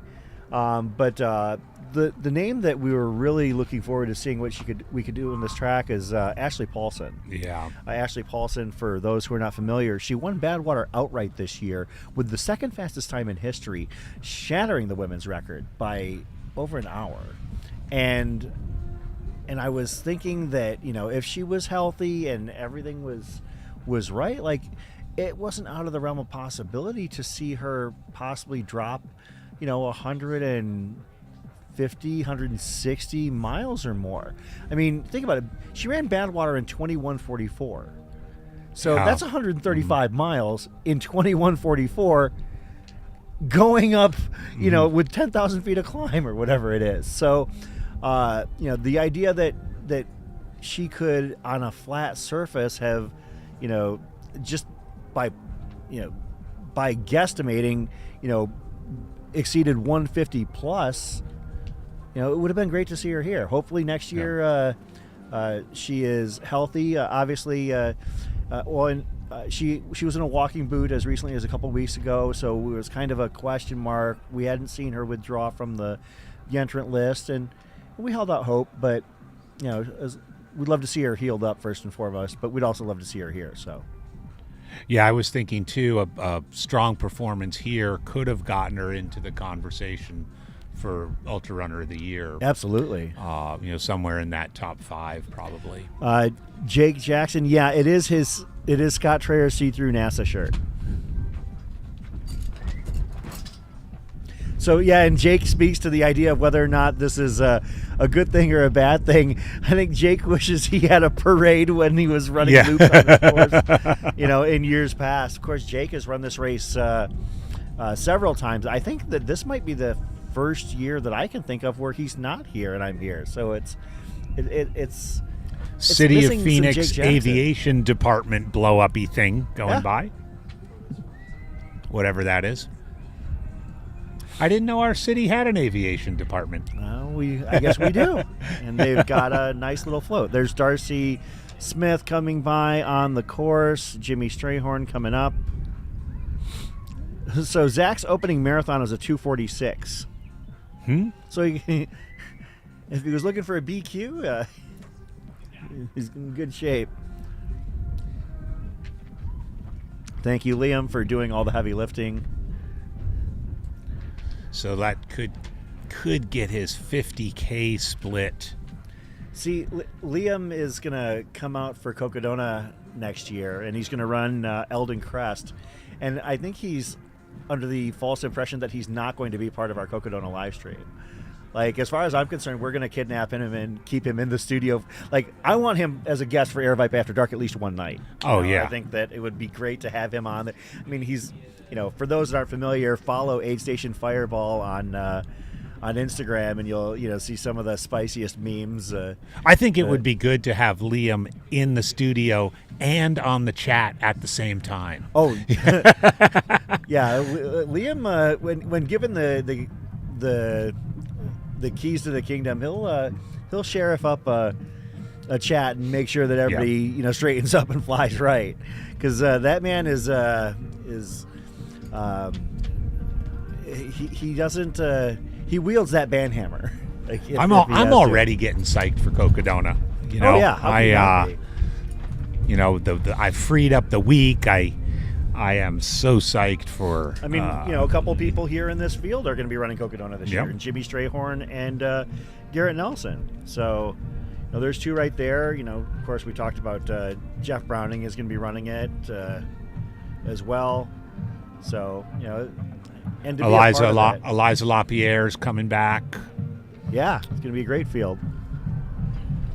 As we can see now, we've got tractors in the background.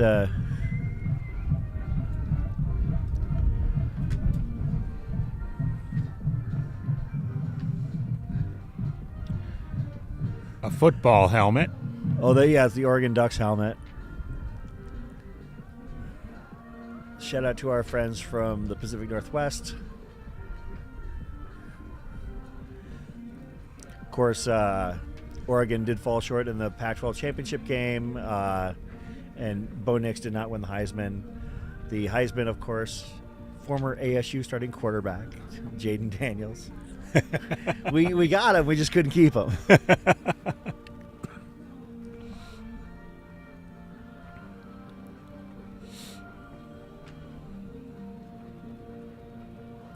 Well, I'm sure the Oregonians will love an excuse to come down here to the Valley for the Fiesta Bowl in a couple of Brett weeks. Hornig?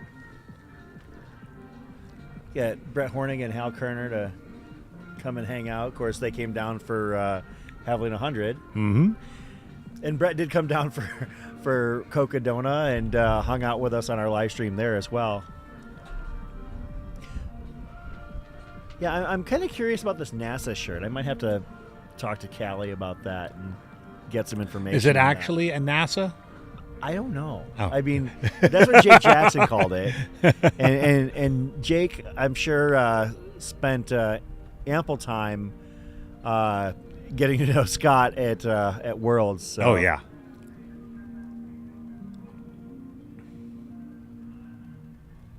It's one of the things we're expecting to have Jake on sometime. If he's got some free time to join us, he's got the channels to call us up and love to talk about his World's experience. Even though the race itself didn't go how he had hoped or planned, I'm sure that the opportunity to represent the U.S. for a second time and to be a part of that whole scene and going to Taipei had to be really cool. So even though, and that's one of the things, talking with people who have gone over there and, hoping to talk to, Pam Smith a little bit later on. Maybe, I reached out to Mandy Holmes hoping that she'll be able to join us too.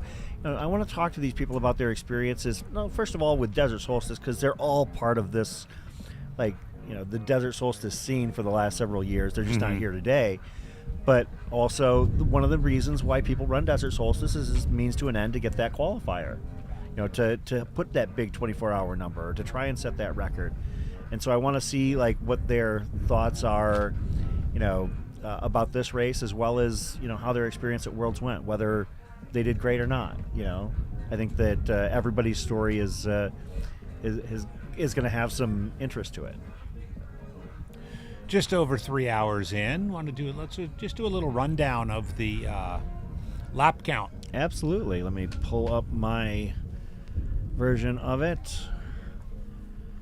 Looks like Zach Bitter is at 114 laps, 28.3 miles. Garrett Nelson at 22.4 miles. Sierra DeGroff, the first woman at this point, 87 laps, 21.6 miles. Scott Traer, 85 laps, 21.1 miles. Jimmy Strayhorn, 1 lap behind at 84 laps. Megan Alvarado, 82 laps. And Darcy Smith at 74. All right.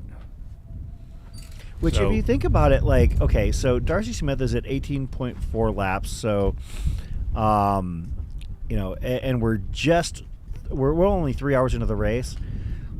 Darcy's still tracking for a sub 16, sub 1700 miler. So you don't realize how fast this field is until you really, people, even the quote back end of the field here finishes their 100 miles in under 18 hours. It's pretty amazing. It is amazing.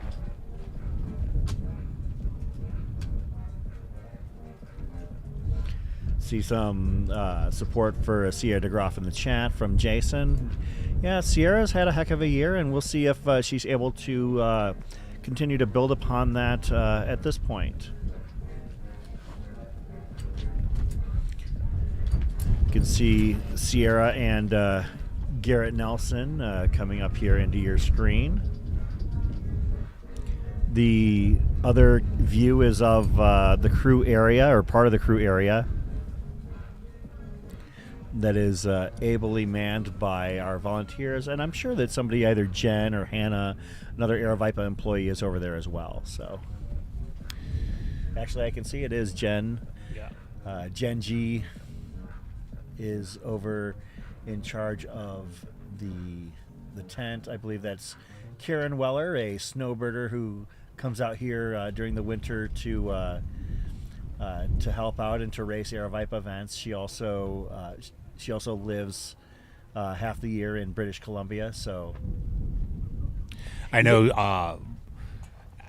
Aravaipa race director for both Javelina and Black Canyon, Jubilee Page, was here earlier with her camera. Yep. She may have taken off for a little while, but she got a bunch of photos to Jen Laughlin, who will put them up on social media when she gets back from her run. yeah. If viewers out there, if you do not follow Aravaipa on social media, do that. There's so much going on, like in our world. Like, if it's, it's not just the ultras. We've got, obviously the trail races. We've got things like Desert Solstice. Last weekend, Aravaipa put on the Tucson Marathon.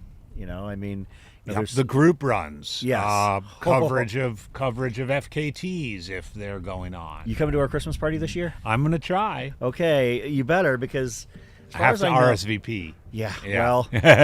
Well, last year we had 130 runners at our Christmas party at the aptly named 100 Mile Brewing, and this year we could potentially break that, which would be bonkers. Yeah. So, I could see us, potentially having upwards of 140, 145 runners at our Christmas party. That's just how we roll here. Yeah. We've got a very robust scene. Our regular weekly trail runs have anywhere from 30 to 80 runners any given week. They tend to skew bigger when we do like raffle prizes, giveaways, demos. We have a lot of partners. Like, we've had Hoka do shoe demos at races, and that's always a popular thing. I know that we're already planning our next big Hoka group run / party. Nathaniel Chan from Hoka is he's so excitable. He's over on the other side. Oh, he's holding up the He's arm holding on up the far blow-up side. thing. Yeah, so Nathaniel is now with Hoka, and have you met Nathaniel before? Yeah, met him at Javelina. Okay. Yeah, so Javelina was like his second event on payroll. So, he is one of their people, and for our region, and his region is Arizona and Hawaii. So his first two events were Javelina 100 and Kona. Oh, nice. So he gets to, he's got a dream job, but it couldn't happen to a nicer guy. Nathaniel is so excited to give back to the community, and he was asking me, and we're coming up with ideas how Hoka can be involved in our Christmas party and also our group runs but more on the group runs. While Phoenix and the Valley gets a lot of national attention for our very hot summers. And this last summer was particularly hot. Yeah. But those group runs continue straight through. They're hot. Maybe the numbers dwindle a bit, but no, that's the thing, AGW. They don't dwindle. They don't dwindle.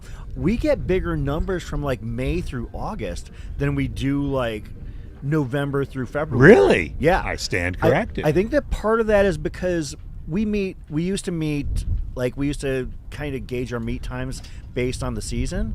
Then we realized that we were confusing people. Yeah. And it's oh, is it 6 or is it 6:30? So now we do it. It's 6:30 at all times throughout the year, whether it be our Monday or Wednesdays. And I think that the fact that it does get dark early here.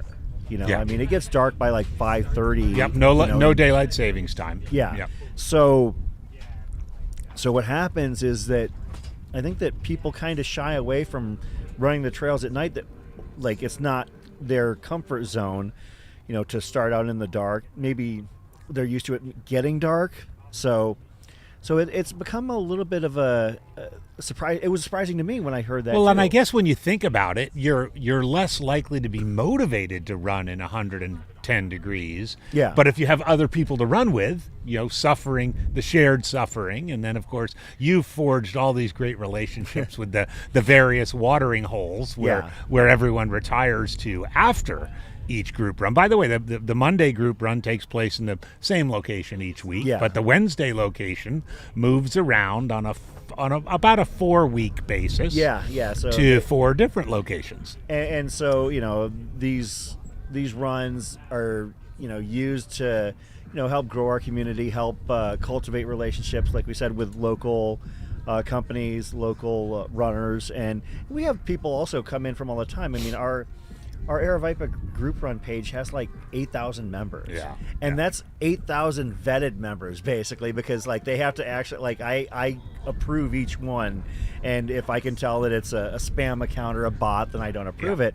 And people will reach out and be like, hey, I'm, maybe they want to run, with our group at, on a Wednesday night or a Monday night. Maybe they're traveling. Maybe they're looking for somebody to go and hit the trails with or travel with or something like that. We get all sorts of interaction from that. So, and abilities. I love That's a good how point. every run has at least 3 groups. Sometimes a 4th group.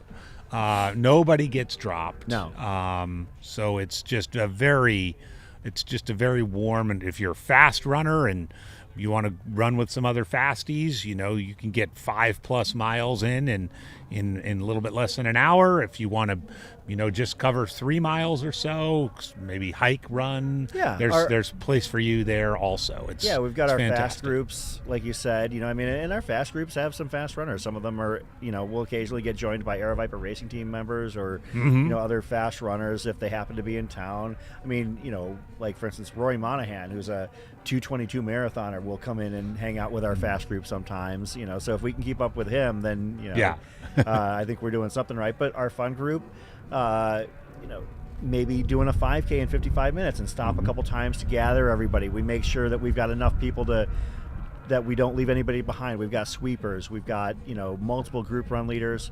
We've got a good thing going here. So. You can see in the lower right-hand corner of your screen, the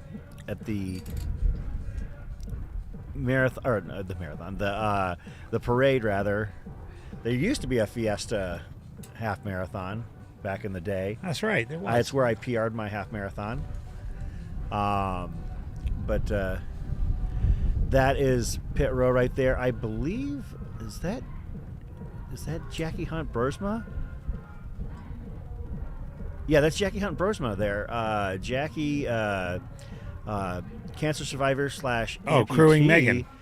Megan Alvarado. Jackie was the former Guinness World Record holder for most days with a marathon. I believe that she got to like 149 or 150. That was a couple years ago.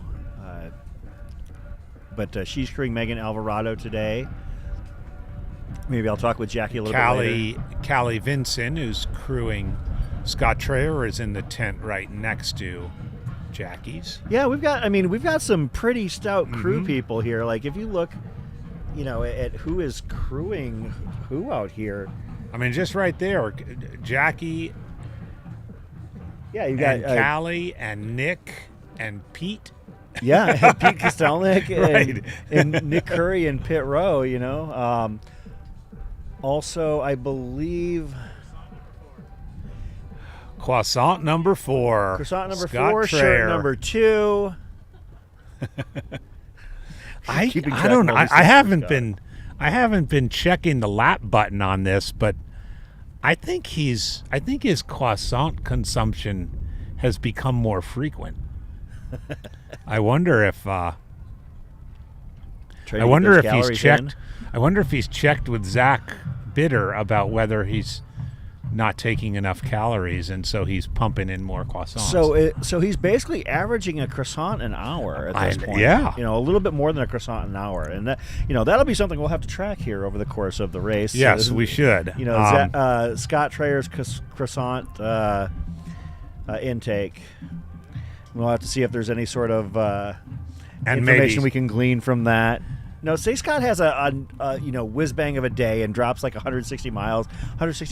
We're gonna have to do some research into the efficacy of croissants as I think as fuel. If we're lucky, Scott's croissant might even show up in the chat. That would not be a surprise. I was talking the other day to Jason Coop, who was very surprised to learn of Coop's van that showed up in the Cocodona chat, and he didn't know it until a couple weeks after the race. Oh, we've had all sorts of. Let's see, we've had Coop's van, Camille's lightsaber. Oh yes, we had String Beans dropped Pacer. We've had. We've had all sorts of like random names show up in the live stream chat before. So there's Vodka someone. Flota. There, oh yeah, Vodka Flota was another one. There has to have been a Versteeg one. Oh well, I think a Vodka Flota might qualify for that. But we've had all sorts of people having fun with their names in the chat. And as long as they keep it above board, I'm totally cool with it. There might be someone out there scurrying up a Scott's croissant. Did we have a Versteeg Sandals, Shad? Of course, Shad. Shad is another notable member of our Aravaipa team. At a lot of races, he loves to cover tons of miles filming. Yes, I know at Cocodona Cocodona one year he filmed like 84, 85 miles. Was that the most that you'd ever covered while filming, Shad? I know that. Like, have you ever actually like hit the 100-mile mark while filming an Aravaipa race? I'd be curious. Because during Cocodona, I know that you get up there in terms of your mileage. So, see that Zach Bitter has shed his cap. Yeah.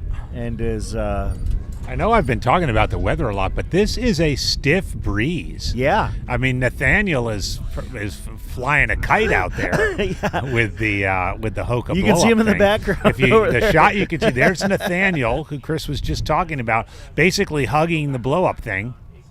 I think he's going to let the air out now. It's going to be a deflated Hoka blow-up thing. Okay, so Shad did 103 miles last year filming at Cocodona. That's ran 103 fantastic. miles. Of course, Shad also, a prolific runner in his own right. He runs all over the Western United States. I believe he ran UTMB last year too. So he's definitely a talented guy, and also I spent some time with him up in Silverton, getting ready for Hard Rock too. So. Feed the Cat asking if Versteeg is coming back for Cocodona. To be honest, we never know. We never know. I mean, Versteeg showed up for Javelina 100 about 2 hours before the race to actually be in the race. We thought he had actually decided not to. Last year, I want to say he showed up the day before Cocodona to run Cocodona. Yeah. So Versteeg gonna do what Versteeg gonna do. So. We see some hot rods, some old school muscle cars, and some wood panel cruising vehicles, and some really gorgeous trucks over there. Those of you just parade. hopping on, we've got the Fiesta Bowl parade just adjacent to the track, heading south on 7th Street.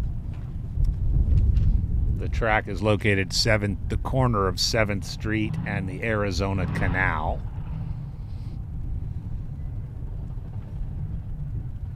Central High School. Interesting tidbit, because I live a little bit south of here, a couple doors down from North High School. So one of the little unusual components of the high school geography in Phoenix is that North High School is located south of Central High School. That's interesting. I didn't realize that. Yes, but indeed. But then again, like, one of the things about Phoenix is that, like, some of the streets, I think, were named like early in the days because Northern is now like basically Midtown. Yeah. Right. So you head north to Southern, then you head south to North High School. I think the original Central High School was down by the Salt River. Oh, okay. Yeah. So they moved. Everything's kind of gravitated north. Yeah. Now Phoenix is very very wide, sprawling. Seeing it grow over the years has been pretty impressive. I mean, I've been here for just under 20 years, and you lived out here in the past. Like, the expanse of the valley is pretty amazing. And yet, a great point of pride are all of the preserve areas that have literally been preserved. You mentioned two of them earlier, Piestua Peak and the Phoenix Mountain Preserve, Yep. right over here, and a little bit south of that, Camelback Mountain. Phoenix Mountain Preserve, fortunately, after multiple years of Dreamy Draw being closed, my favorite trailhead, which is 4.5, located 5 years, yeah. right off the I-51, is now opened again, and you can access Christensen Trail. I'm curious. So we've seen the Oregon float go by. I haven't seen anything about a Liberty float yet. So I'm waiting for the Liberty float. Maybe they don't do floats. they might not. Could we recruit Big Dog Harvey for Cocodona? If Harvey wants to do Cocodona, he knows how to get a hold of how to get a hold of us. So figure Harvey's going to do what Harvey's going to do. Yeah, I think Harvey's going to do Western States this year. So Harvey's going to do Western States. Harvey goes to Western States. I think that's a tough double to do. I think some people could do it. Could do Cocodona and Western States. But Yeah. this year it's a tiny bit later. I think. Cocodona's a week the 6th later. to the 11th. Yeah. By the way, there's now Nathaniel is laying down on the blow up thing. Race to deflate director it. Julie Harrow is. Julie's helping him. Yeah. Yeah, I think that the way it was just set up, the angle versus the wind was a little bit too much for it. Yeah. It was kind of funny to see it in the background, but we are at the 3-hour 20-minute mark here at Desert Solstice. See if I can pull up. I suspect Zach is Bitter hitting the nearing 50K mark. The 50K mark. Yeah, Zach Bitter almost exactly the 50K mark at this point. So after 320, I think that Zach's got a solid shot at breaking 7. I don't know if 630 is in the cards, but I could see between 645 and 7 at this point. Yeah, I would agree. And Zach, he looks comfortable, but you can tell he is laboring to some degree. So might have to head over and you know what, I might actually do that here in just a moment. Like, just run over to Nick really quick. Yeah. And find out how Zach's feeling. So yeah. Why don't you do a little run by I will. pit row and maybe grab a snack. Yeah, you from want me to the grab you aid something? station. Yeah, You got PB&J, stuff like that. You got it. I'll grab us some food from over there. So. All right, Chris is going to go do a little digging around in pit row and get a little snack. We're at the 3:20 mark. I saw Megan. There's Megan Alvarado walking. It looks very much like a planned walking break. She took in some solid food as she went through the aid station.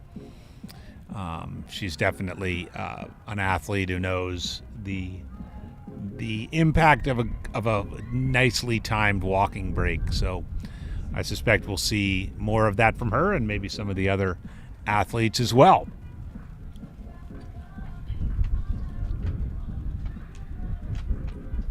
We did not necessarily predict or plan that the Fiesta Bowl parade would be taking place at the same time as the Desert Solstice Track Invitational, but here we are, and it's adding a little festive flavor to the proceedings.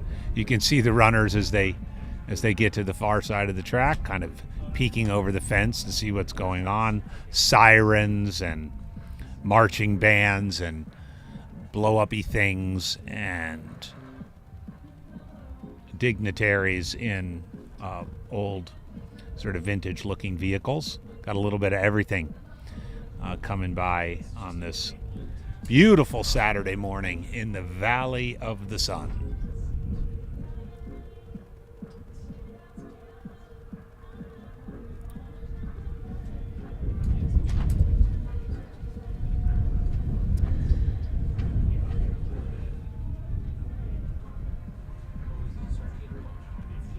If you are just joining us, we are at the Desert Solstice Track Invitational, a smaller field than is typical, largely due to the fact that many of the world's most accomplished fixed-time runners traveled to Taipei last month for the World Championships, which doesn't normally take place in November, but given its venue this year, it was the appropriate time for it, and as such, the field is a little bit smaller here at Desert Solstice than it has been in other years.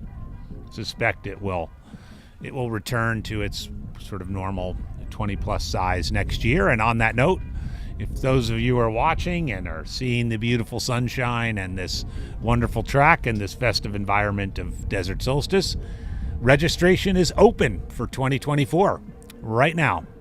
You can just head on over to Ultra Sign Up, click where you're supposed to click. You must submit it's more than your typical registration. You've got to submit some of your results and a letter explaining your qualifications, because it is indeed an invitational, as opposed to most ultras these days, which are, come one, come all. There are qualifying standards for Desert Solstice, as it is an invitational. And these 7 athletes are making their way. We do know that Zach Bitter is intent on running 100K. May run beyond that, but may call it a day at the 100K mark. We also know that some of the other athletes might stop at 100 miles, might plan to continue beyond 100 miles in pursuit of that 24-hour finish.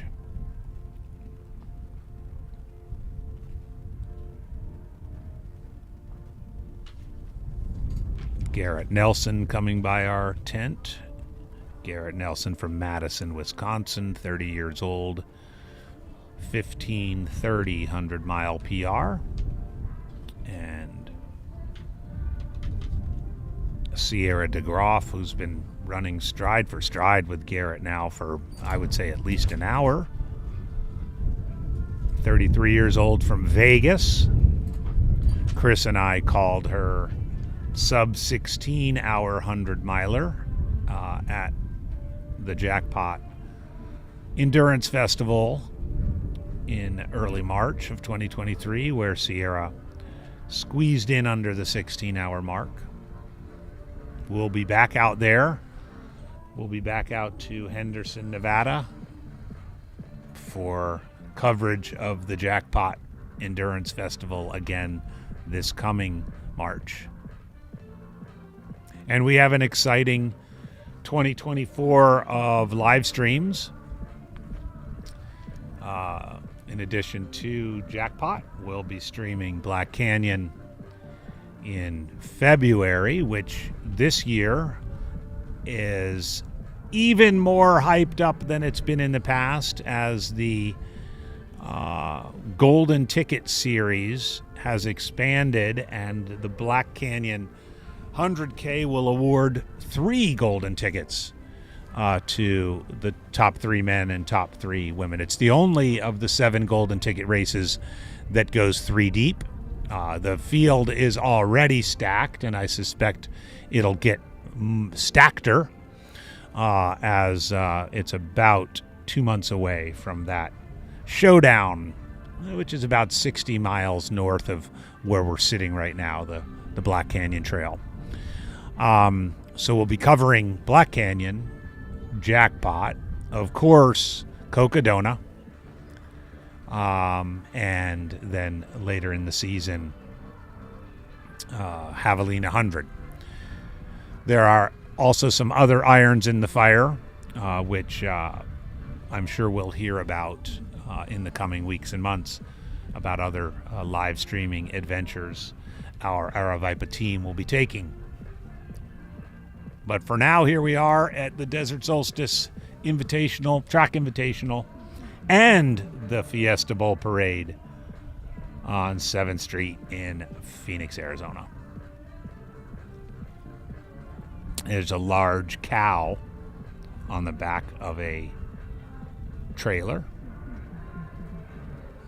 pulled by a pickup truck.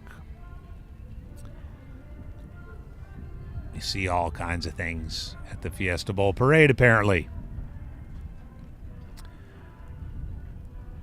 The sun is out, still some wispy clouds, but as you can clearly see, just about full sun.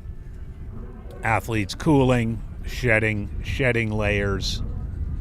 Still a brisk breeze out of the east, but warm. Just not quite warm enough yet for me to take my puffy off.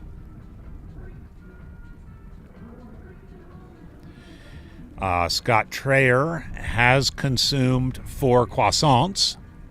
We can confirm that. And from what we understand, this is a very preliminary strategy of his, because he's preparing for the eventuality of him being on the 24-hour team in 2025, which will be taking place in France. So apparently he wants to practice running for 24 hours while eating croissants. So that's what he's doing. Very Scott Trayer thing to do.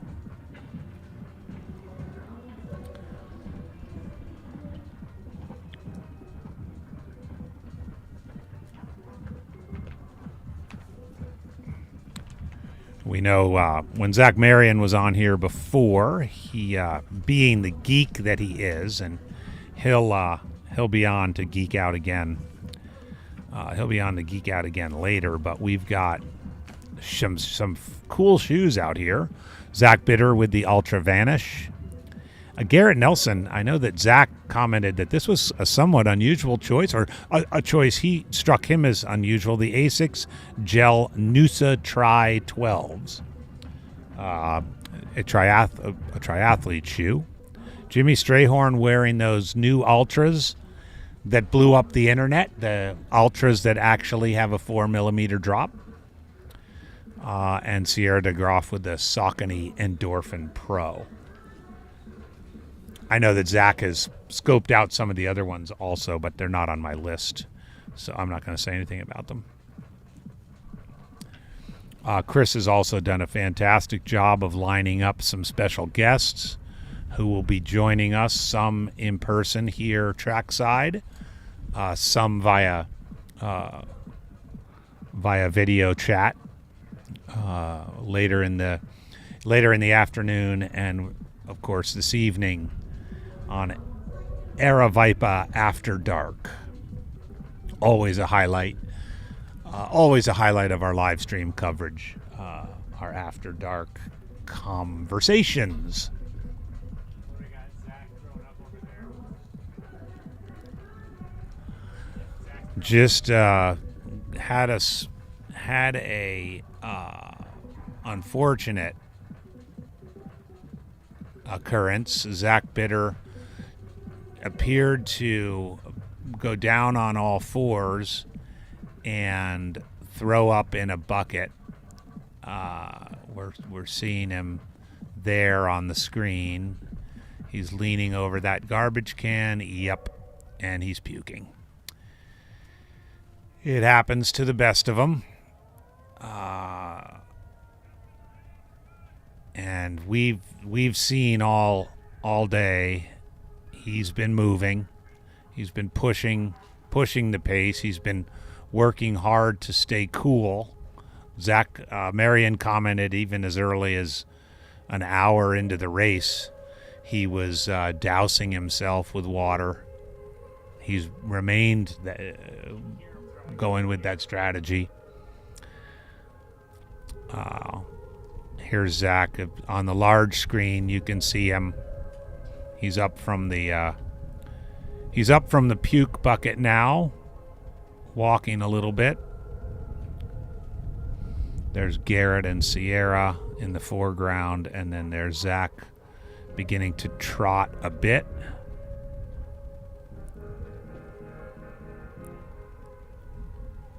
I know that Chris is over in that area where Zach will be coming around to his crew tent, where Nick Curry is. Now Zach's not quite yet. He's ducking into the porta potty out there on turn 3. A little privacy probably be nice. There's nowhere to hide, as we've said earlier. There's nowhere to hide on a track. You can't, off at Western States or Wasatch or Vermont, you can hide behind a tree and puke to your heart's content and do so in a way that no one will even know. Not so here at Central High School track at the Desert Solstice Track Invitational. You're laid bare out here, even when things begin to go a little bit sideways. And this is not to say that Zach won't bounce back and recover from this. That's part of ultra running, is bouncing back from these kinds of puking events.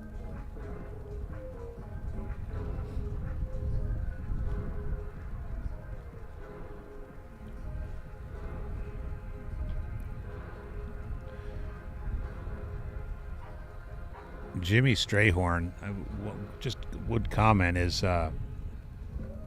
really does look good. He has not his stride is, he's got a little spring in his step, bouncing off his toes. He's just coming into turn 4. He's running well. It's super early, of course, just 3.5 hours in, but he's looking impressive so far.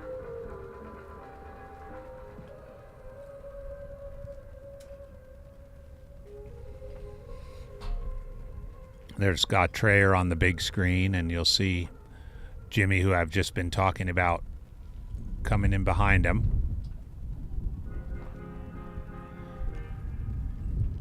Just focused and consistent.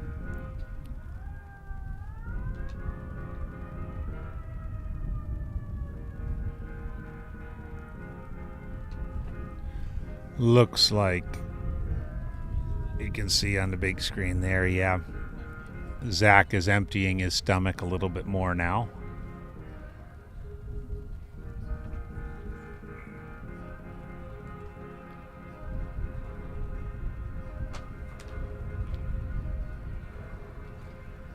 And it looks like he's going to take a seat in the crew area.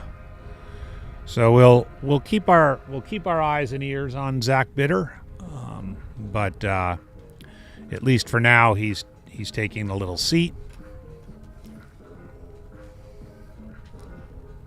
I'm back. All right, Chris. Well, a little bit of excitement there. Yeah, so I was literally talking to Nick when all of that started to happen.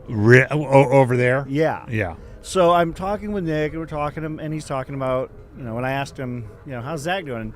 And Nick, being the most matter-of-fact person in management, was like, I don't know. I'm like, so, and I kind of agreed with him. I was like, yeah, you guys, you know what you're doing. He's like, if he wanted, if he needed me to know, then I'd know. He goes, otherwise I don't know. He goes, I think that Zach, and this is before all that happened, he's like, I think Zach is probably not feeling as good as he wants to because he slowed down a little bit. Yeah, I can see that.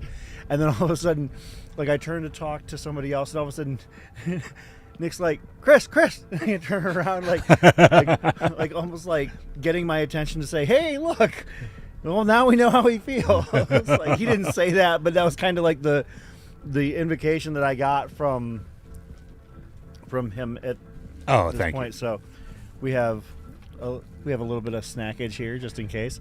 So I did talk to a few people in pit row. Talked with Pete Kostelnik, who's crewing Jimmy Strayhorn, and said that he's looking good. Nothing one way or the other that makes him feel one way. Or I talked with Darcy's crew person, Ricky Harrow, our race director's partner, and Ricky said that Darcy is feeling good, that this is really a blank slate run for her. Like, she doesn't know what to expect out there, and frankly, I don't think she has any expectations or would be disappointed by anything as long as she's able to stay out there the full 24. And even then, she might be content with doing just a full 100 mile. I say just, but like maybe content to go until then. She's really just playing it by ear and if it makes sense, having fun out there. So, and it's good to see. So also, I spoke with Jackie Hunt Bursma, who is crewing Megan Alvarado. Said that Megan is doing okay, but a little bit of stomach concern, wanting to do some kind of preventative measures before the stomach becomes an issue. I know that Jackie had suggested some ginger, but Megan wanted some mints instead. But that would obviously help settle her stomach as well in most cases. Megan was doing what looked like a sort of a deliberately planned walking break. Yeah, I noticed that too. Which could have very well been part of that. Settle the stomach, get the heart rate down. Also, okay, and I talked to Callie about Scott, and of course, Scott is always fun to talk about because Scott is a story unto himself. Yeah. And so Scott, she said, is pretty much finding his groove. He's feeling good. And so he hasn't had 4 croissants. He's had 2. Oh. Because they're cut into halves. Oh. So he's had 2 croissants. And actually what's funny is that I said, so is Scott eating croissants today and she's like, because Worlds is in France? And I was like, yeah. She's like, no. He just likes croissants. And I said, well, it's funny that you mentioned that because, of course, we spoke with Patty Curry earlier talking about how she was crewing the national team in Taipei, and she brought up the notion that it was rough for runners to maybe, not be able to fuel up and eat the way that they normally would in preparation for a race like this. And Callie was like, yeah, maybe he should have started eating croissants and more French food, but no, he just really likes croissants when he runs. I'm like, okay, there you go. yeah. So that's if anybody is putting the croissant counter up that have been requested in the chat, let the record show he's only on 2. Yeah, we'll know we've arrived when Scott's French Bakery enters the chat. Feed the Cat wanted to get a little bit of my feedback on the most doable Western States qualifiers, and Liam did a good job of answering, but I'll add a little bit more to that. One thing to know is that they did some analysis of all of the people entered in Western States lottery this year, which were over 9,000 of them. And the top 3 races that were used as qualifiers were, in order, Black Canyon, UTMB, and Javelina. Now, that's not to say those are the most doable. No. I mean, UTMB, of course, is just a huge massive, race.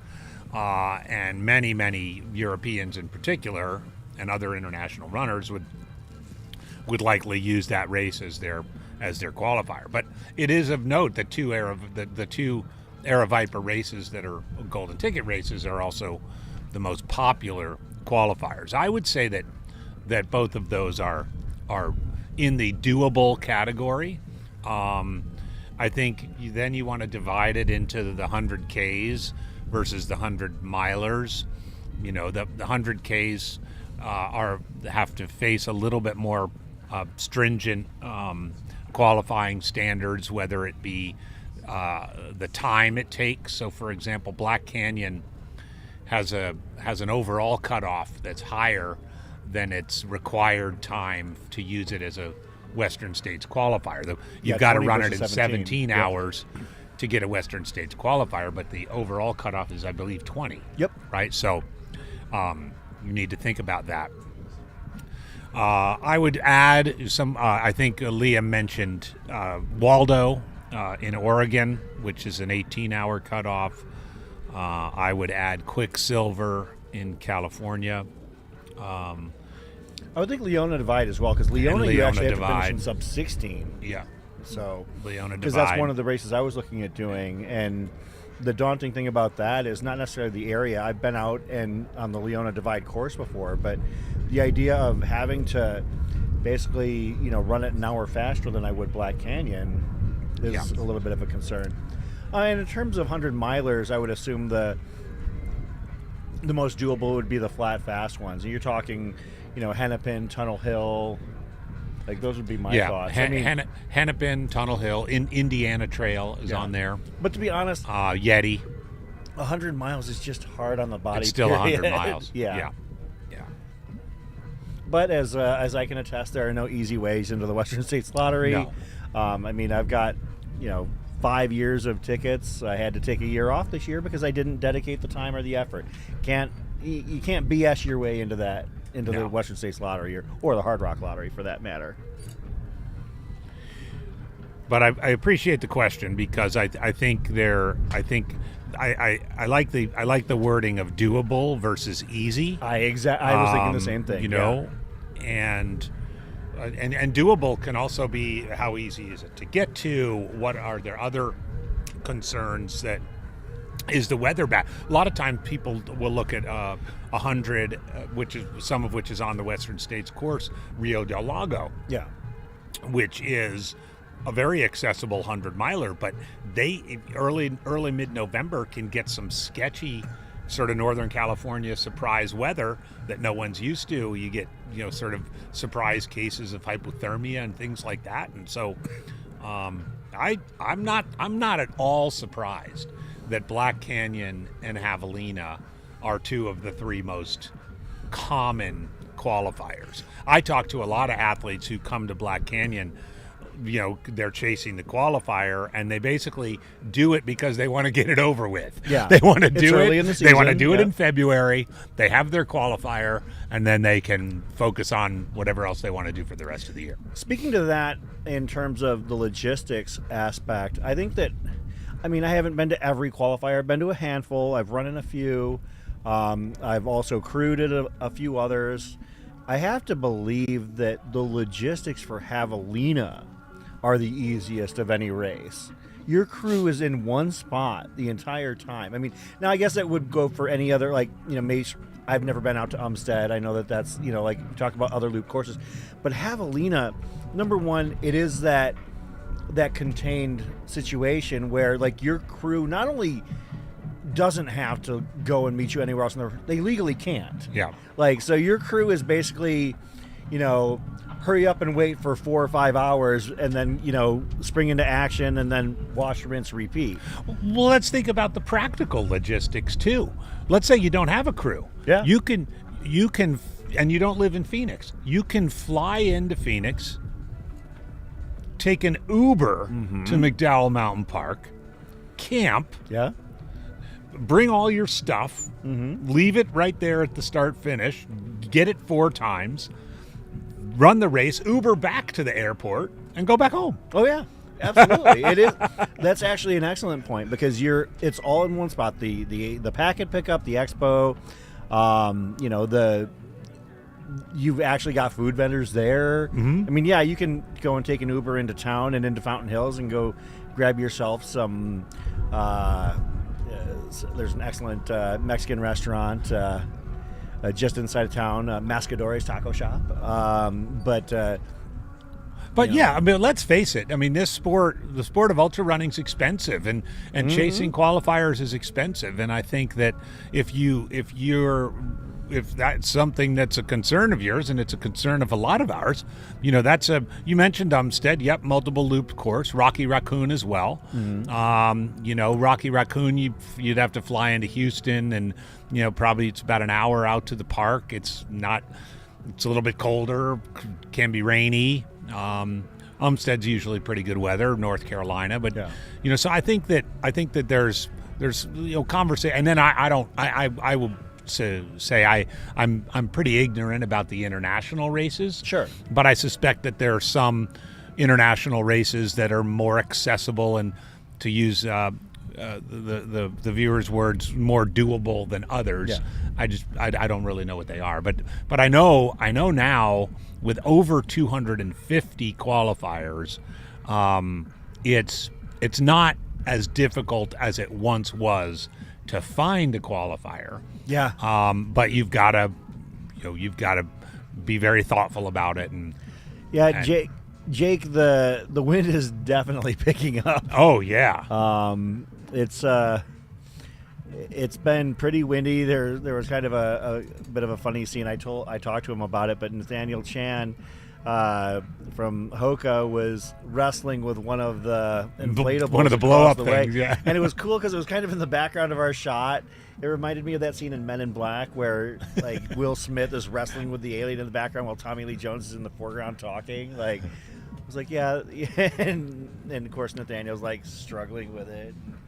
But that shot right there is of the track here at Central High School at Desert Solstice 2023. You can possibly see off in the background the parade is still going on. Yeah, this is a long parade. Like, it's been going on for a couple hours now, it feels like. Now we've got a train in the parade.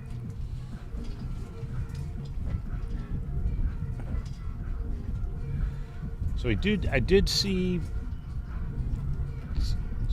Jen G and Nick scurrying around a bit. Yeah, they actually swung by over here. I didn't know if they were looking to. They've got a sleeping bag. I think that and Zach is laying down. They're putting him in a sleeping bag.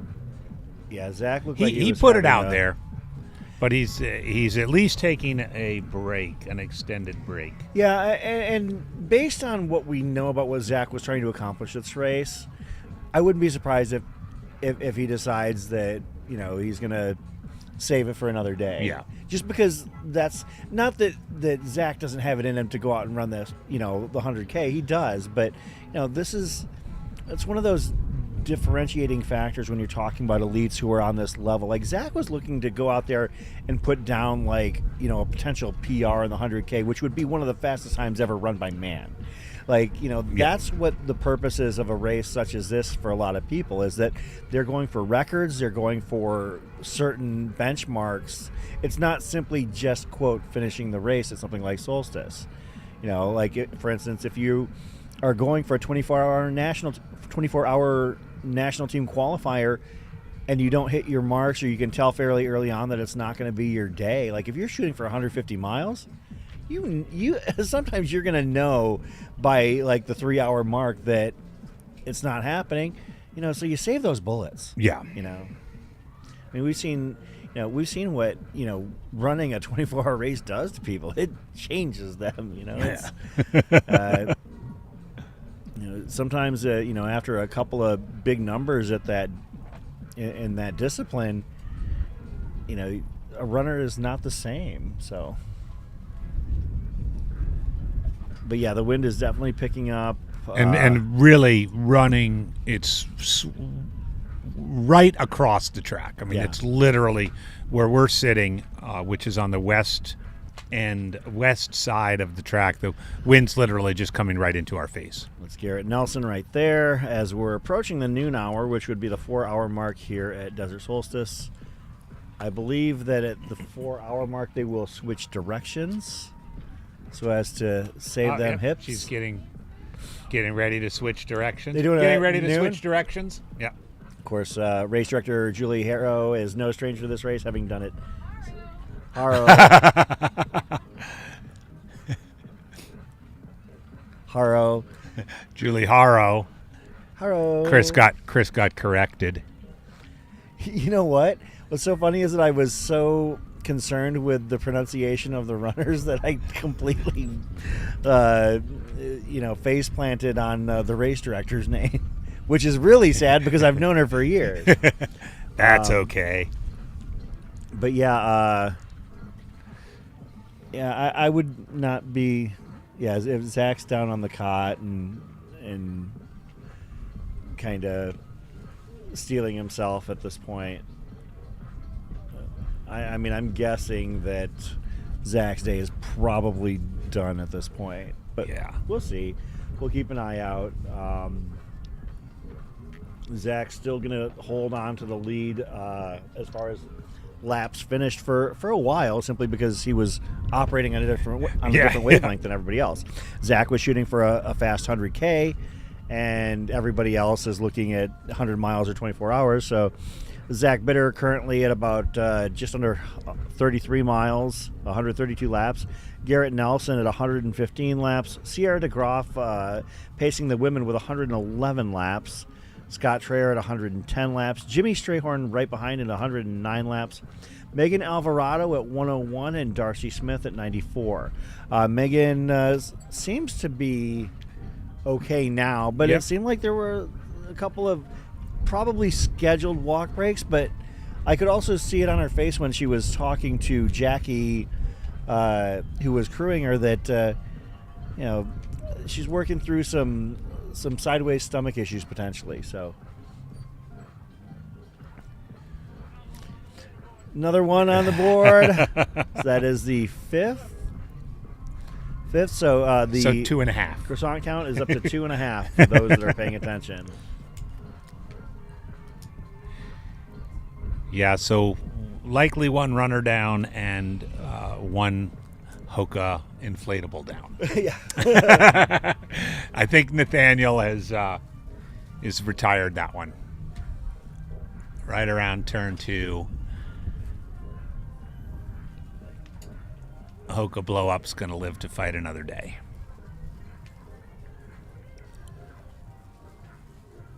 What a parade. My goodness. Yeah, this is a huge parade.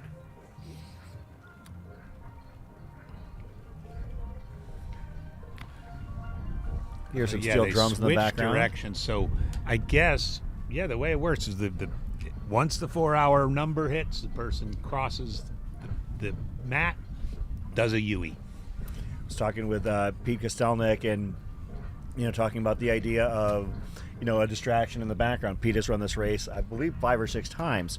And he said, oh, yeah, it would be a welcome distraction to have a parade out of the background. I think he was a little bit jealous, to be honest. He said, because, frankly, between the dental office over there and the mountain, he goes, that's the only time you have something cool to look at. He said, other than that, it's track, which is fine. But, I think that, we're hearing it from Jake and we're hearing it from Pete that the consensus is that, hey, awesome, it's a parade. Yeah. It's definitely not something that they're frowning upon. So,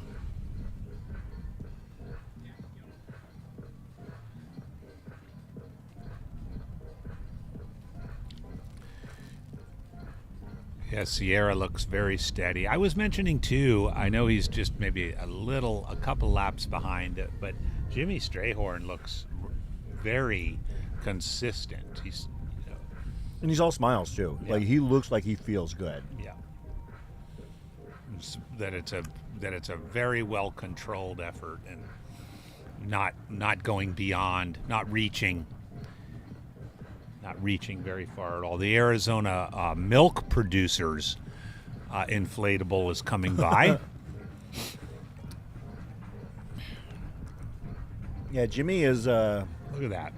no He's stranger to coming this by. race, having completed it the last 2 years. So this is his 3rd straight year at Desert Solstice. So, And 24 each time? Yeah, no, he's actually stopped at the 100 each time. Oh, okay. So,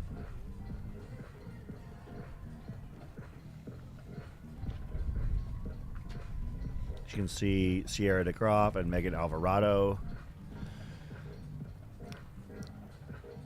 And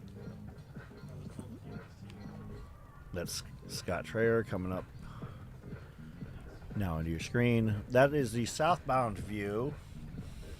Of course, as we mentioned, the runners will be changing directions in about 2.5-3 minutes here. Something that's common in fixed time events. Yeah. I was mentioning the Jackrabbit Jubilee and Hotfoot Hamster out at Nardini Manor. They make a direction change every 3 hours. Good for There's the Liberty float. At least there's a Liberty helmet. There it is. Of course, Liberty was undefeated in college football this year, so with the way the system is now, they earn the right into one of the New Year's Day Big Bowl games, and they'll be playing Oregon here in the Fiesta Bowl. Yeah, that must be their marching band coming up right now. Liberty is in Lynchburg, Virginia, and that's a hotbed for ultra running, in large part thanks to David Horton, who's a longtime teacher at Liberty University and the current race director of the Hellgate 100K. Clark Zeeland, who is also a teacher at Liberty University, is the race director of Grindstone 100, and among other races that are in and around Lynchburg, Virginia. You've got Promised Land 50K, Holiday Lake 50K, Terrapin Mountain 50K. And then... That's true, Jamil? Your sister was the last Fiesta Bowl queen? Shout out to Patty and Peter Curry in the chat. Of course, supporting the race here. Patty was earlier working the aid station, and as we mentioned and had her on earlier to talk about her experiences supporting the national team over in Taipei.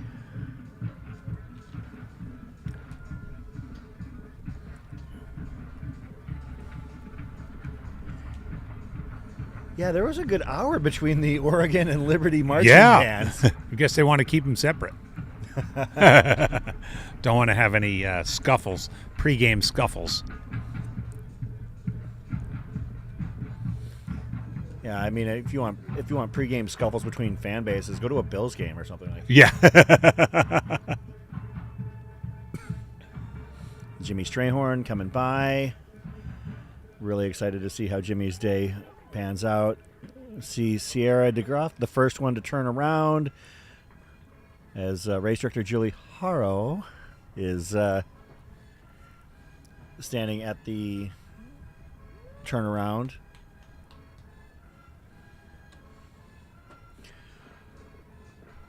Now the runners will be making right-handed turns as opposed to left-handed turns for the next 4 hours. You got some news for us? That's what we figured. He's in a sleeping bag on a cot. You want to jump on? I'll jump on. Yeah. Here, you can. I'll take a break. Yeah. Okay. We're going to swap out one of our commentators here really quick and bring in somebody who's no stranger to this race, as well as the 24-hour and 100-mile distance. All right, let's see. How does this work?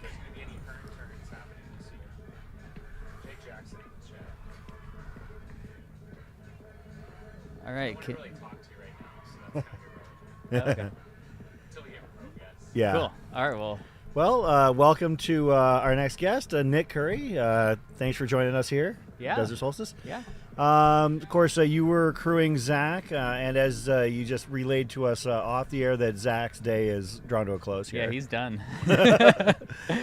I mean, we kind of assumed it based on the fact that, you know, for his goals here, for his intentions here, basically a fast 100K, you know, if he's going to be off the course for any amount of time, it's basically not going to happen for him. No, it's not like the 24 where there's room for error and bouncing back.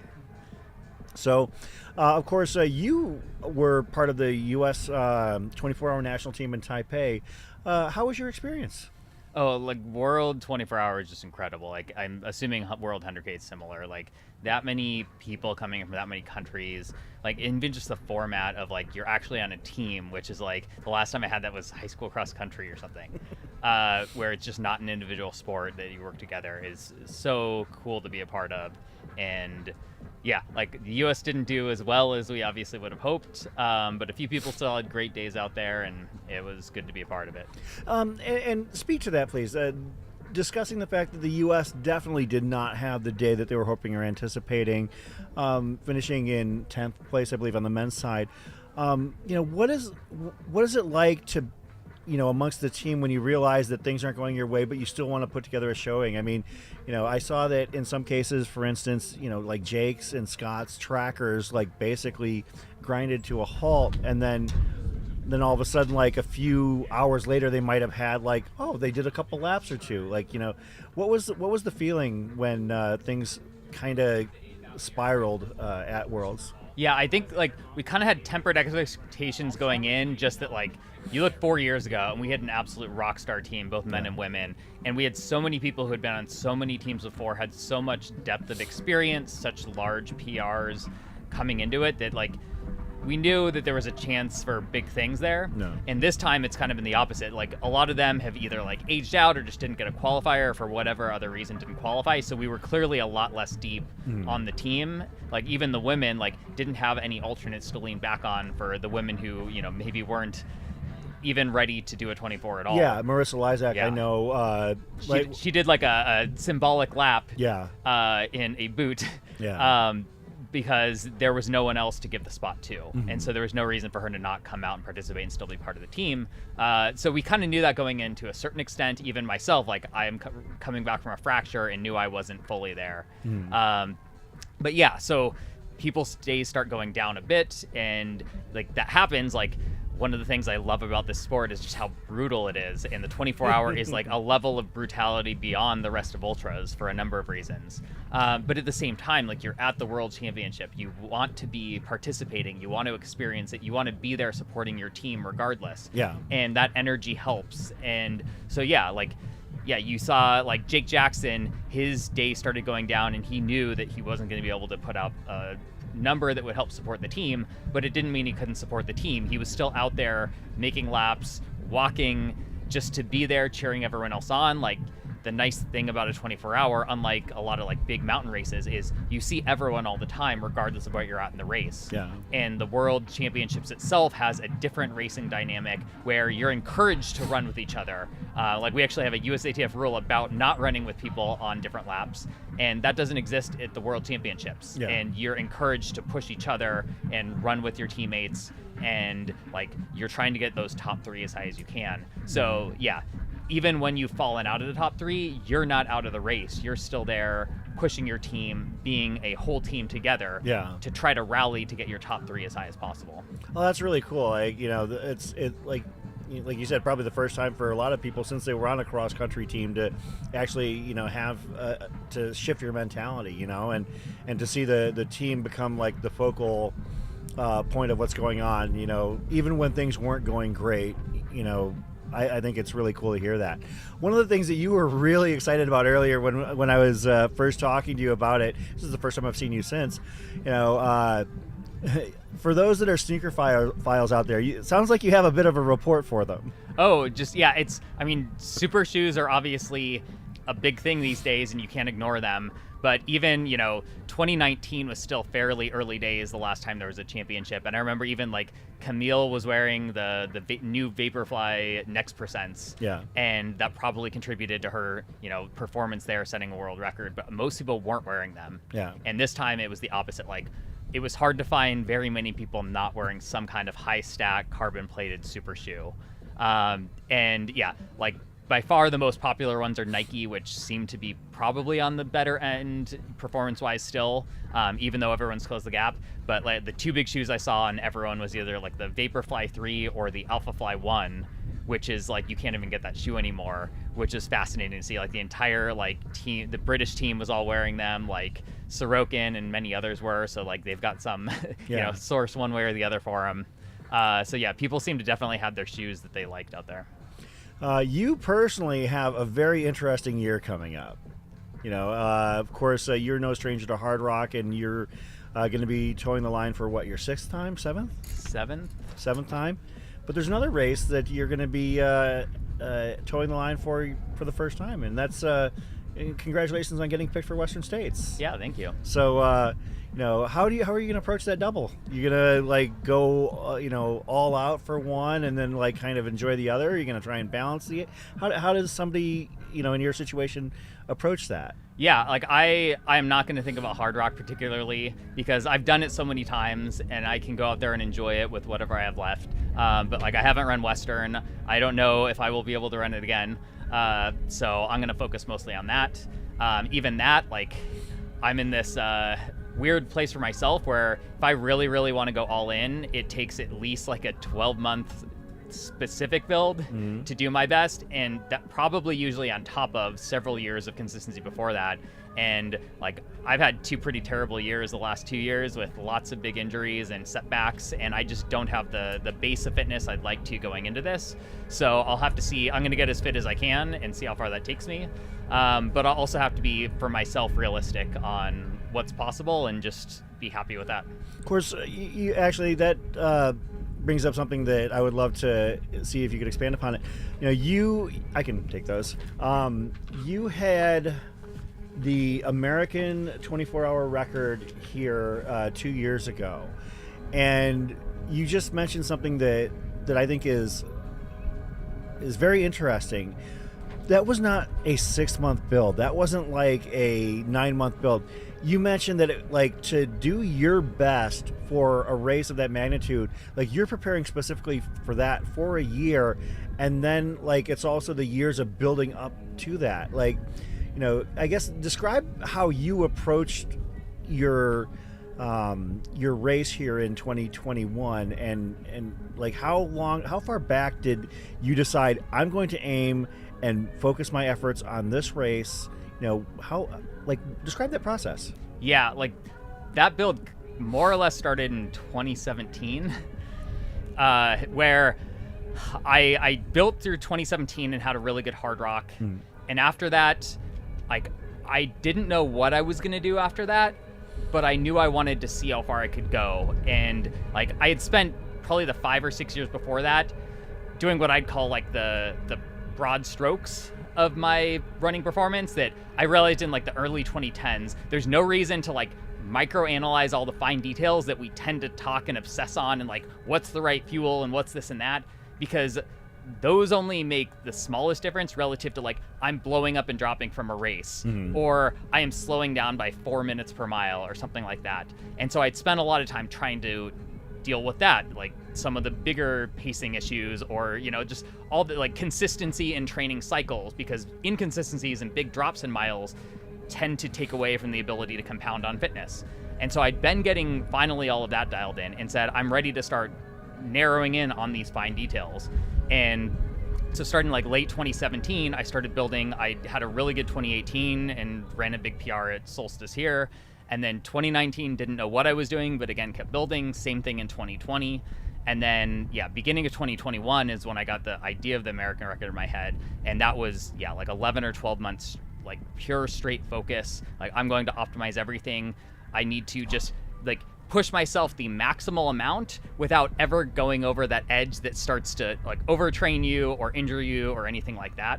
So it was really probably 4 or 5 years. Well, that's actually amazing, because you think about that. So you ran just over 170 miles at, right? Was that 170? Yeah, 173. 173. Okay, so actually that even makes it more impressive. 173 versus your previous PR, which was what, about 154, 155? Yeah, 155, yeah. How does somebody take 154 to 155 is national team caliber, and what you did basically improved upon that by 10%, more than 10%. How are you able to find that gear? I mean, was it that you thought that at the 154 155 range you hadn't maximized your potential, or was it let's see what is my potential? Yeah, and it kind of happened in I think 2 or 3 steps, which is I ran 155 here in 2018. Yeah.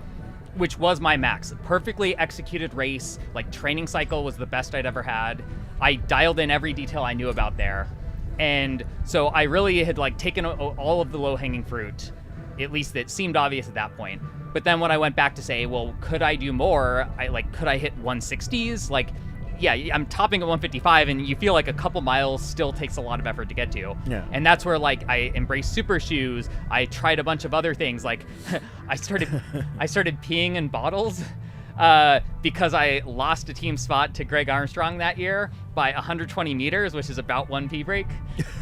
And so I literally like micro-analyzed the whole race and said, where can I pull back seconds, not even minutes? And just did every little thing I could think of and tried to get better going into 2020, and came here and was on pace roughly for 167, but then had a massive blow up starting at 19 hours. I remember that. Yeah, like me and Ryan Montgomery, and like I stopped for 30 minutes straight, and then we had this like sad battle that escalated into like a sprint at the end. Oh yeah, it was really exciting. Like that was one of those moments at this race, and it was kind of like coming off of what had happened in 2018. Like I talk about those races so fondly. Like those were the, I'm so glad those were my introduction to like fixed time 24-hour track, because like I just remember at the tail end of 2018, Greg Armstrong is ahead of you, but then like you pass him, and so you're like actually like one lap behind him, and he can see you, and then it went from like watching you to shoulder checking. Yeah. And it just got closer and closer and closer. And we, those of us that were watching were like, if that race was 24 hours and 10 minutes, Nick would have probably run Greg down. And seeing you two all leave it out there, I mean, you were over on that end of I remember it. Like you were over on the I other was right side. there and he was right here. He was right here, and his feet were all cut up and bloodied from those Tevas. And then in 2019 where it was you and Ryan, or was it 2020? 2020. And I remember, that's right, because 2019 was Worlds. So 2020, you two are basically sitting like right next to each other, and I remember saying to you, like, well, because Ryan's first lap after he had gotten back up was like 8 minutes. And I'm like, well, based on that, you're probably pretty safe. And you're like, wait. He went from 8 to 7 and then like 7 to 6, and I'm like, well, at that pace he will just barely catch me if I don't run another step. And then, so I slow walked around, and then it was like a cat and mouse game. Every time he got a little bit faster, I had to get a little faster to hold my lead, until he's going like low 7s and I'm going 8 minutes a mile. Yeah, like it got to the point at the end where you were doing like low 150s to hold him off, because he all of a sudden found a gear where he was going 135. It was really exciting to watch. Yeah. And I've also been here for your 2021 American record, where the one thing that I thought was cooler about that than anything was that you were so unbelievably consistent. Like I went back through I was following the lap splits. Your first 505 laps were all between 201 and 215. Like every single one. Like, that consistency is why you're so good at this. And also the fact that you learned how to practice peeing in bottles. What's funny is that people would always ask, Nick, how does Nick remain so consistent for over 100 miles? Is he not taking any bathroom breaks? And I would completely avoid the question, because I didn't want to be like, Nick, he's got it down. So yeah. How long did it take you to figure that out? Like, it took a couple tries. I the first time I practiced, it was raining out, which is very helpful. Yeah, that was one of those things. Like when I found out the mechanics, I'm like, how does that work? I was like, it's not exactly the kind of thing you can exactly put together a YouTube video for. It's not comfortable to talk about, but it makes a difference. It worked. Like I got the American record by less than 3 minutes, or right about 3 minutes, and I certainly saved more time than that. Yeah. No, I mean that's it's just a testament to how much you analyzed every aspect of your races, and because I'm sure that a lot of people wouldn't have thought to that level. Like they would have looked at the more straightforward ways to try and shave time here and there. Are you planning on trying to qualify for the 2025 team in Albany, or? I have not committed myself. Like, I don't know that I will. And I say that because the 24 hour is an absolutely brutal event. And like, even like, I kind of had a first wave in my career of trying to do it. I qualified in 2010 for the 2011, which got canceled. I qualified in 2012 for 2013, which I attended and competed at. Yeah. And then I took like a 5+ year break from 24 hours because it can take it's toll on you. And like, I got back to a place where I was excited about them and have done pretty well the last couple years. But it's just an absolutely brutal event, which is one of the appeals to me. But also, like, the reality is it can be hard and challenging, and like you can burn out on it. So, Oh, I bet. yeah. Well, one of the things that is fascinating about following your career. I mean, it's easy for me because we're here in town, but you have trained yourself to be adept at. You have a 24-hour U.S. record. You have, the ability to run on trail sub 14 hour. You've had top 5 performances at Hard Rock. What is it that you're doing that maybe other people who are more specifically disciplined, what are you doing that like maybe they aren't doing? Are you, what does your approach differ perhaps than other people you've talked to? Yeah, I don't know what makes me enjoy the like diversity of races more than anyone else. Like, if I had to guess, I just have enough like specific interests that like I am intrigued by this like 24-hour distance of like flat, optimized, see how far I can push myself. Kind of like people want to see how far they can push themselves in a marathon or continually beat their own PR. Like, it's an accomplishment. It's not necessarily enjoyable in the traditional sense, even if you feel really good about it when you are done, but not during it. And I think my analytical brain feeds into that. Even like, how did I get the improvements I got? It's because I obsessed on it on a probably borderline unhealthy level that most people like could not obsess on. Because that's just how my brain is wired. At the same time, like, I grew up in like Boy Scouts and like outdoors and camping, and have always loved and appreciated the trails. And so when like my brothers and I discovered that you could take running, which we did in high school, and go do it in like the most beautiful mountain ranges ever, like I can't get enough of that. Yeah. And then I did run in high school, and I got and enjoyed like sprinting short distances, and so I still like to do 5Ks and 10 miles and all that kind of stuff too. Well, it's funny that you talk about like your affinity for shorter distances, because like one of the things about watching you run is that you're known for negative splitting, and you're very dialed into what you want to accomplish, and your mindset seems to be like, this is what I'm going to do. If they beat it, they beat it. But I'm going to do this, and I'm going to stick to the plan because the plan works for me.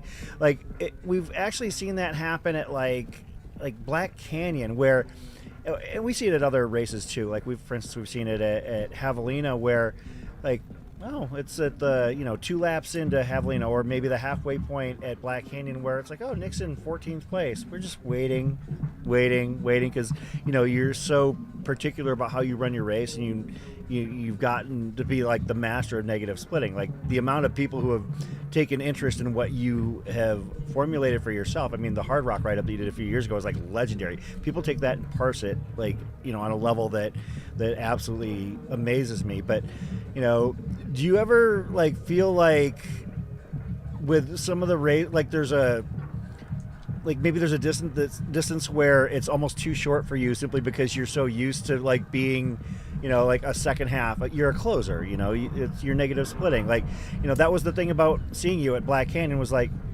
well, is it too short? Is it too short for Nick to really do the Nick thing? So, like, what is your wheelhouse on a personal level? Yeah, I mean, it apply like a negative split specifically applies at any distance. Yeah. And if anything, like marathon and below, that is the gold standard. And so I can do it the same there, and it's different in how I experience it, but it's still just as appealing. I did a 10-mile turkey trot, and like I went out at 5:40s or so, and I closed at 5:15s, and that's still just as fun. Feed the Cat asking what your current weekly mileage is. Oh, right now, I think I'm going to hit 50 or 60, surprisingly, because I'm coming back from an Achilles strain from the Worlds. Oh. And even before that, it was very much not stable because I've been trying to maximize mileage to get fit for Worlds, but minimize the chance that I don't fully recover from a sacral fracture.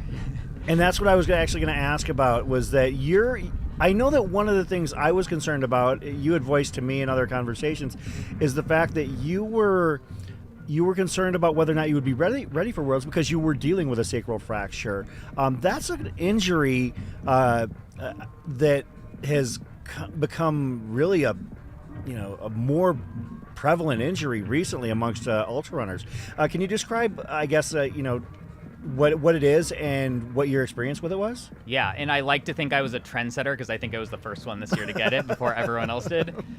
But yeah, you did it before it was cool. Exactly. So the sacrum is this weird little shaped bone that's your spine connects to. The spine just becomes the sacrum basically, and then your hips connect to the sacrum. So it's the center of the whole body, and all the load goes through it. So it's a really nasty thing to break. And I got an S1 fracture, I think, which is on the edge of it, which is the least bad, luckily. But it's still you pretty much need to stop running. But interestingly, it's a massively underdiagnosed injury because it just comes across as vague back pain because there's not enough nerves to really give you sharp sensations other than you really know something's wrong. So I didn't even know I had it for a month. Oh, wow. And then finally, after I tried everything else and everyone else thought this just looks like soft tissue, I don't imagine you have a fracture or anything. It turns out I did when I got an MRI. And then I was zero running for 2.5 months. It was even another month before I could even bike or swim to try to get some fitness back. What time frame is this? Because Worlds was just a couple weeks ago. What months were you unable to run entirely? Yeah, so I got the first acute pain came a couple days after Crown King. Okay, so March. Yeah, and then April, May April I tried to run, and I would do 2 miles and it felt okay, and then I do 5 miles and I'm like, this is wrong. I need to go home. And I would do that like 7 miles a week. And then finally found out May, I shut it completely down. June, I started swimming.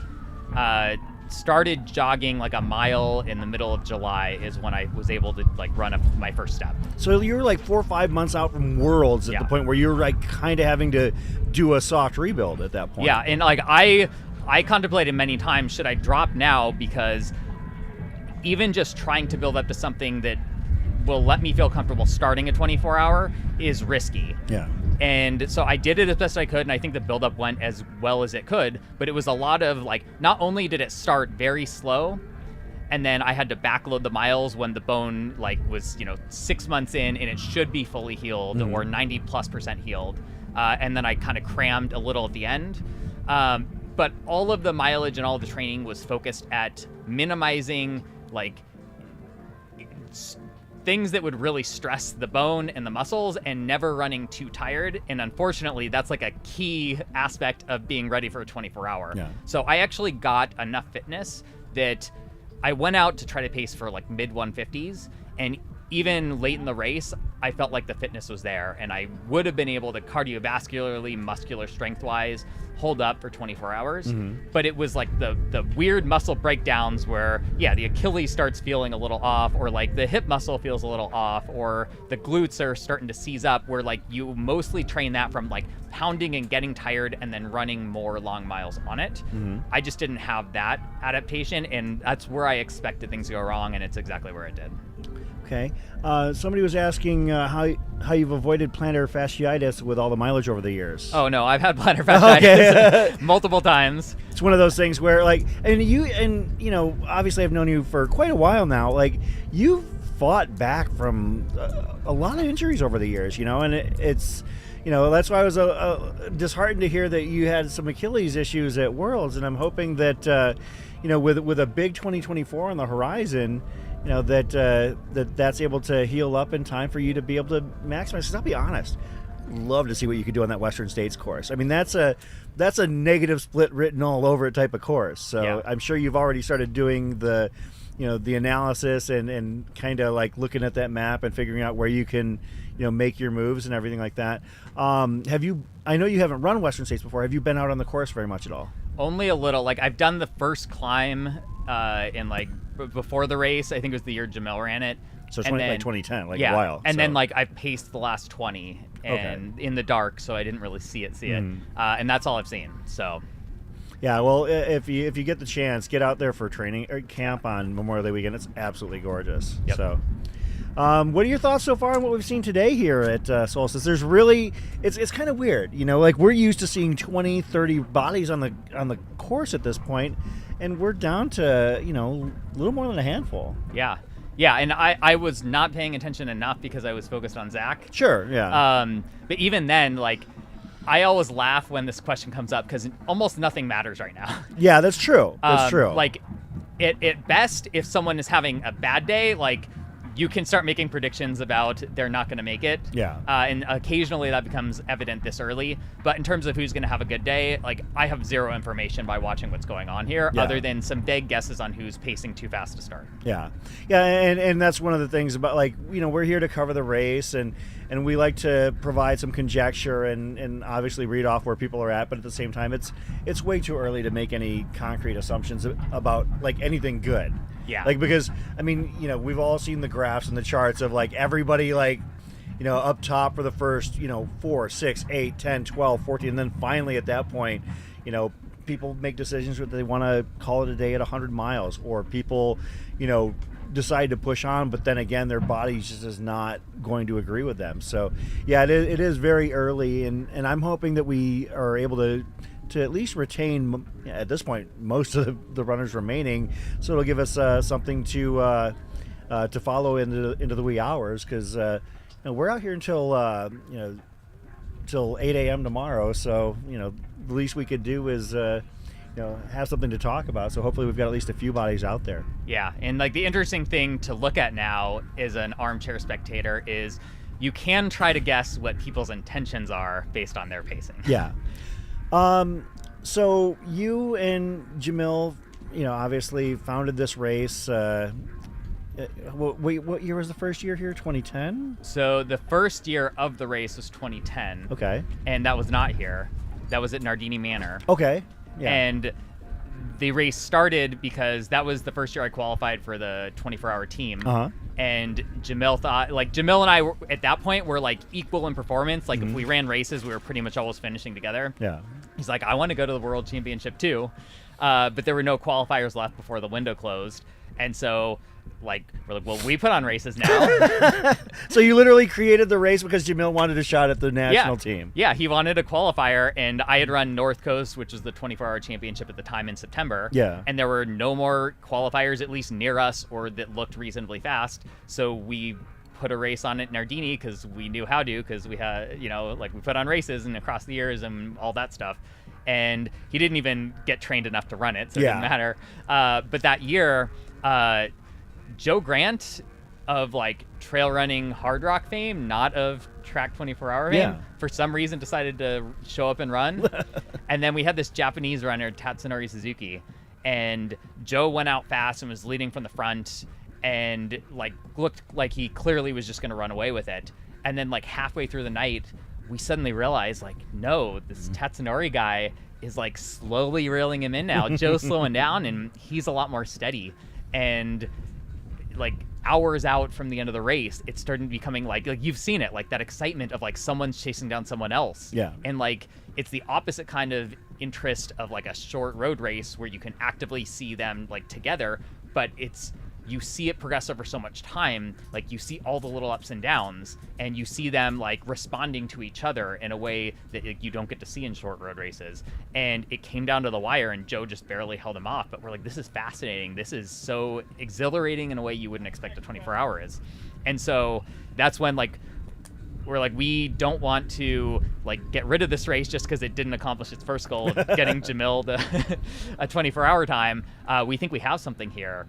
And also inspired, I was a lot inspired by the Tipton 100, which was a race in 1975 in England. And they had a track invitational where they invited runners from around the world. And there was a 16-hour cutoff for this 100-mile race. And in that race, 6 guys went under 13 hours. And Kevin Woodward, who won it, was this guy known for running from the front. And he went out in a 5:20 mile. Went through 10 miles in 57 minutes, 50 miles in 4:58, which is the first time to ever break 5 hours, meaning he broke the world record for 50 miles. And people assumed he would drop because he'd never run past Comrades, which is like 55. Yeah. And so almost out of stubbornness, he held on for a world record of 100 miles at 11:38. So broke 50 and 100-mile world records. Wow. And then, the field was deep behind that. And we're like, that too was like, that's what we want to create. We want to create this avenue for people to qualify for the 24-hour team, break records, go head-to-head with the best other ultra runners in the world.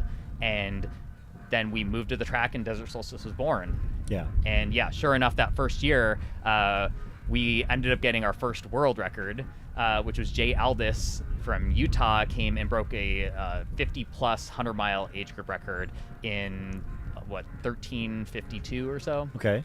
And had, I think Mike Arnstein, ran 13:40 something that year. And and then Zach came and broke the 100-mile American record, and then countless others after that. So I think that's why 2018 was such an amazing year. That race had everything. You had, Camille setting the world record for the 100-mile, or for the 24-hour rather. Had you and Greg like duking it out. I mean, Bob Hearn, when he like looked back at that race, he's like, well, I'm looking for, I think he said like 150, 155. I'm paraphrasing here. But he said, I figure if I do that, I'm probably in good shape. And not only was he not in good shape, he also wasn't like the first person off. Like, it was like, he goes, what can I do? I ran 150 plus in 24 hours and I was 5th overall. That was a really amazing performance by all involved. I mean, the field was deep. We shared the names earlier, and it was just this murderer's row of talent. And this year is not like that. And hopefully in next year and in future iterations, we'll see more of that in the future, just like in terms of the numbers. I mean, the numbers are a little bit light this year because of Worlds and people's focuses were elsewhere. Well, if we can, I think that we're still going to see some, stout fields in the future. Like the year off, the quote year off from Worlds is usually when the big numbers come in. So, hopefully next year we'll see some of those. I mean, we might still see some big numbers here, Yeah, and I'm also curious because, I think about the marathon trials, especially 2020 versus 2024. And my wife qualified in 2020 and she is not a marathon runner and got talked into it by our road running friends. But the women's standard was 2:45, which is achievable for a lot of women who can you run a 2:50 something. And then it doesn't feel like that far of a stretch, but even though it's going to be a big challenge, but you commit yourself and you train hard, and a lot of women got it. And the field was enormous. And I think it was great for women's marathon running because it made it feel accessible for something really big. And even now they bumped the standards down to 2:37, and Lauren didn't try to go for it, and I think that's a lot of other women didn't. That's a huge chop, though. And it can be demotivating even if you could still make a pretty significant improvement. And I think we were accidentally seeing that for the 24-hour where we had these powerhouse teams, and it's you can't even make the team with 155. And that makes it a little less I know part of my build was I started trying to make it in 2008 because I looked at the numbers it took to make the team. It was 140, and I'm I think I could do that. Yeah. And there's no way I would have thought I can run 150 or 160 or 170. So it started me somewhere, and I learned over time after multiple tries just how to get slowly better and better. And the thing that I think we have now that'll also help bring back some more excitement is the team qualifying has come down, and it doesn't take an astronomical number just to have a shot at making the team. And then the other thing is the actual standard to be on the list was also lowered this past cycle. So it used to be 145 and 130 for men and women, and now it's 140 and 125, which again is a bit more achievable, and I think will help get a lot more names on that list. Yeah, I think that's actually a good point because I'll be honest, 145 is it just seems like a terrifyingly high number to even be the baseline standard. Now, obviously, you're not going to be able to, in all likelihood, get onto the national team if you just happen to run 146 or something like that, if 145 is the baseline standard.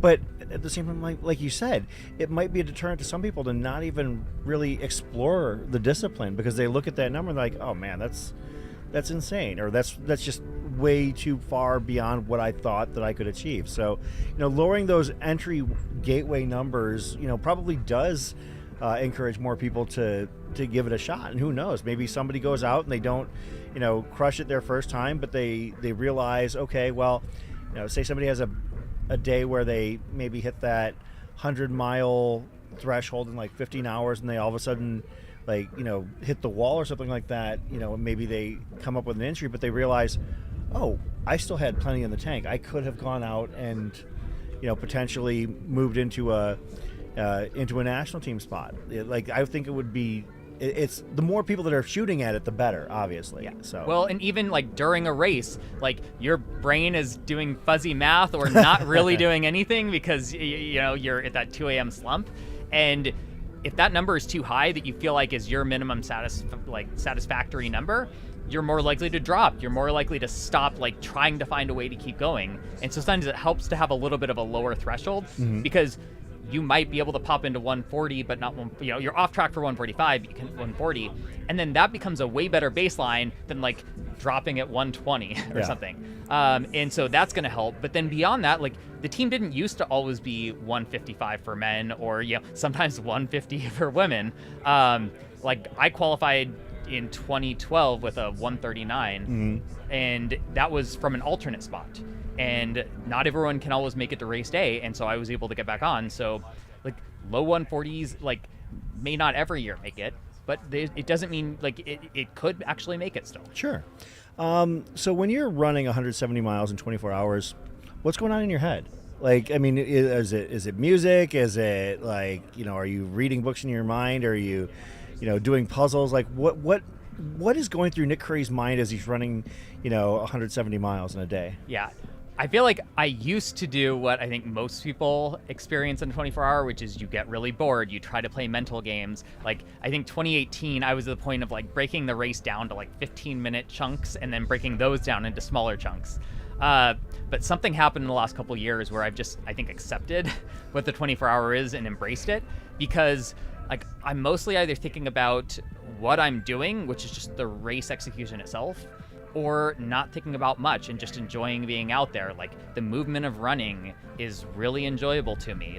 You get into that flow, you could call it the runner's high, or just feeling connected with nature and your own biomechanics and human motion and all of that. And I more or less just enjoy that the whole time. One more thing. I've seen you run, so many times. I've seen you at track. I've seen you on trail. Why is your cadence so loud? If you haven't heard Nick, his steps, you can hear him from across the track. And you're I didn't realize it until your mom pointed it out to me. Yeah, that it really is kind of a pounding cadence, but now it's unmistakable. Now I recognize it instantaneously. I always wonder about, because you're not a big guy, but you have the biggest steps. Frankly, the only other guy that I know of is a local runner here, Jeff Foote, who has steps that rival yours. But Jeff is also a hulking man at 6'6" or so. So yeah, you have a very distinct cadence in terms of the echo that it puts off. Yeah. High school, my team would make fun of me because, oh, hear that? Nick's a quarter mile behind us. And I've just always been a loud runner, and I don't know why, but I am. And I actually got better at it from that point, trying to improve it, figuring it's probably going to help me if I'm a softer runner. And I did get better. And then it got worse again when these high-stack carbon shoes came out. And I'm worse than ever because it's just so easy. Even Worlds, I was talking with one of the other team members about this, because everybody that had, Sorokin was also a loud stomper because, you just can't feel the ground anymore. And the plate itself is so hard that it's pretty audible. And even I switched to another pair of shoes at some point, and it was significant how much quieter a different pair of shoes was. I can see that, yeah. So, yeah, do you think that are we on the precipice of another breakthrough in terms of the super shoe revolution? I mean, obviously Adidas now has their one use. I mean, do you think that that's going to be a wave, or is that going to be something that Like I haven't really paid close attention to it, but I think we're going to go back to more incremental, like given we haven't had it. Well, you never know. But I don't know if there's going to be another non-incremental change in like, the foam material science was clearly the big breakthrough. Yeah. And I don't know if I'd love it or not because it had a lot of consequences. But I think we'll see more smaller tweaks. Like Adidas's is fascinating to me because I've always been weight obsessed for shoes, and they're the first one that built the exact shoe that I would want to build. And I'm fascinated by, like, I would love it if shoes started going sub 5 ounce without compromising performance at the expense of durability. Probably not from a wallet standpoint, but from everything else I believe in. Like, I love the idea of stripping down to the bare minimum highest performance. So I think you'll see some of that. And then I think you'll see the other thing that's going on a lot now, which is tuning it for specific applications. Like, it's been tuned for like 5K to marathon, and now you're seeing more and more super shoes that are like trail super shoes, because like I've literally tried a bunch of road super shoes on the trail and they do not work. Yeah. And the trade-offs are all wrong, and you're starting to see them figure out how to do the specific things that would work well for a trail. Like even 24-hour, there's not enough audience to do this, but I could tell you what you should do to make a super shoe optimal for that, which is not a very stiff carbon plate that takes a lot of effort and you're not running fast enough to utilize it. But the foam itself is unbelievable to keep your legs feeling fresh late in a 24-hour. Well, for those that aren't familiar, you don't normally run in trail shoes, period, do you? I mean, you run in road flats at mountainous terrain. Yeah, I don't know the last time I've owned a pair of trail shoes. I cannot remember. I ran the first 60 miles of Javelina last year in a pair of Vaporflies. That's amazing to me. Like I don't know how you do it, but I'm always impressed by what you do. So, for those tuning in, looks like we've got a shot of Camelback Mountain. Our drone is just overhead. So that's the near end of the course here. The runners switched directions at noon. Looks like we've got Garrett Nelson there, Scott Traer, Sierra DeGroff. I don't know how familiar you are with Sierra, Nick, but she's it's been a pretty interesting follow. Like a few years ago, she was in a like sub 2,400 mile range, and she's in the past few years really focused herself. She PR'd at Jackpot with a 15:59, I believe, in the 100 mile, and she has definitely worked her way up. Like, I mean, you lose 6-7 hours off of your 100 mile, and she thinks she's got the potential for more. So I don't know if you've are you familiar with any of the people out here on the course? I know about half of them pretty well, and I don't really know the other half. Which ones are you familiar with? Well, like Scott Traer for sure, and Megan's out there, I think, somewhere. Yeah, Megan Alvarado. Yeah. Because Megan is a former national team mate of yours, right? Yeah, and I haven't spent much time with her personally, but I know her because I tend to at least know the names of people who have made or tried to make the 24-hour team, because I tend to follow that a lot. Well, in your case, you had personal vested interest in the qualifying cycles many times over the years. So. Yep. Bryce saying that you were mighty quiet when you snuck up on him at mile 29 of Crown King. So. Oh, that's like the best part of negative splitting is like you hit people when they're at their lowest and you're at your highest, and like I hopefully don't mean that. I mean that in the best of ways. So, but if you caught him on Crown King at mile 29, are you talking like still on the climb or on the? Yeah, that was like right as we were about to crest out. Okay. Or like cresting out. Like you feel like you're at the top, but you're not really actually there yet. Yeah, it's like, for those unfamiliar, Crown King is basically, to simplify it, 29 miles of climb and 2 miles of descent. And the last 2 miles are, like basically you hit, and it is absolute. Like you get to the top of the course and then it's downhill. It's not like downhill rolling, it's all downhill from there. So, if you've got anything left, you're going to enjoy those last couple miles. If your quads are already shot, then you're going to be miserable, because it's a very unique racing experience. If you ever want to come out to Arizona and try something that's really kind of like an old school ultra, Crown King would be it.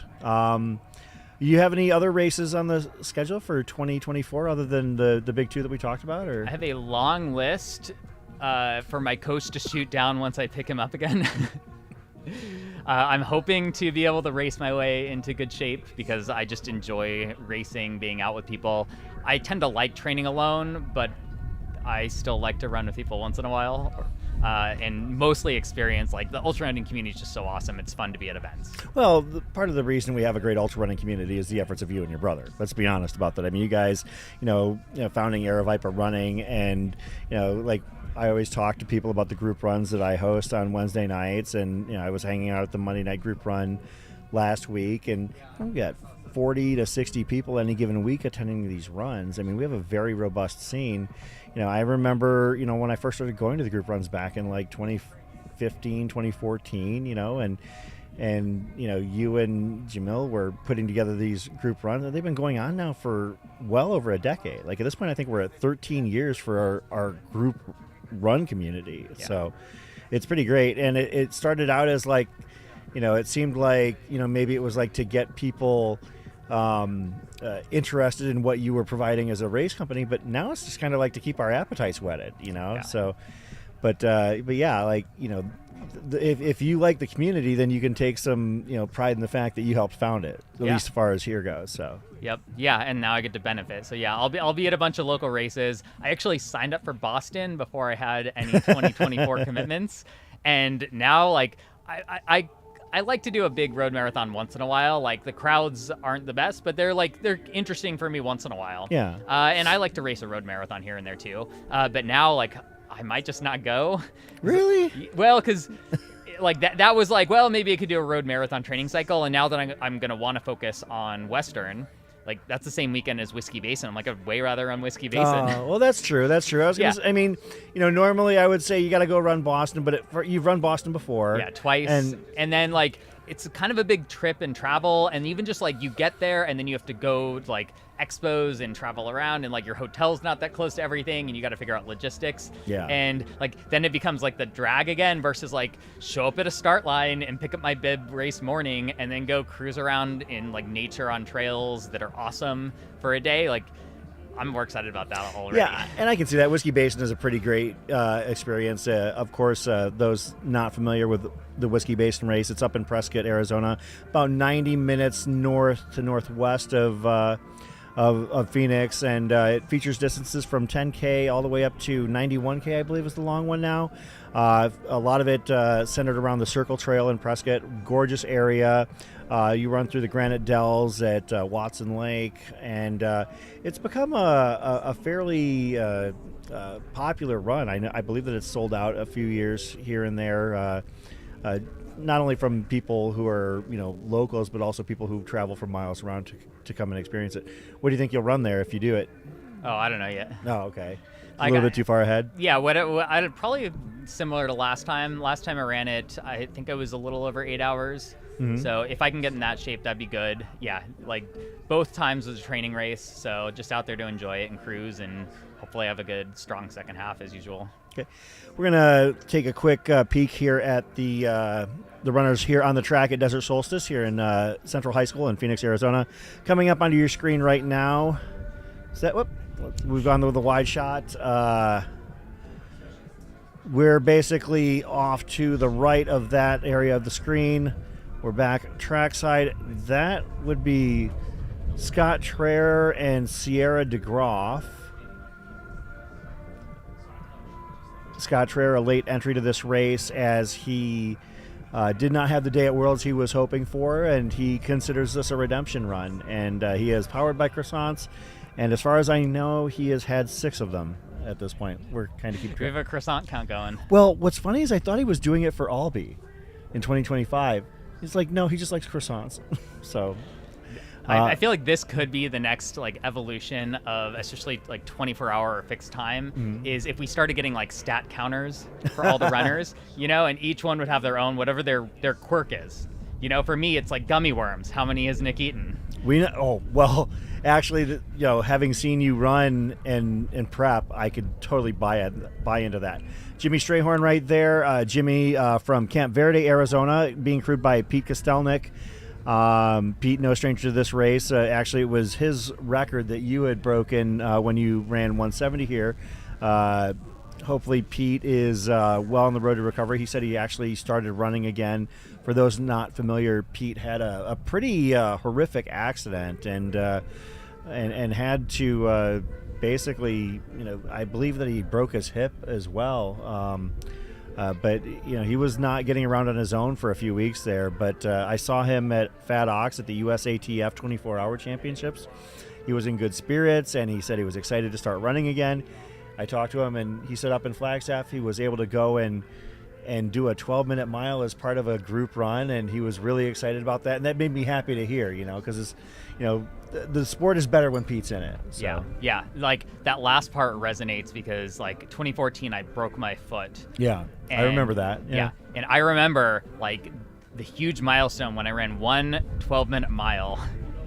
And like it was bizarre, like every inch of my skin just itched because my body had grown so unaccustomed to any movement. Mm-hmm. But that was like the start of real recovery, so good to hear. Darcy Smith just went by. There's Sierra DeGroff. There's Scott Traer again. Darcy Smith, it's good to see her out here with all of the injuries that she had been battling as well. We've got Garrett Nelson right there.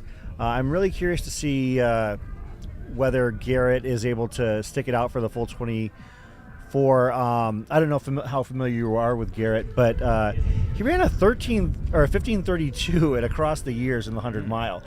That's not a fast course. So for him to do that makes me think that, if he has a good day, that he could put down like a potentially flirt with 14, because that's.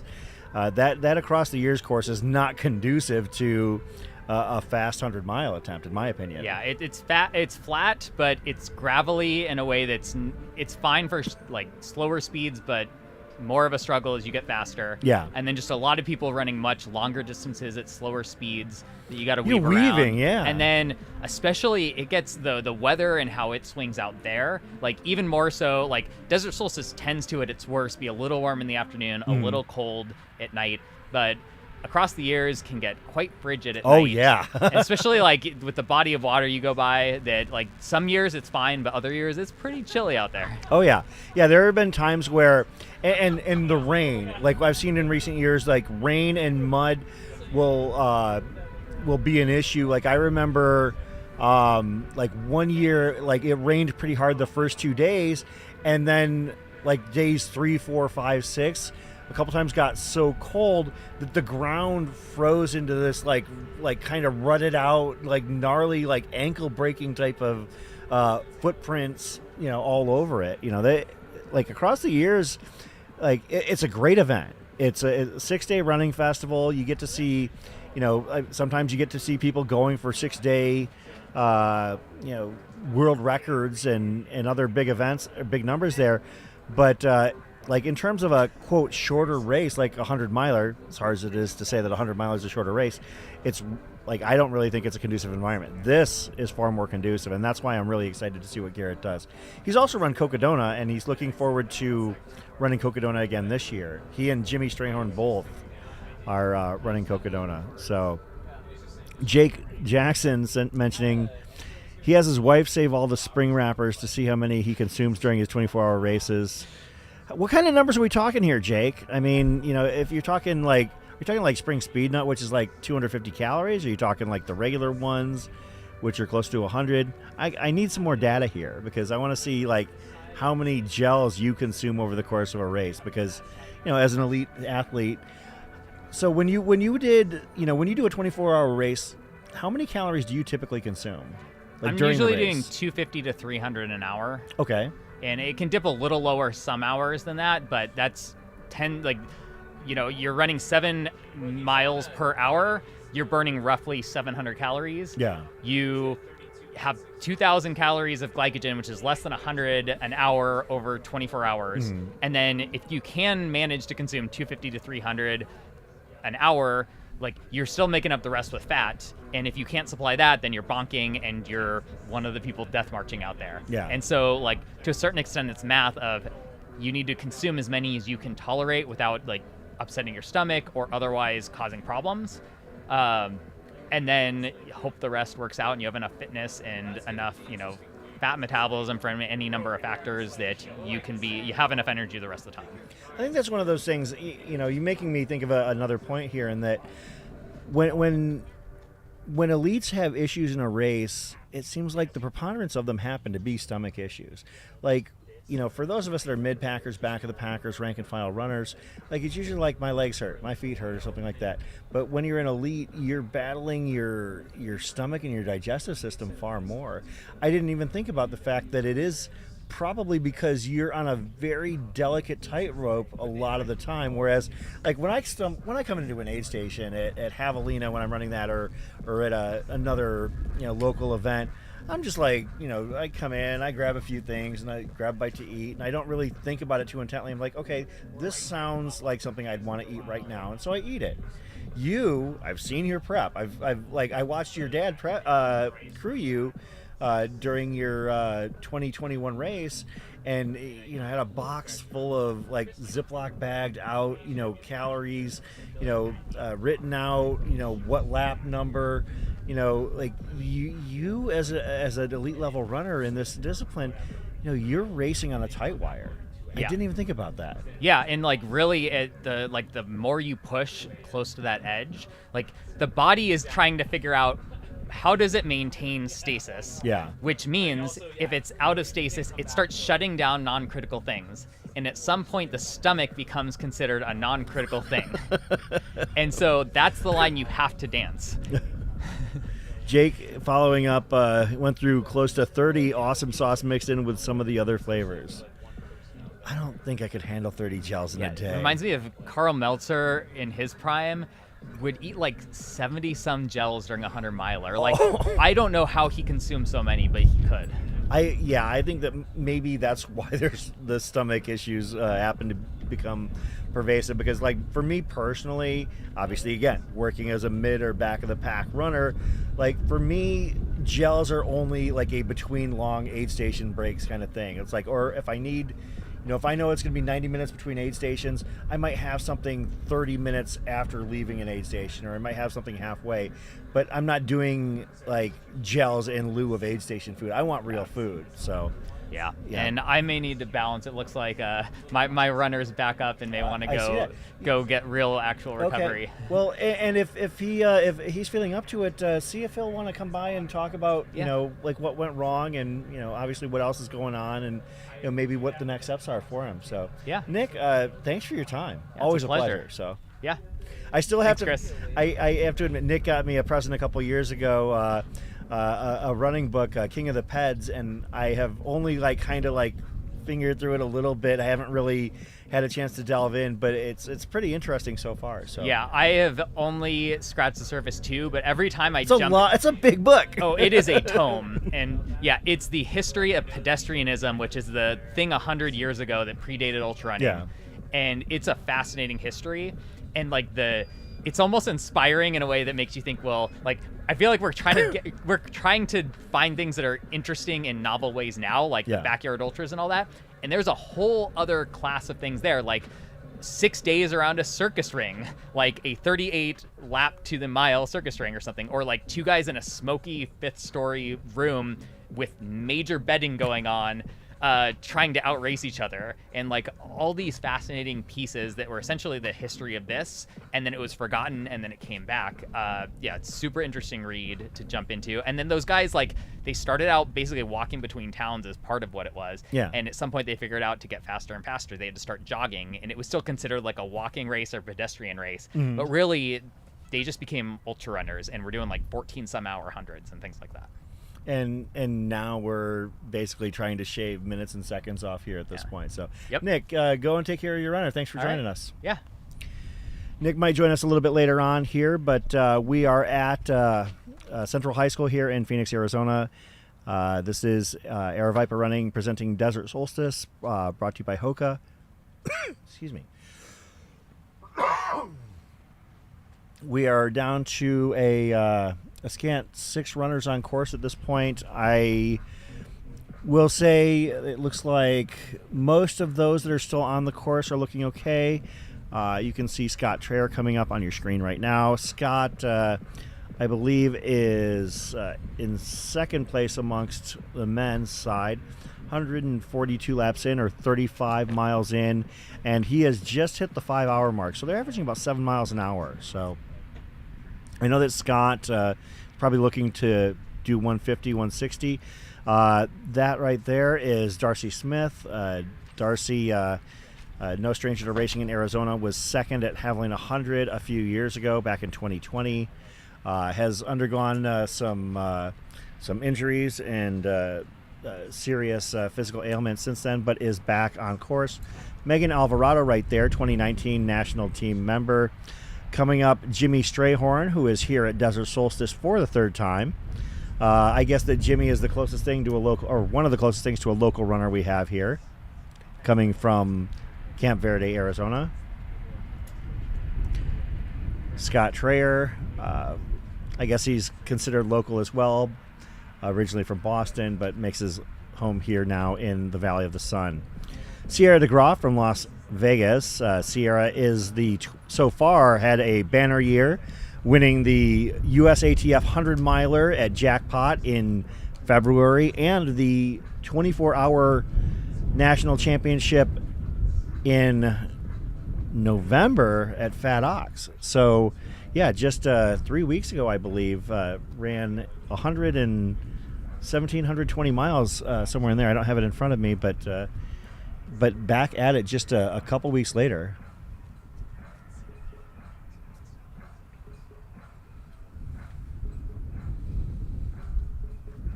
But yeah, for those just tuning in, I would say that our most significant story at this point would have to be regarding Zach Bitter. Zach was here to try and run a fast 100K rather.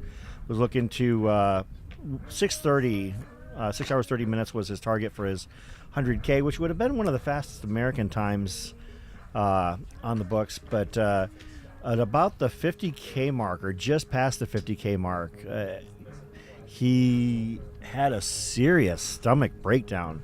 That's probably the best way to put it, where he genuinely went from running at a 6:15, 6:20 mile pace to pulling over at a garbage can and his stomach just letting it fly. So he did lie down for a while and give himself some time to recover, and he's feeling better now, but at least from the looks of things, he is walking out under his own power. I can see towards the other end of the track.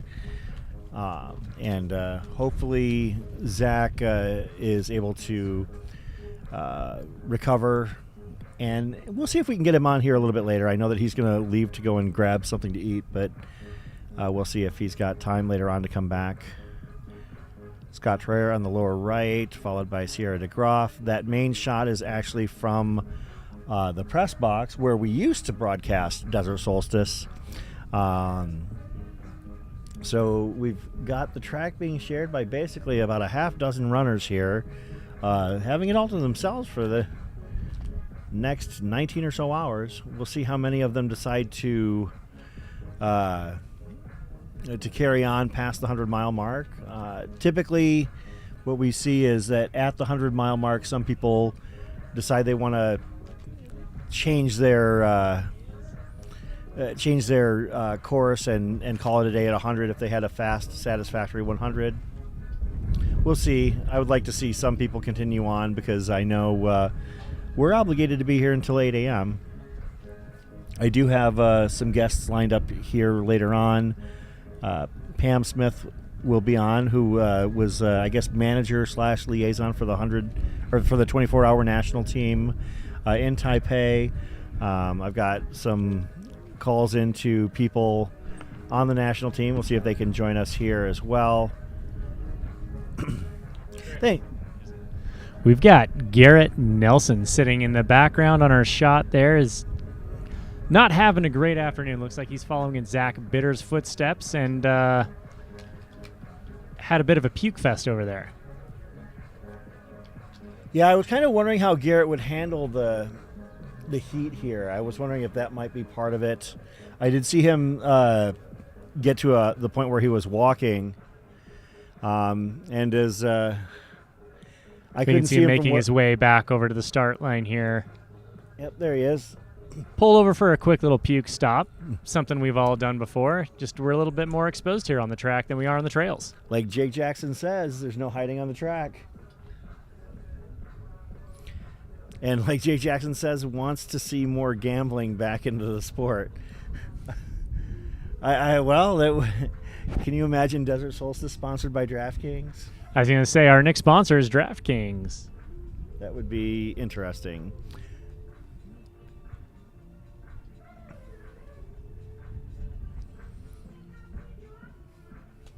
It's got a little salt on that jersey.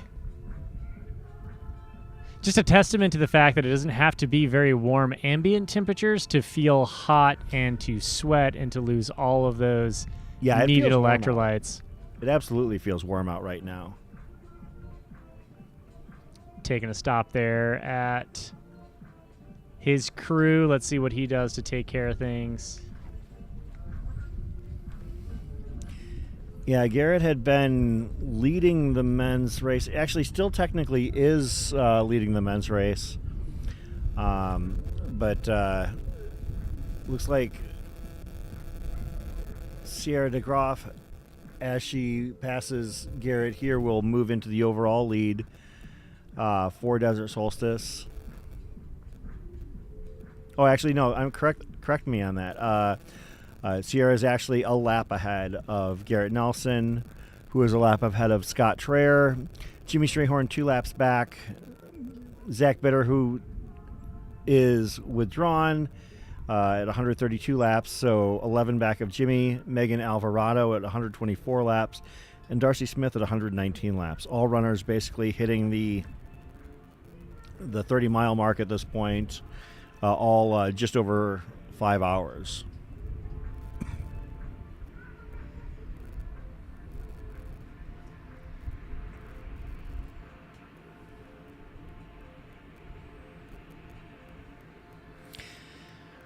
See Scott and Jimmy coming up here on the far side of the track.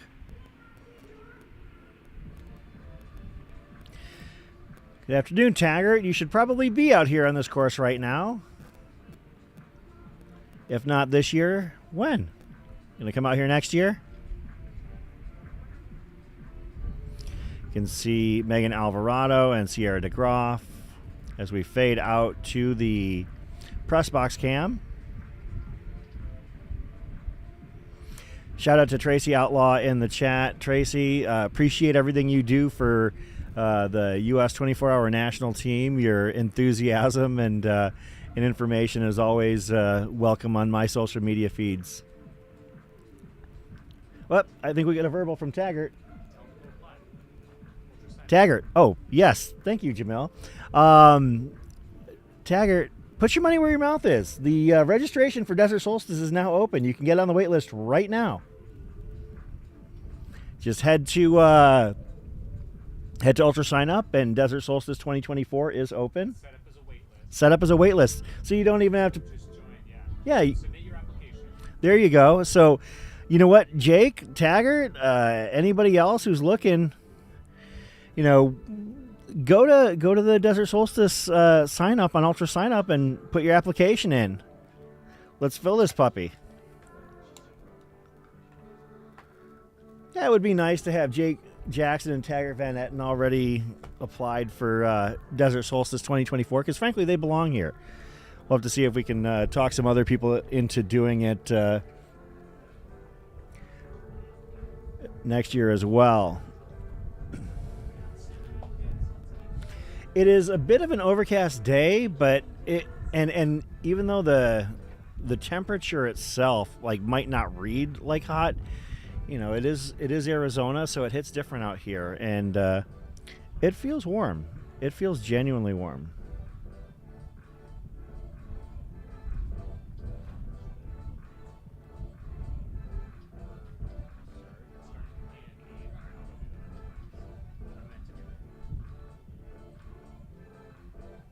Yeah, let's get. I saw Phil Young here in the chat earlier. Would love to see Phil Young out here. You run a 12:27 at Tunnel Hill, and we'd love to see what you can do on the track. Zach, did I tell you what I had a bit of an embarrassing situation with Phil Young earlier this fall? No, not at all. So he ran Tunnel Hill and, of course, ran a 12:27, which is an amazing time. It's the fastest by an American It's so all far right. this year. What are we looking at? I was just saying that's an all right time. Yeah, That's so- okay. I'm just being facetious. So I posted on Twitter saying, imagine running a 12:27 and finishing second by an hour because Elov Olsen ran an 11:26. right. So somebody told Phil what I said, and he responded back, "I can imagine." So, but you know what, Poor Phil? dude. Yeah, we would love to see Phil out here for sure. Nick Curry, I would love to see get on that wait list. The wait list is no obligation, but I want to see a nice stout list of names by the end of the broadcast that I can just go on to Desert Solstice's wait list. You know what? It's a challenging race for sure, but a lot of people are looking at this as like, oh man, like, how could you stand doing 24 hours on a track? And really, like, a lot of these athletes, their strength is being able to just, first and foremost, consider themselves a runner. Like, you've seen athletes like Jim Walmsley or Courtney DeWalter is a prime example of someone who's amazing on the track and on the road and on the trail. She can do it all. Camille Herron's dabbled quite well in trail races and has done well in, I wouldn't call them mountain courses, but definitely in like a significant trail course. So yeah, she did. She's gotten golden tickets at both Javelina and at Black Canyon. Right, and if you think that you have an advantage as a trail runner because you've got those strong legs, like one thing that we know happens in these late stages of races is it's not necessarily a fitness component, it is a resiliency component. It is your body's ability to continue moving forward despite the breakdown, despite the fatigue, despite a lot of your neurons on your motor units are just shot by the end of these races. But trail runners specifically have an advantage there in that they've got more robust, more resilient leg muscles, calf muscles, core muscles. I would like to see some of these trail runners who consider themselves, superior, if you will, come out and test yourself on a track. There's a lot less variables to worry about. You can put down some pretty fast times. Let's get 20 or so athletes out here who are just ready to throw down and show us what running is all about. Yeah, absolutely. And what's kind of funny is that in some cases we've learned that this discipline is not for everybody because, Jeff Browning came here last year and had a fine time, I believe around 16 hours for his 100-miler. But he also readily admitted that it was definitely not his thing. He was totally fine with finding out what he could do in this kind of controlled environment on a flat, fast track, but he also had no desire to ever take part in it ever again. Oh, his time was 15:31, so actually even more impressive. So 15:31 last year was the 5th place male here at Desert Solstice. But I don't foresee him coming back anytime soon to run this. We're going to hopefully talk to him later on. I believe he and AJW were setting something up later on. So, which would be great to get his perspective on it because he is so focused on the strength training and on, mountain courses where he does have that resiliency. He's got literal decades of experience and allowing his body to develop the resilience it needs to do a course like this. So to get his perspective on how it was, I know that there's always a change in terms of like mental fortitude to run a track versus the physical fortitude it takes to run a track. I think, Zach Bitter, arguably one of the most fit dudes to ever touch this track, and it's still a challenge for him mentally. Oh, yeah. It's not an easy race by any stretch of the imagination, but it's new tactics. It's something different. It's something fun. I myself I've done a 5-hour track race, indoor track race, and it's a unique experience. It's a challenge in its own right. It's a different type of race, and I would love to see some athletes come out here and really put their money where their mouth is and be like, oh yeah, I consider myself a fast runner. Okay, come out and do it where they're literally are less obstacles in your way, and you can do whatever you think you can do. Actually, you know what? Let's do that. Let's open it up. I see Taggart is feeling it today in the chat. Jake Jackson as well. Let's see hear some nominations of people we need to call out in order to join the Desert Solstice field for 2024. I'm going to call one out right now simply because I know that he would absolutely hate the idea of running Desert Solstice. Let's see Pete Mortimer out here. Let's see, talk about Jeff Browning not being a fan of the flat, fast stuff. I want to see Pete Mortimer out here on the track. Right. No, I fully agree. I would love to see, like, Taggart out here. Let's bring Jake Jackson out. Let's bring Pete Mortimer out. Let's talk about some of the women's field. I mean, I would love to see Camille Herron come back out. Absolutely. I love when Camille's out here. She always does great here. Yeah, she always puts down a phenomenal race out here. Like last year, I think she ran like a low 13, and it seemed like it was a disappointment because she actually like laid down a couple times. But I think that like when you break it down, she ran a 13:02, which is like one of the fastest women's times in history still. Right. Her bad day is still everybody's like phenomenal day. So dream lifetime performance. Right. Yeah. And I think that, to see some of these gals in the sport who have been, putting down some speedy times, Tara Dower would be really exciting to see out here just because she is so versatile. And she's JFK 4th place this year. Yeah, had a phenomenal JFK. She had a phenomenal year, period, with her Run Rabbit performance and all that. But let's see some gals out here come throw down and see what we can do. Taggart, the window to the 24-hour team is open. It opened, I believe, Fat Ox was technically the first race where that window opened. So anything that happened... You are correct. Fat Ox was the first. Yeah. So anything that happened at Worlds, I don't think anybody on the men's side... Well, you know what? I think... Let me pull up. I need to pull up the men's... Taggart, let's hear it, man. Who are you going to call out? I want to see that.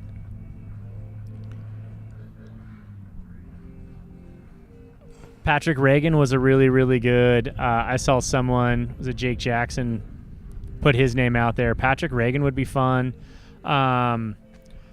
Ian Sharman is someone I want to see come out and do this. Yeah. He's still throwing down some pretty amazing times in some of the shorter, faster stuff. So, yeah, Ian, come on, man. Get out here.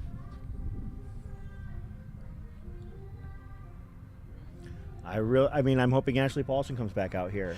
Ashley Paulson is the one that got away, as it were. I'd love to see her come out and throw down a really fun time. I mean, she does have that road running history. She's got, obviously, we've seen her capacity at Badwater. We know that she can go long. We know she can go fast. We know she can go road, flat, I should say. So I think this is just one of those extensions of her wheelhouse that she could do really, really well. Heather Jackson would be a very interesting one. Absolutely. Yeah, we've got ideas for sure. So we did have thank you, Jake. I mean, we got friends in the chat that helping us out. So Chad Laster and Chris Roberts have qualifier times from their performances at Worlds. So another really fun one would be Stringbean McConaughey. Yeah, you want to talk about a flexible cat. That guy, I mean, you're talking about somebody who, can run a low 4s mile. Like what, a 4:14 I think is his. Yeah, something stupid. Yeah.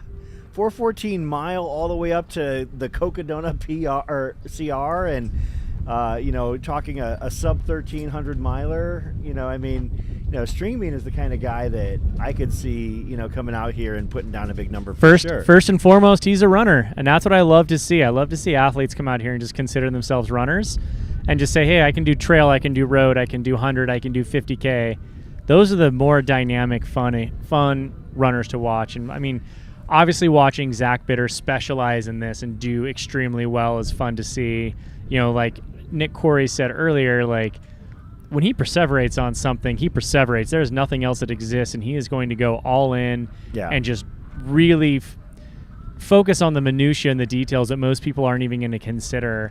and obsess about him until he does the goal that he wants to do. And so that's fun to see. But I love seeing, the Courtney DeWalters who come out and be like, yeah, I just ran UTMB and now I'm going to run Desert Solstice and, get as close to the 24 hours as I can. And those are very fun and exciting to see. Yeah, I think it's fun to basically just kind of pepper that idea and brainstorm based on what we see other people doing, like in terms of trail 100s and stuff like that, because most of those people would in all likelihood adapt very well, even if they don't like it, like Jeff. Like if for hating a race and still running a 15, 30, 100 miler, that's pretty impressive. I don't know, man. Hating a race just makes you want to get it done faster, so that's not the worst game plan. Oh, yeah, that's a good one, JC. Charlie Lawrence.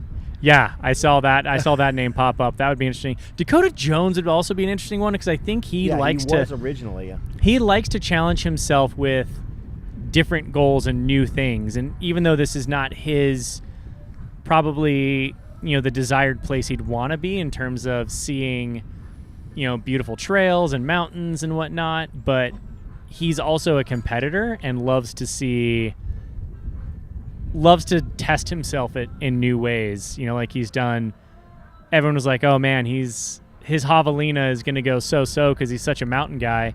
And he crushed it, set a record. Yeah, so absolutely. Like the dude has versatility as well.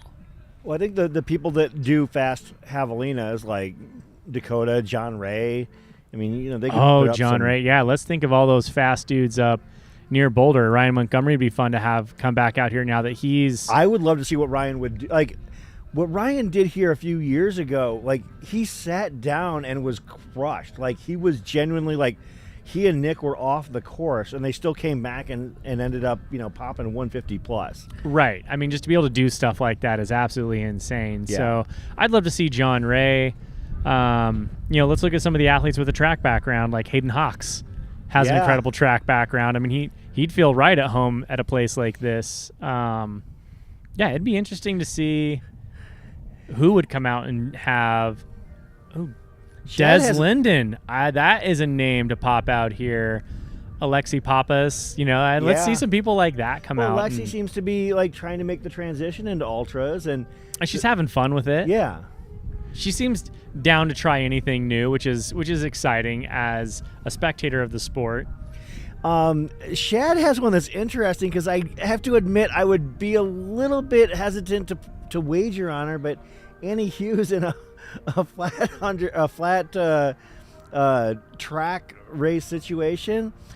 I mean, she might be able to do it well. I can't imagine her enjoying it too much. But right, agree. Annie Hughes would be fun. I mean, this is really just a fun place to come test yourself and do something new and different than you're used to, or really excel at something that you do excel at already. And I think just the more elite talent we have out here, the faster we're going to see races get thrown down, the more miles we're going to see in the timed events. It just makes it that much more dynamic and exciting, in my opinion. But how about like somebody like Molly Seidel? Like, for somebody who is obviously very fast at a flat, shorter distance, right. Level up a couple of levels. But let's see what she can do in the 50K. Let's see what 50 mile or 100K would do here. I want to see these people do it while they're still in their prime, though. That's the thing. Yeah.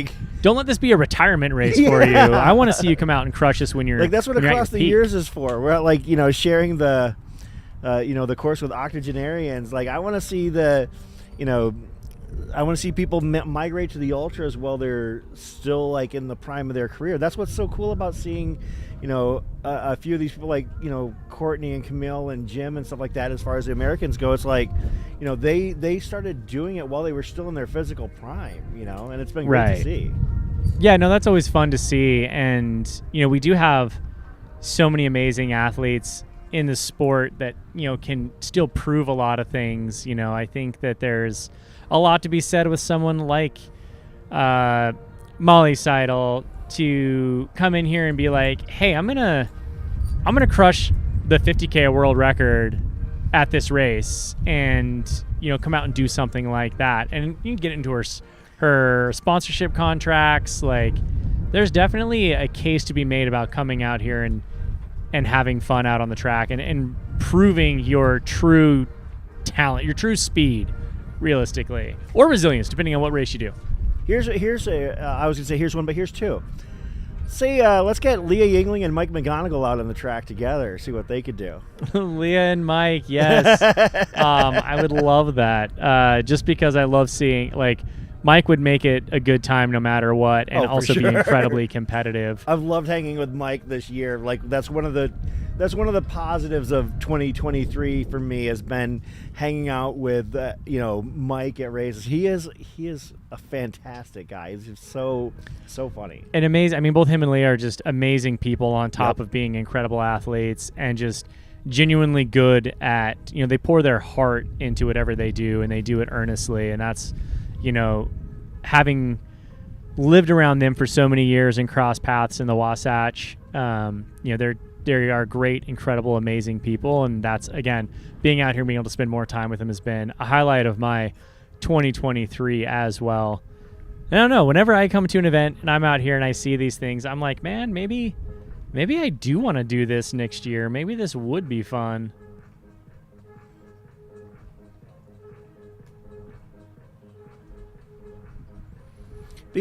Well, actually, there's another one. I should have thought about that being an ASU guy myself, but CJ Albertson seeing.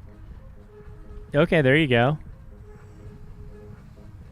But yeah, I mean, really, it comes down to. Oh, who's that BYU kid? I'm gonna have to look him up. He track kid for BYU who's come out and done really well in a few of the longer distance, really fast courses. I'm gonna have to look him up and see who that is. But yeah, I mean, some of those guys, bring them in here. It's like trying to pull people 2 degrees, because you've got like watching people go from like marathoning or sub-marathons to ultras is like one thing we want to see them do, but then a lot of times they often gravitate towards the trail scene. But because the road and track scene is not as robust at this point, like we're trying to pull them 2 degrees away from their comfort zone, so to speak. So right, it's a big ask, but I think that it's fair, because I just want to see these races blow up. So thank you, Tracy. Thank you very much for posting links to the US 24-hour running team platforms. I'll definitely check those out. Connor. Feed the Cat. Connor, I believe Connor is the name of that BYU okay. kid. I'm going to have to look that up real quick.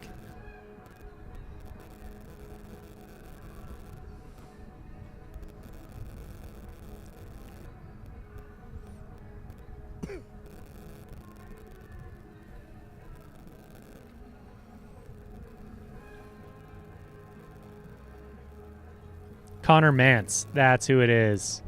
Connor what? Connor Mantz. M-A-N-T-Z.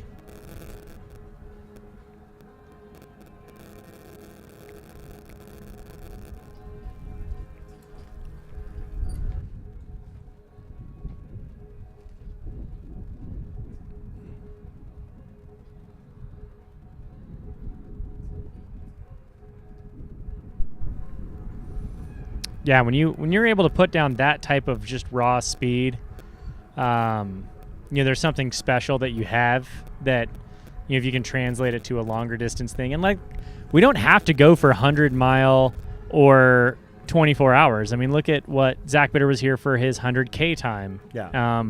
Go for the 50K, go for the 50-mile. There's lots of options. And I mentioned before, Christina Pham came out here basically just to scoop everything she could under the 50K mark. And when she was at 50K, she was done. But she, by the time she was done, had captured multiple U.S. age group records.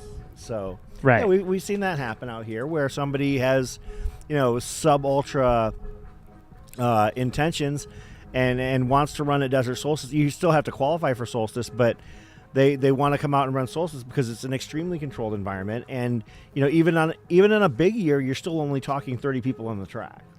Right. You're never going to get a incredibly busy track that is, hard to maneuver through. Like you said, 30 people on a track that's dispersed out is not that bad. And everyone tends to stick to some pretty responsible, pull over to lane 2 to let someone pass if they're, moving faster than you are. Yeah, no one wants to add the extra feet to their mileage, but at the same time, everyone's pretty responsible with not making you be the person if you're moving quicker. So, well, and I think that that's also part of the environment that you get here with it only being elites. I mean, not that we're trying to be exclusionary, but it makes common sense when you got people trying to chase national and world records and numbers of that caliber.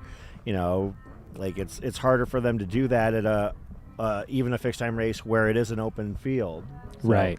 Like, that's why like the rest of us like to spend our time at across the years, but that's because we can kind of meander and not too many people are putting down, high end times at some of those races. So right. Jamil, who would you want to see come back here or come here for the first time at Desert Solstice? I mean, we've had just so many great performances over the years. I mean, Michael Arnstein was fun to watch out here back in the day, chasing the sub 13. So I don't know. We've had some fun names brought up. We've had Des Linden brought up. We've had Get Taggart out here. The normal crew. Charlie Lawrence was a name brought up. Well, you know that this race was originally created because Jamil wanted a 24-hour qualifier, right? I did not know that. Yeah, that was why the race was originally... What? And he never ran it. So, yeah, Jamil...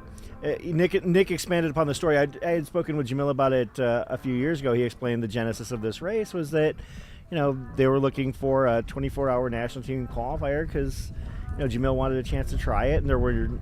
none in the area or no more left in the season. So Desert Solstice was born, and now it's become a high level 100-miler, 24-hour race that, that brings in some of the very best. Right. As with all things Jamil touches, it tends to take off and do well.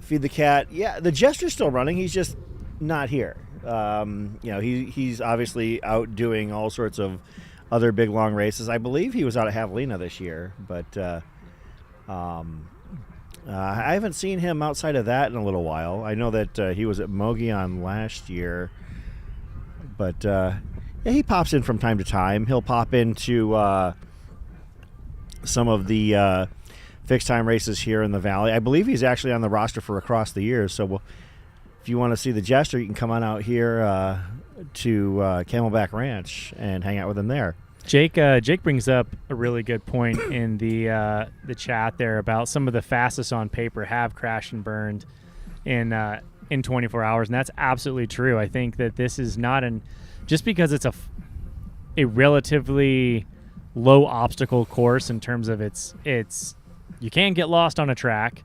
There are no obstacles to go up and over. There's no climbing. There's very little weather changes in terms of you predict what you're going to get. Nutrition is always within a quarter mile away. Like there are so fewer variables. Doesn't make it an easy race. And I actually think it lulls people into a false sense of security of, oh man, this is just laps on a track. I mean, if I can rip 800s in under 2 minutes, then man, this is going to be super easy. Yeah, it's not a wash, rinse, repeat kind of situation. Exactly. It goes what we talked earlier about that, like heart rate decoupling and kind of what happens there. Just a low level fatigue that sets in, and your body just goes through this process of breaking down. It's a slow breakdown. It's not as fast as if you were to run your fastest effort on a marathon, but it is a breakdown nonetheless, and you have to learn how to mitigate that. Yeah. This shot is the pit row here at Desert Solstice. Looks like Darcy Smith is coming up here. Darcy has, as we mentioned, worked to come back from significant injury in order to be here. One of the more inspiring stories that I've heard in quite a while when it comes to ultra running scene. So Darcy currently sitting in 7th place at 31.6 miles. We'll move up to 6th after passing Zach Bitter's number, as Zach has withdrawn and gone static. See Scott Trayer there. Scott Trayer, the front runner for the men's side. Garrett Nelson actually right behind him. Literally about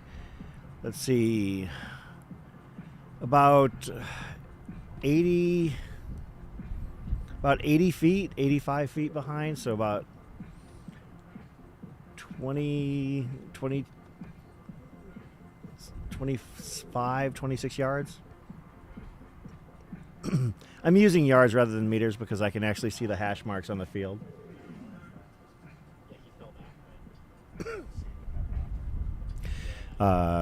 Currently, your race leader is Sierra DeGroff with 39.5 miles. Scott Trayer and Garrett Nelson 1 lap back. Jimmy Strayhorn 2 laps back of them, 38.8 miles. Megan Alvarado at 134. And Darcy Smith at 127.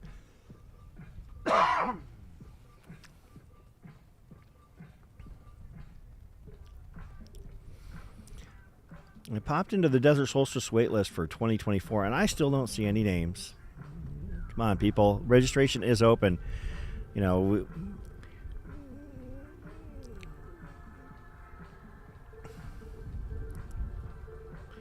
and it's waitlist, so it's not like you're actually having to pony up right now. You're just being put under consideration. I know Sierra's leading overall. I didn't realize that. Yeah. By 1 lap. Yeah. Yeah, it looks like we've had a little bit of a shakeup. So to kind of bring up what is going on here in terms of where everyone's at, because I know you're running circles, you lap each other, you fall behind. It's kind of hard to know who's where. So giving you an overview, we've got Sierra DeGroff is a lap ahead of Scott Trayer and Garrett Nelson, who are running together on the same lap. Garrett Nelson went out with a lead and has since dropped back just a little bit. Scott just took the overall lead. And I think Scott just took the overall lead.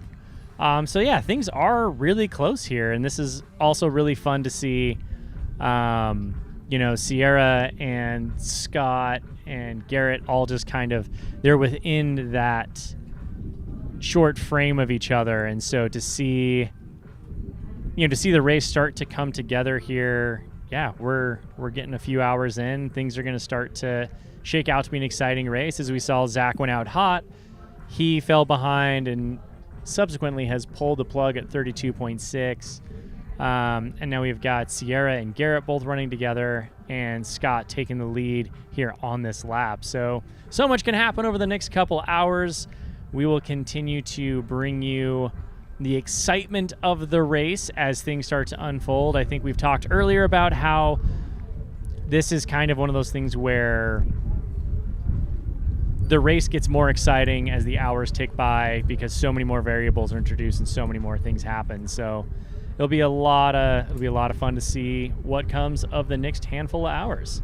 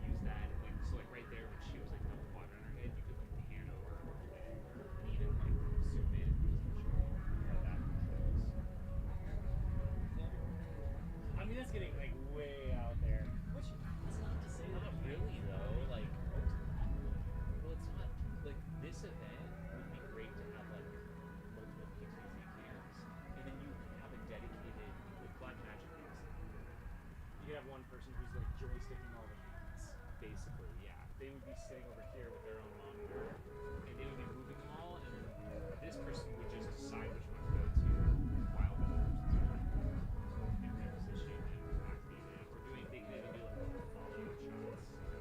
If there was one in the middle, they could just follow the runner. That's what they were doing last year. Yeah, we hired it out. We had two summer the same day, so I actually got to leave. Yeah, that's like the stuff we did for like 200 was really amazing. Well, like if you look what we did, even just 4 years ago, it was so great. This would be like insane. Well, I mean, I always go back to this thing right here.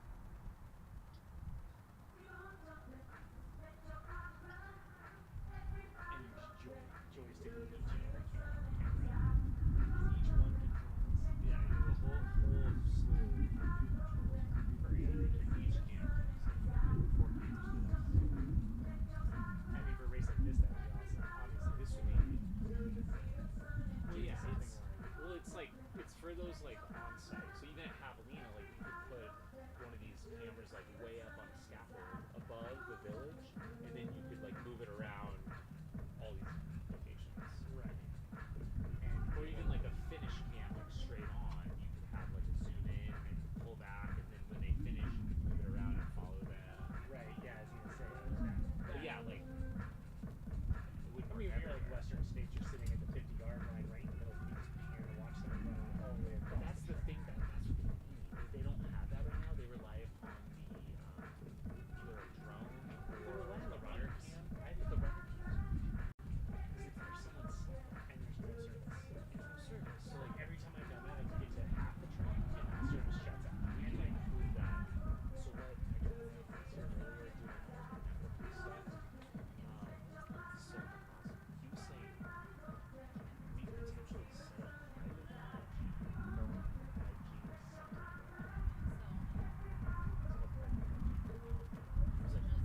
5G. We need to put 5G to like forest. Because you basically put up your own tower, temporary tower, and then you have like a 2-kilometer range.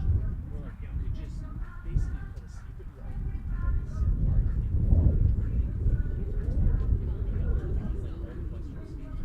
in private 5G antennas. So you could put those up all over the place, and then those are connected to like one of these, which go has like Starlink and whatever else. Like, or you can hardwire it to your house or wherever you need. Because that's like that's the most frustrating thing about being on Forest Hill is you're using the Wi-Fi that everybody else is using to watch.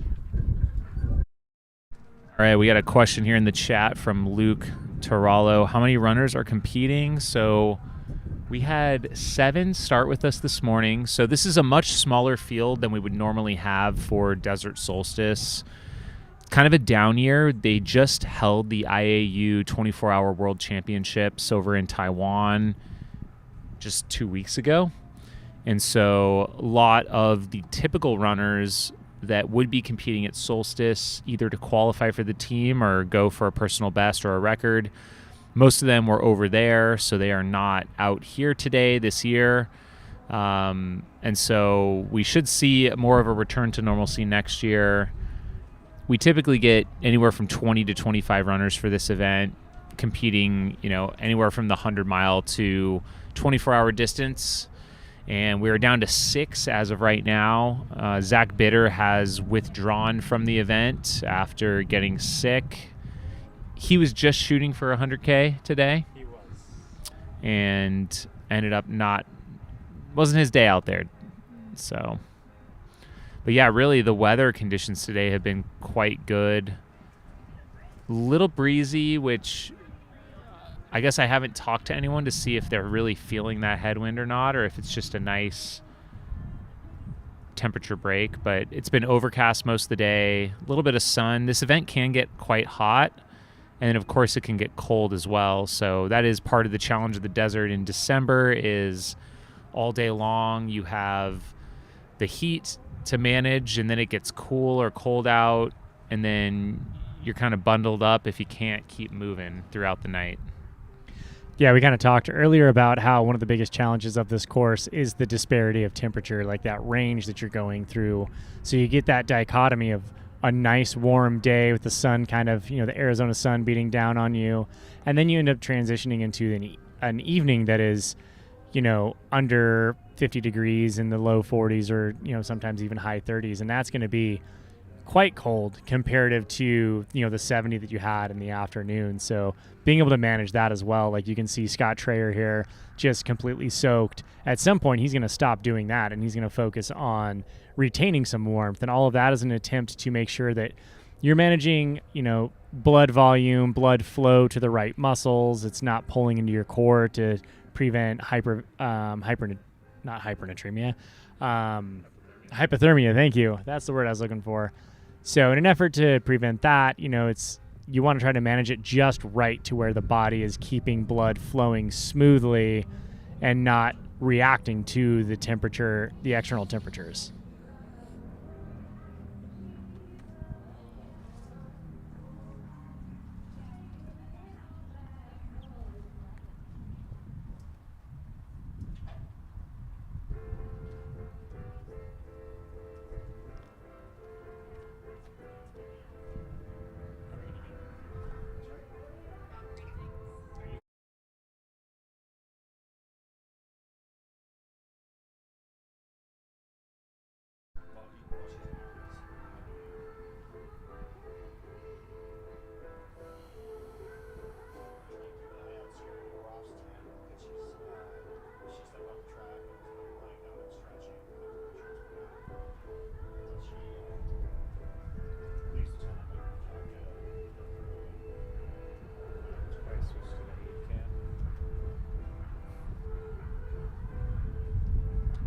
See Sierra DeGroff there take off out of the aid station. Word is she stopped into her little pit stop there to do some stretching, lay down a little bit. I mean, that's one of the downfalls of having a quote-unquote easier course in terms of there isn't as much muscle change going on. So the muscles you are using, you are really beating them down, and the attrition happens at a much faster rate than you would if you were out on a trail where you can use your hamstrings, your quads, your hips, your glutes, your calves, all a little bit more or less, and you're kind of sharing the load across all your muscles rather than just depending on a lot of those same muscles over and over and over again.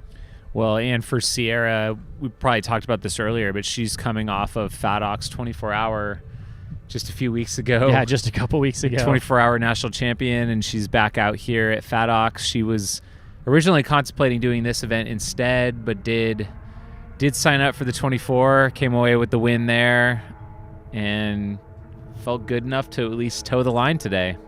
Yeah, which we appreciate her showing up and giving us an effort, putting on a show. I mean, she is our women's leader currently, and at one point was our overall leader just a few short minutes ago. So, yeah, I think that whatever she did there wasn't enough to take it completely out of her because she's still moving really, really well.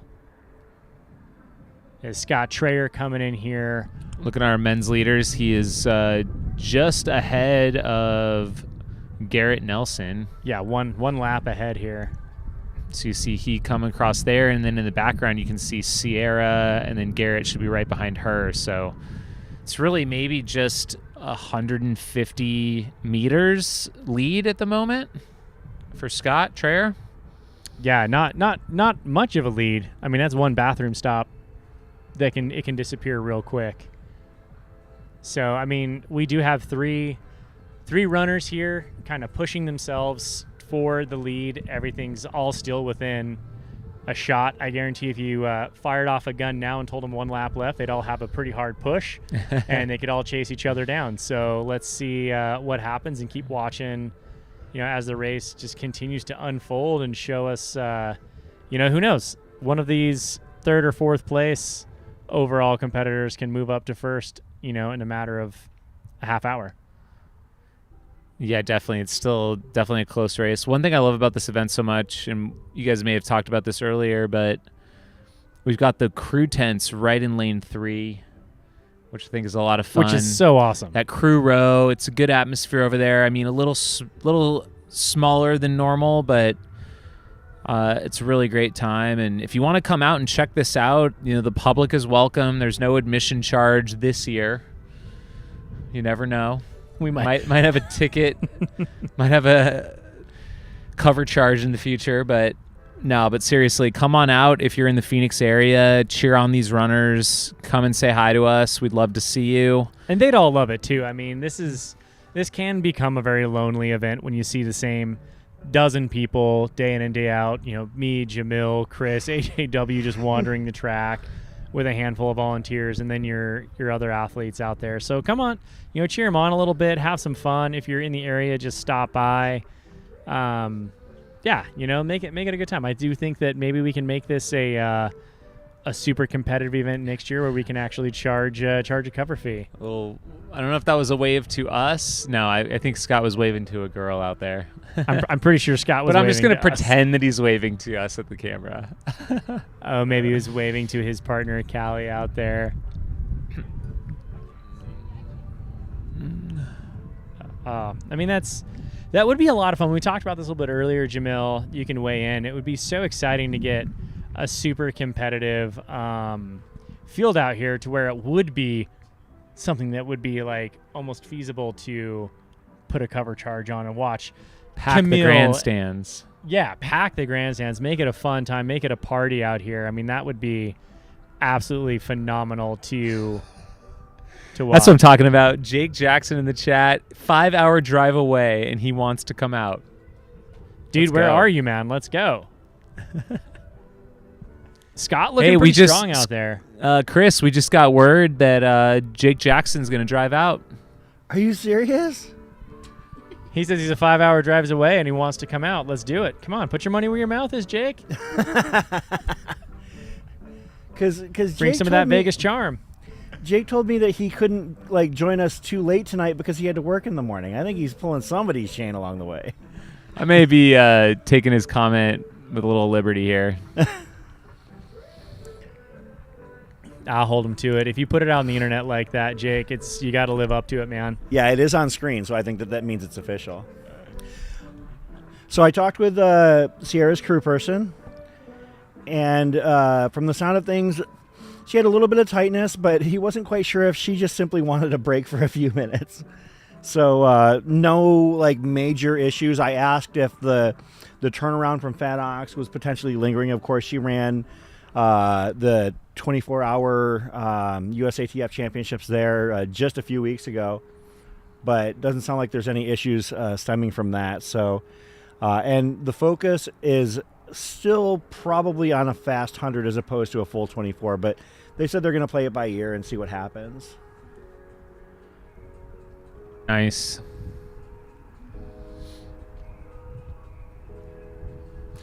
I just want to shout out Hoka and thank them for the support of this event in general. I don't know if we've thanked them on the air yet, but coming out strong. They've got huge presence out here. It's just motivating to see the level of support that they're giving to an event like this and to these athletes out here, making it feel like a big deal that it is, coming on out here and giving it your all for 100 miles, 24 hours. Hoka's really stepped up in supporting the sport and its growth in its various ways that they've supported other races. I mean, really, yeah, you can sponsor all the athletes you want, but unless you're supporting the races themselves, that's where you really show up and put your money where your mouth is as a brand to support the sport itself. And it's allowed opportunities like this to take place. And yeah, we're grateful to them and all the other amazing sponsors that we have here at Aravaipa and that are sponsoring the broadcast as well. Grab some chips.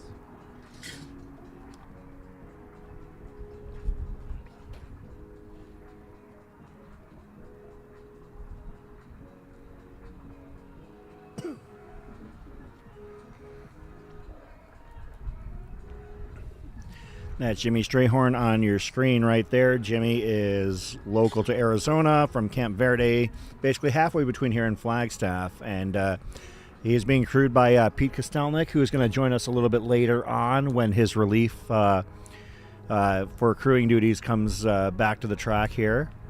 That was Garrett Nelson and Sierra DeGroff. Garrett Nelson, a little bit of an unknown to us here to some degree. We saw him at across the years last year run a 15:32 miler, which is extremely impressive given the fact that even though it's a flat course, it is not a fast course. But Garrett moving pretty well at this point after having a bit of a reversal of fortune. It looked like his stomach was betraying him at one point, but now it looks to be moving fine alongside Sierra DeGroff. Now Megan Alvarado is on your screen. Megan, no stranger to the 24-hour and fixed time scene, having been on the U.S. 24-hour national team back in 2019.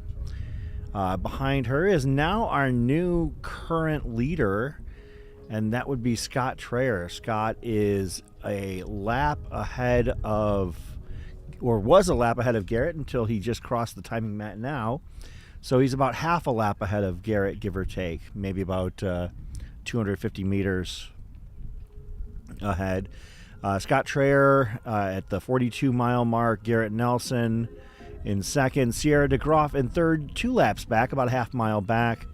Jimmy Strayhorn 1 lap back of them, 166 laps. Megan Alvarado at 143 laps, or 35 and a half miles. And Darcy Smith at 33.1 miles, or 133 laps.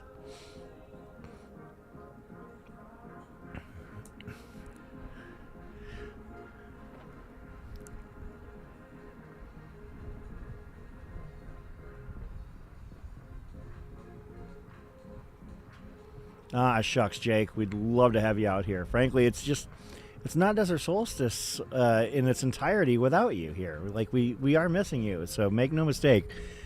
But you know what? I still haven't seen you register for 2024 yet. You're not on the wait list, so get on it.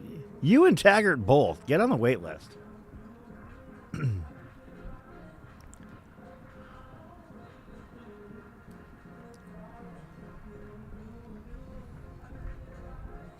So as you're watching here at Desert Solstice in Phoenix, Arizona, did everybody get their long run in today?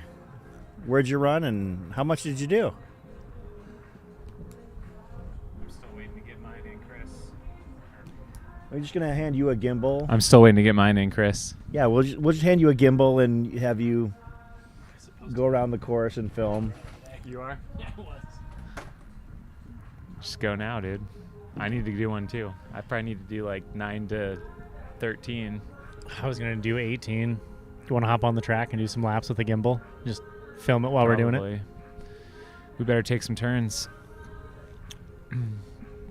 Yeah, you should go run now. It's a beautiful shot of the Central High School track in the center. I'm the kind of runner just that center, right of center is Camelback Mountain. Off to the left are the Phoenix Mountain Preserve.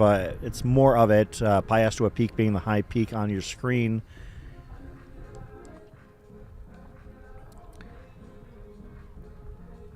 It's a gorgeous area to run. The trails are like butter over there, like rugged, chunky butter.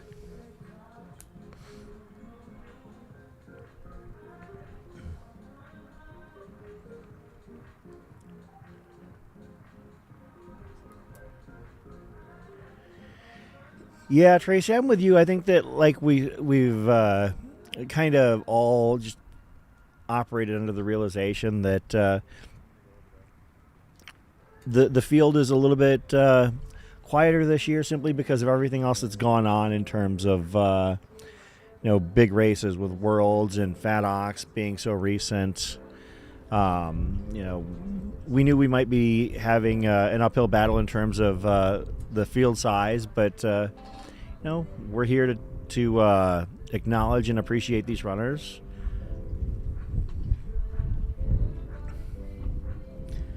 Cosmic Sea getting back into it in 2024. Always love seeing you out in the mountains, Matt.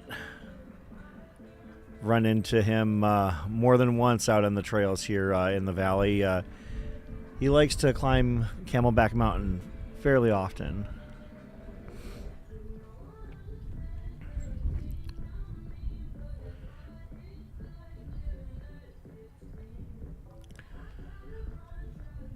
The sun is out here in Phoenix. Hopefully the runners are putting on their Tannery sunscreen. Shout out to Tannery for being the one of our sponsors as well for the live streams. Yeah, once we get Pete some relief, we're gonna have him come on over and join us on the live stream.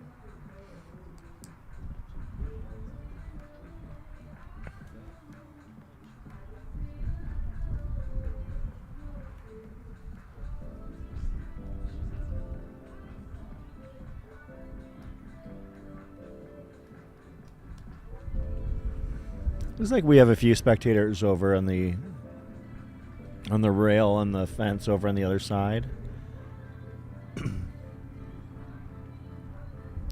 We don't get a ton of spectators here. We'll get a few from time to time that'll be hanging out in the bleachers. Although it is one of the more spectator-friendly courses because if you position yourself just right, you can see everybody without even tilting your neck. How many croissants is that? 7? Scott Traer with another croissant. Once again, that is not to represent Albi, France, in the 2025 24-hour World Champions. He just likes eating croissants while he runs. That's what I was told by Callie Vinson, his crew person.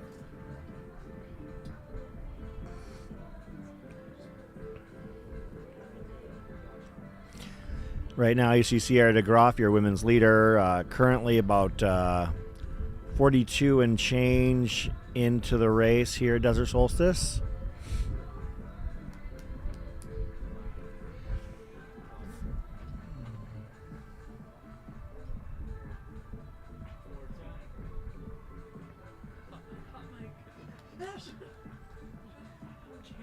Katie's gonna kill me. Honey, I was just kidding. Somebody walked by and said that. It wasn't me.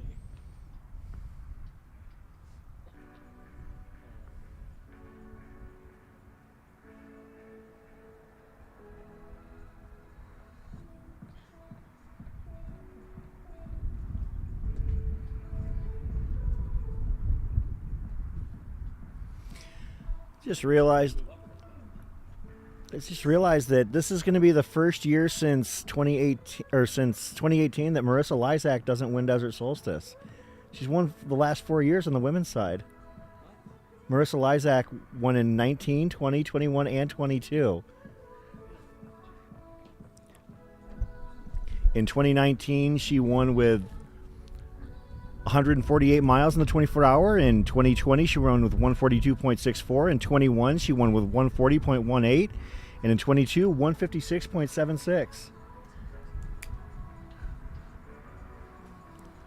That's a pretty solid feat right there. Not a lot of people can pull that off. To do it that many times consistently on the same course is a pretty impressive feat. Yeah, 4 years in a row where she won this race. I didn't even realize that.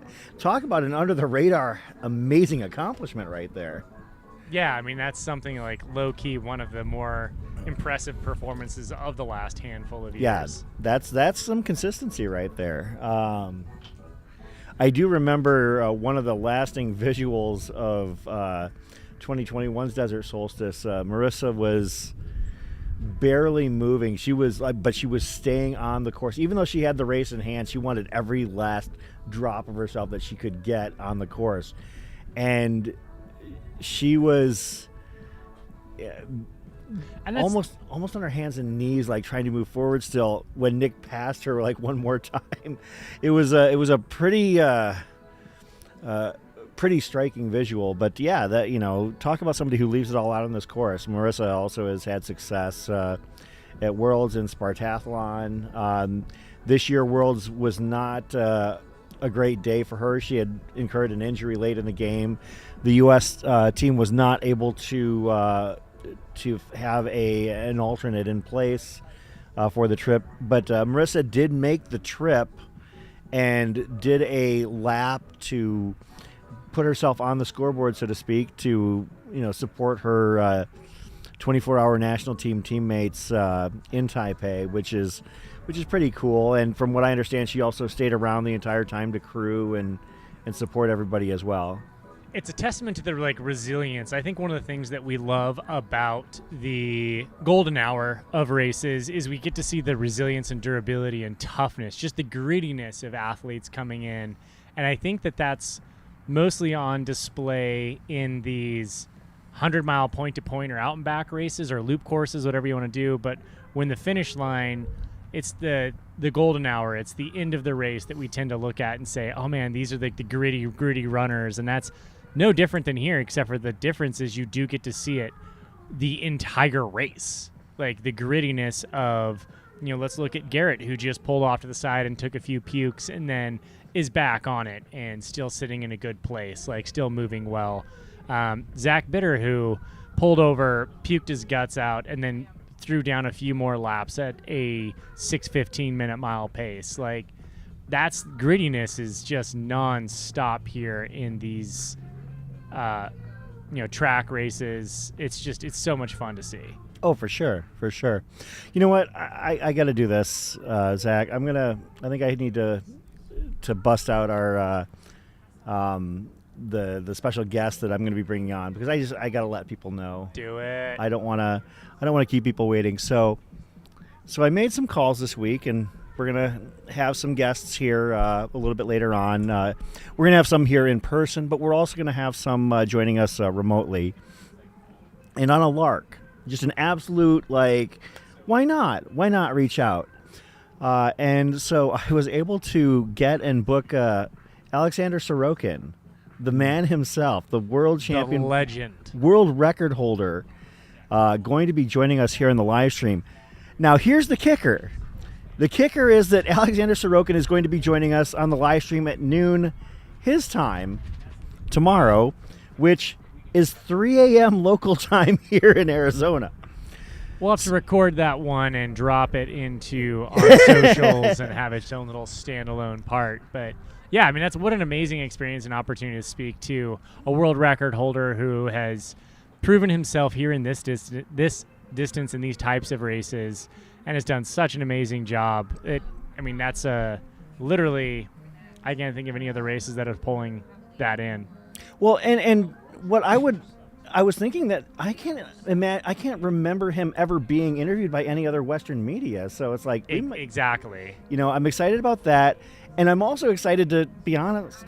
I'm going to talk to him about coming out here next year. That would be the white whale, so to speak, in terms of the recruiting starts now. So Transfer portal is open. Yeah.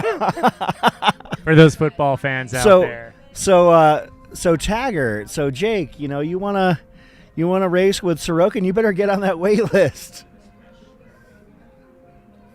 Maybe not wait till Sorokin pulls the trigger. Maybe you make him afraid and you sign up now, Taggart, and you let him know you want to throw down with him. But let's be honest, Zach. If Sorokin shows up on that entrant list, that wait list is going to explode. It's going to blow up for sure. I mean, you want to race against the best of the best, or just be a part of history and be here on the track when the best of the best are doing their thing. That's the time to do it.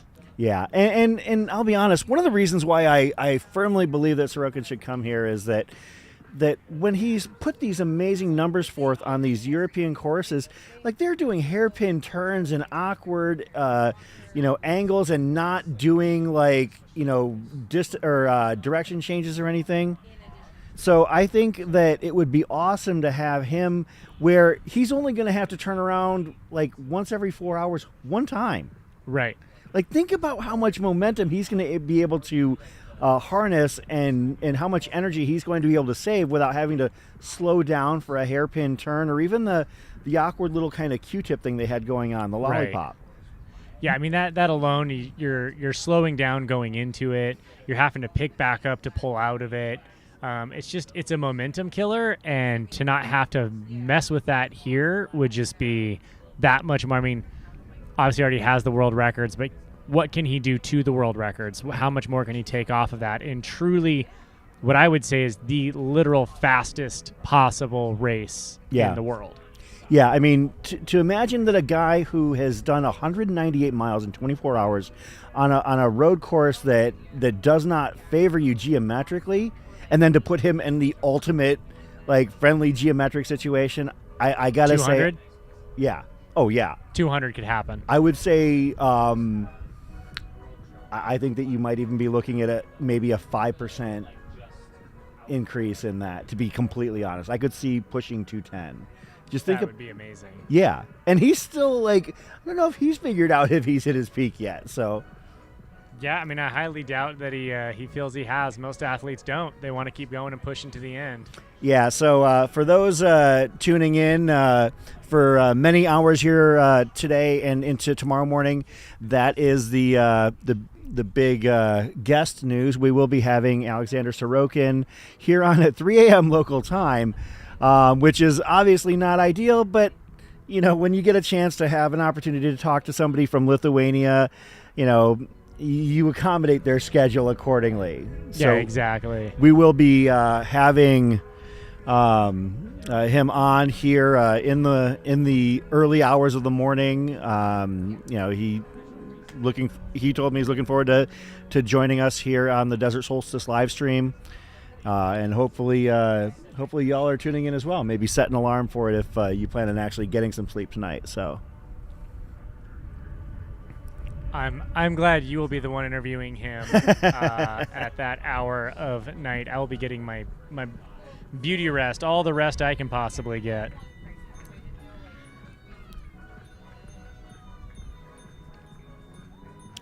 you can see Jimmy Strayhorn coming through the pit row, followed by Garrett Nelson into pit row.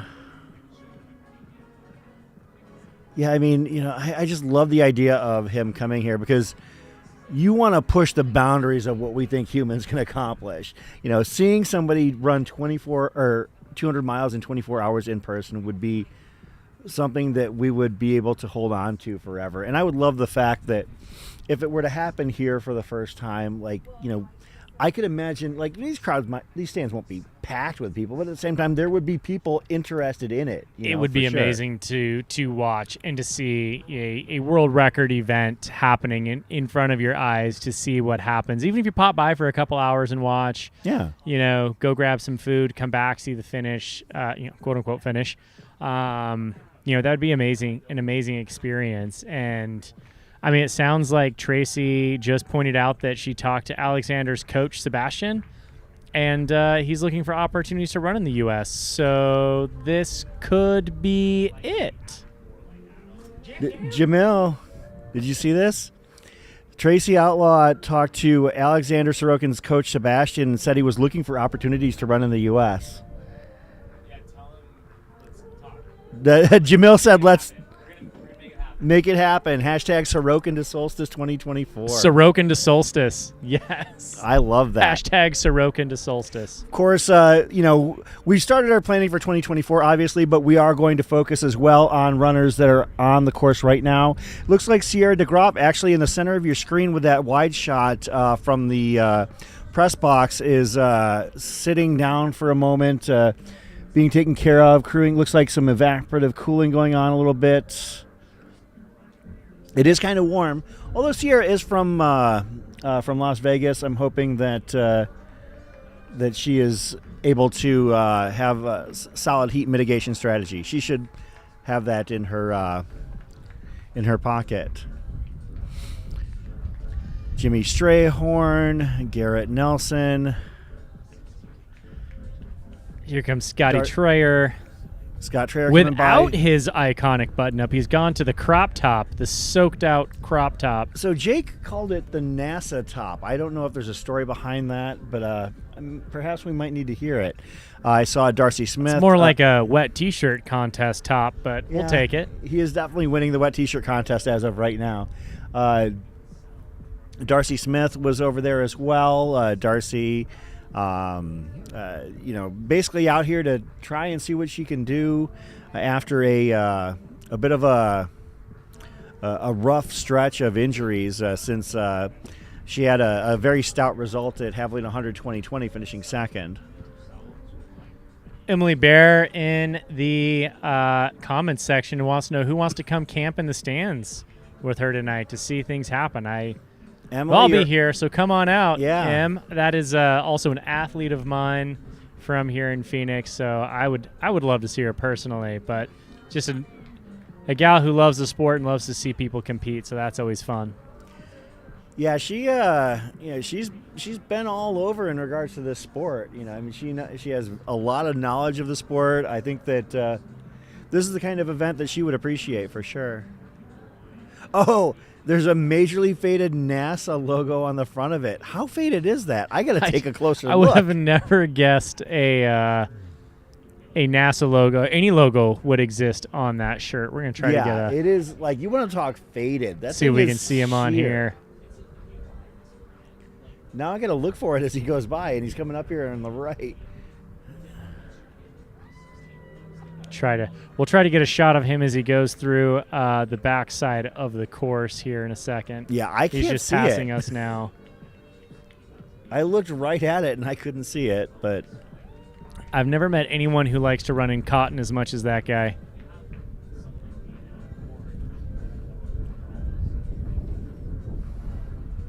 yeah, Tracy, you can put me down for $20 on that one. Sorokin to Solstice, a GoFundMe. I got 20 on it. I'm dead serious. I love it. I love it. I mean, the thing is that the major, hurdle would be the cost of getting him here. I mean, I don't know if he's got an appearance fee or something like that, or would assess one or waive one or whatever. But I mean, once he's here, we'll put him up in a nice place to stay, and I'm sure we could probably feed him and give him. Because one of the things about that is that we talked about. At least I've talked with other people. I talked with Nick Curry in particular about it, and the idea of going across the world to run in Taipei was a bit of a hurdle in terms of just getting your body right. Right. Whereas, like, if you're going to bring somebody in like that, first of all, you want them with enough time to, acclimate and get comfortable and familiar, with what he's eating.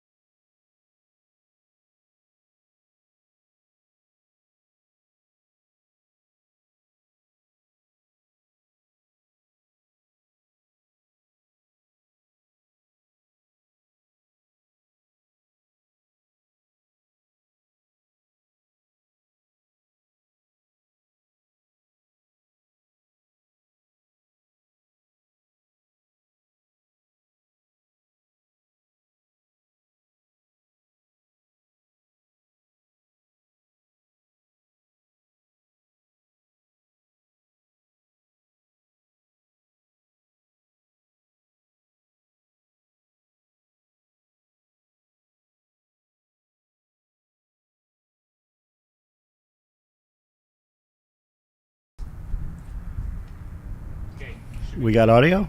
Sweet. Seems like we've got audio. Where's that coming from? I don't know, but it's coming from something over there. Some sort of monitor that is maybe normally plugged in.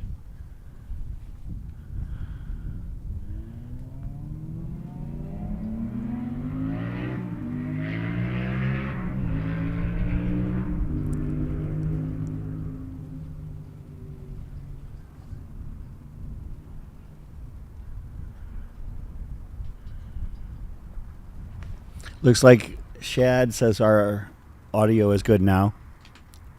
All right. So y'all can hear me. And our video is good.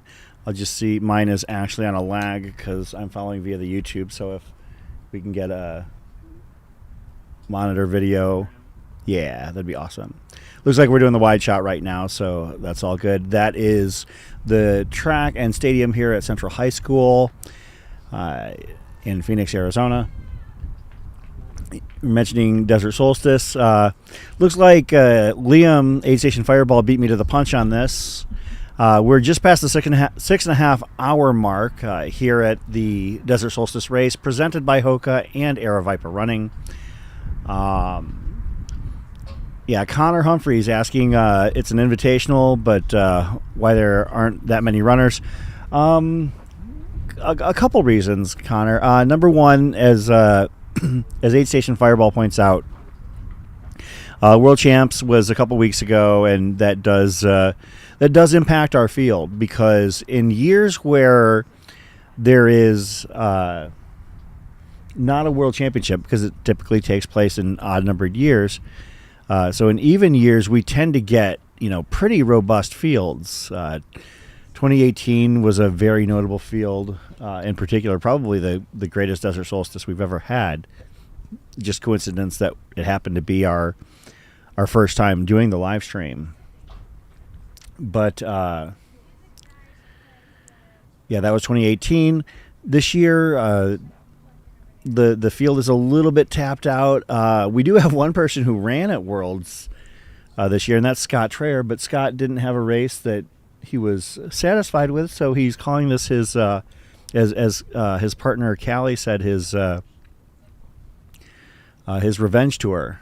So Scott is out here, and I believe last I checked, I'll take a quick look at the leaderboard. You can check to see the exact same results that I am at that link at the top of the page. And Scott Traer has a one-lap lead on Garrett Nelson. Sierra DeGroff in third overall, first female.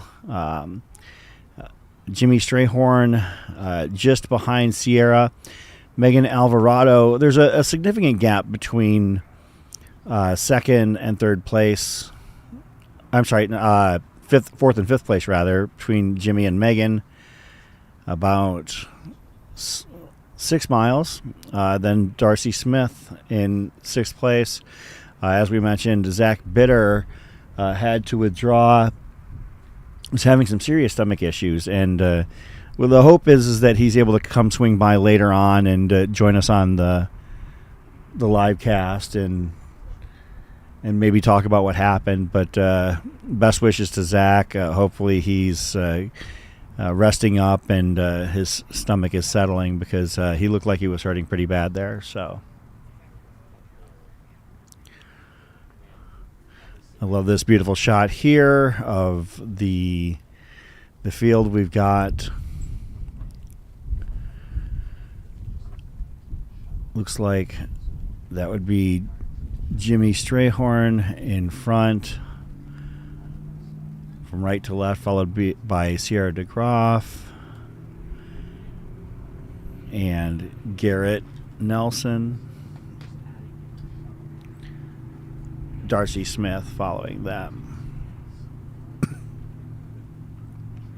Yeah, I wish we did have more people on the course right now, because the more people are running this race, the more fun it is. To be completely honest, it's usually it gets sparse after people hit the 100-mile mark. But this year, it started out pretty sparse. Normally, the field is anywhere from 20 to 30, maybe 20 to 30 starters this year. We were expecting 11 as of yesterday, but then a couple of late withdrawals left us with a field of just 7. And of those 7, one has withdrawn today after the race started.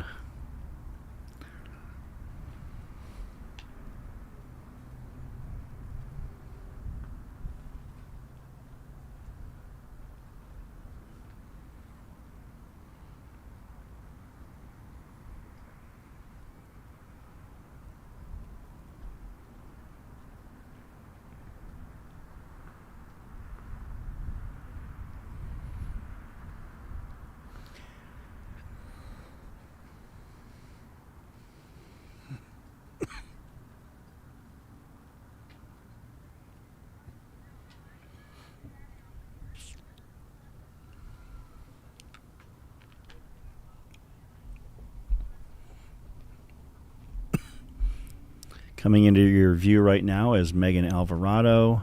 We go to the live wide shot there.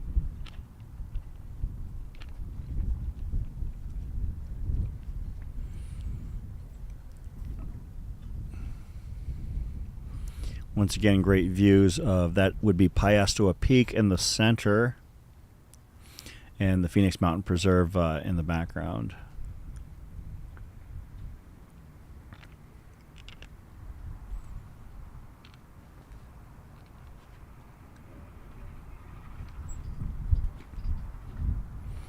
It's a beautiful day. The current temperature, let me see if I can pull that up on my phone. I mean,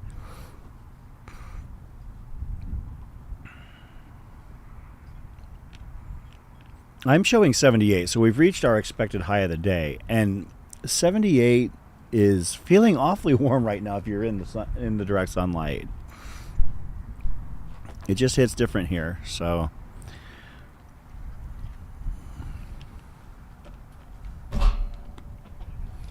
we're joined by Zach Marion. What is up, everybody? Sorry for a bit of the delays here. If you can see up on your screen, just off to your right there, you've got Jamil on the side of the track trying to figure out what happened to all of our electricity and how to get these cameras back up and going. So you guys are going to get the wide shot for a little while we try to figure some things out. But thank you for sticking with us and for gracing us with your patience while we try to figure these things out. I mean, a lot of this stuff has never been done before. We're, you know, kind of the spearhead in terms of trying to figure out how to broadcast these things appropriately and effectively. And yeah, apparently the school shut down its electricity on us. So lessons learned for next time. Yeah, I think that I have to agree with somebody in the chat who mentioned that Sorokin to Solstice broke the World Wide Web. I think that's what it was. Yeah, it was as soon as we hit that hashtag, it dropped everything. Yeah. So once again, while we're covering the 2023 race, we're trying to stock the pond for 2024. For those who are interested, we know you've got some fleet of feet talented runners in the live stream chat. I saw Jake Jackson, Taggart Van Etten, among others. We could definitely have you register right now for Desert Solstice, as registration for next year's race is already open. Yeah, I mean, sign up, get on that wait list. Let's see what we can get out for this next year. I think 2024 could be such a fun year. You know, here out on the course, out at Central High on the track here. Not a bad place to run a 24-hour track race. You've got, you know, some beautiful mountains in the background there, as you can see. Scotty Trayer's tossing down another croissant there. I think he's got to be at least a dozen by now. So the trick is that he's actually cutting them in half. So he's actually doing like half croissants. They're halves, which I mean, honestly, I don't know how you could do more than that. Those things are so They're very rich. butter-filled and rich that you'd be roasting through those pretty quick. A lot of calories in that. But he is burning a lot of calories today, and he's kind of going to need that fuel to get through. I don't think I've seen him eat anything else other than croissants and his hydration, which I'm pretty sure is just pure water. So Yeah, he dials it in very specifically, and it's going to be fun to see him through the night.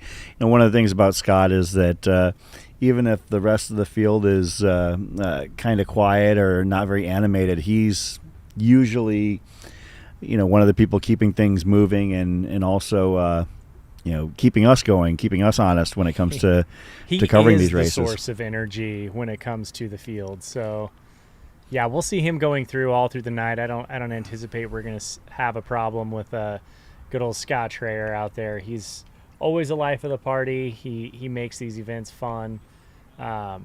Looks like chatting with him a little bit off on the sideline. He's just kind of in the zone right now. He's going to get things done. I know you mentioned that we're at the heat of the day. Mm-hmm. It's 3:00 in the afternoon. We're going to be at peak heat for the next hour. That breeze has died down just a little bit. I say that as the breeze just picked up. But we're not getting as much of that breeze. It's not as cool as it once was. So a lot of the heat is affecting everyone. So I think everyone's going into energy conservation mode and chilling out just a little bit, getting in their zone and just trying to make it through the next couple hours. As you can see Scott as he runs by, dousing himself down a little bit, staying wet. Name of the game here is that evaporative cooling. Just make sure you can keep the core temperature down so that you have the energy in the later hours. I found a very interesting name that I could see being as part of the Solstice field next year. I've watched this person run very fast. They're actually eligible to run the race this year based on a time they recently had, but looking around and nosing around different races, Rajpal Panu is registered for the Jackpot 100 Mile in February. Yeah, I'd love to see him here. Raj is an interesting dude. He's out from my neck of the woods in Denver, and we keep meaning to cross paths ever since Javelina, but both of us have had pretty busy schedules. But yeah, no, Raj is just one of those athletes who can throw down some incredible paces. He is not he's definitely an experience in the monotony. He runs a lot on the treadmill.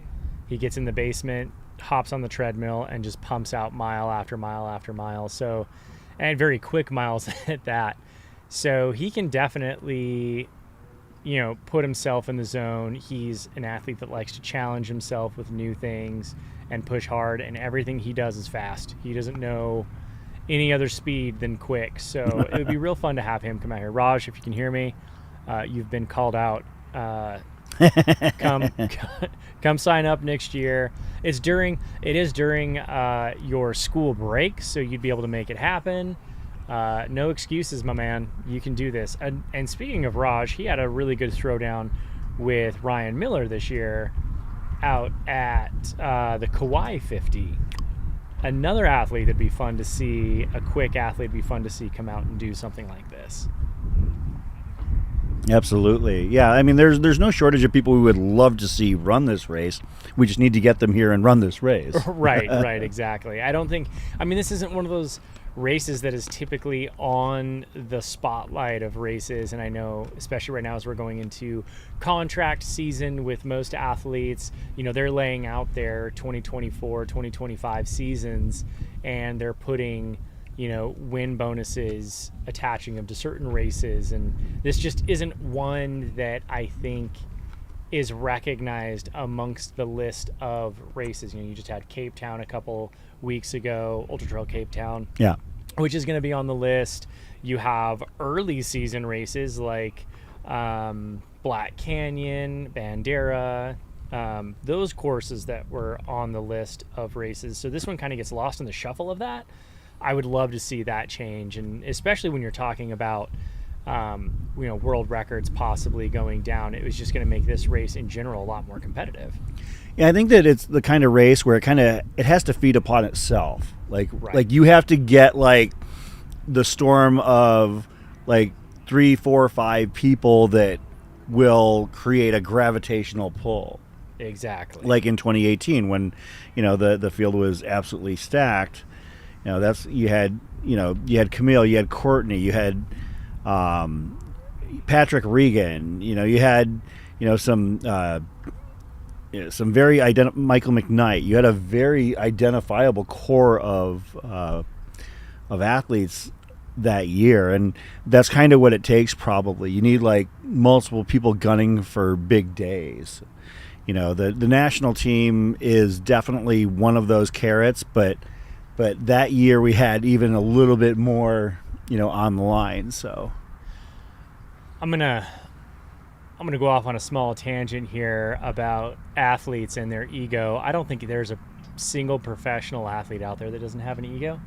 And ego likes to chase challenge, to prove its power, right? That's why you get all the athletes who want to show up to the key races, the Western States, the Hard Rocks, the UTMBs, the Javelina 100 milers, because they know other athletes are going to be there. And I don't want to say athletes are cocky. That's not the interpretation of what I'm saying, but athletes like to chase challenge. They like to prove to their ego that they can beat other elite athletes or can compete with other elite athletes, and that's where they want to show up, because their ego is saying, hey, like, yeah, you can go win, local ma and pa 100 miler that, has 40 entrants, or you can go try to win a race that has 4 world record holders in it and see if you can beat them out and challenge yourself in a new way. So ego is a great thing. I think if we get enough, like you said, it starts here where the Kendall for the fire is the other athletes that show up that are capable of doing amazing things. And then, someone wants to compete with them, so they're going to come. And then someone wants to compete with him, so they're going to come. And, it's going to look real good on my athlete resume when it comes to sign contracts if I'm saying, yeah, no, I took down, Sorkin or any of these other athletes who, I took down Courtney DeWalter at this race. That's a huge feather in your cap. And so if we can get some of those here, I think it's going to feed itself. That's part of why I think it would be so cool to have somebody the stature of Sorokin here, would be because, the opportunity. Talking with Zach Bitter this morning, and I mentioned offhandedly that that we're going to talk to him later on in the broadcast, and I talked about the idea of like, man, I'd love to have him here, and Zach's like, I'd come run. Not even a thought.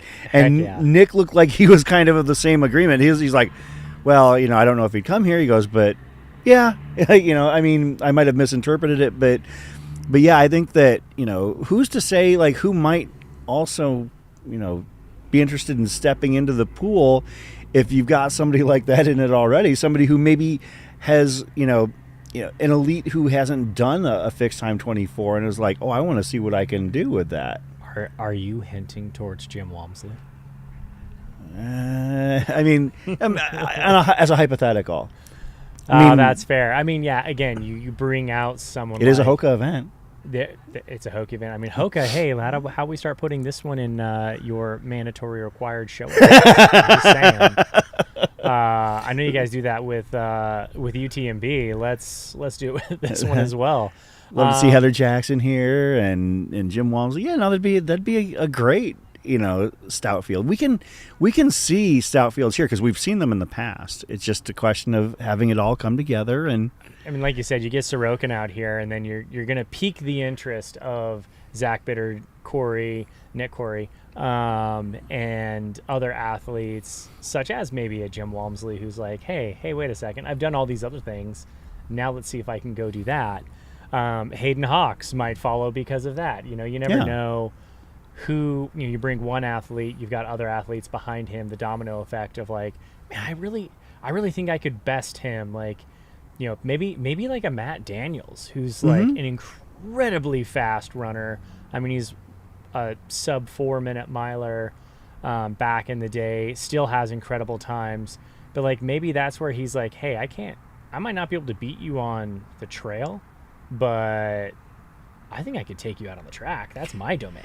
And thinking about, on the women's side, if you're able to get a Camille Herron back out here, or Courtney DeWalter back out here, like, they bring people who want to race against the best. Exactly. I don't think that a lot of people would have any shame in finishing behind those kinds of names, but, this is one of those few opportunities where you might be able to get to race both of them at one time. It's also almost like a safety bet, because you're like, hey, if I lose to Jim Walmsley or Camille Herron or Sorokin or anyone like that, like, you're losing to the best in the world. Yeah, absolutely. There's really, like, it's fun to take a shot at it, but if you don't beat them, if you don't beat the 95, 96 Chicago Bulls, you're still the second best team out there. It's not, it's nothing to sneeze at. Like, that would be one of the most stacked fields if we could get, those types of athletes out here. I mean, even Zach Bitter and Sorokin, I think you do have two a world record holder and a former world record holder who are kind of like battling it out for, like, hey, I want my record back. Like, that would be fun. That would be absolutely a blast to see. And Nick Corey, who also had the same record, like, get the three of those guys out here, you are dealing with three of the literal best in the world at what they do. And could we see all three show up and push each other to something amazing? Could we see all three show up and blow up completely, and then we have someone else behind him sweep up? Like, you never know. I think we might have to reach out and see if we can get Miho Nakata here as well. Like, have Camille and Miho, and we've got the world-class facility in this race in Desert Solstice with the backing and support of Hoka. Aeroviper Running has put together, you could look at this course. I mean, on the screen right now, what you're seeing, this is the entirety of the setup. Like, you won't find a more accommodating, simple setup with solid weather. It's outdoors. For those who prefer that to, other, fixed time races that might be indoors. This is the ideal setup for somebody to try and, put together a big number. And we've seen people put big numbers. We've seen a world record set here. So yeah, I would love to see, the greats of the game. Well, I think you also get, like, you're not at a high elevation. You're not sea level, but you're not at a high elevation that's going to be challenging. Like, if you were to do it up in Flagstaff or Denver, anywhere like that. I mean, you've got so many things playing into your favor in terms of it's a great time of year. You've had almost all year to build up and build up and build up your fitness and run through all the appropriate seasons, and then come out here and end, completely peaked out from a training standpoint. And I do have to shout out the 3 aid station volunteers that we have out here. Are just absolutely rocking it out there. I walked over to check on them when the power went down, and I walked away with a smoothie. I had a fruit smoothie and watermelon, and they were just like, please take it. Like, we are here to take care of everyone. So it's a super fun staffed race. It's a beautiful course in terms of you've got, things to look at around you, the mountains. It's a track. A track is a track is a track. You can't make them all that appealing, but I mean, if I'm going to do it anywhere, I can't think of a whole lot of other tracks other than here in Chamonix and maybe Salt Lake City, Utah, are the 3 best tracks I've ever been on. So Jake brings up a good point, and yeah, the issue with 24 hour is that there's just no dabbling in it. Most pro runners won't put in the time necessary to do really well, especially when sponsors want them to excel in mountain races.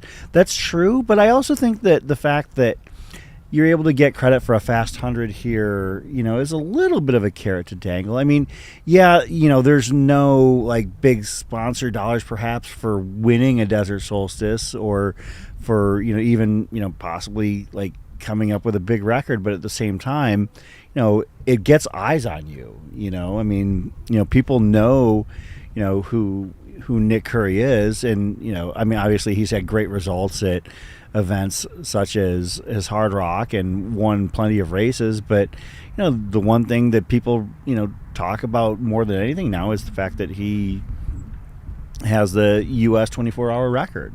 So that's just kind of my 2 cents. But Jake is absolutely right. Is that this is a different animal than It is. It than, absolutely is. a 100-mile trail race or something.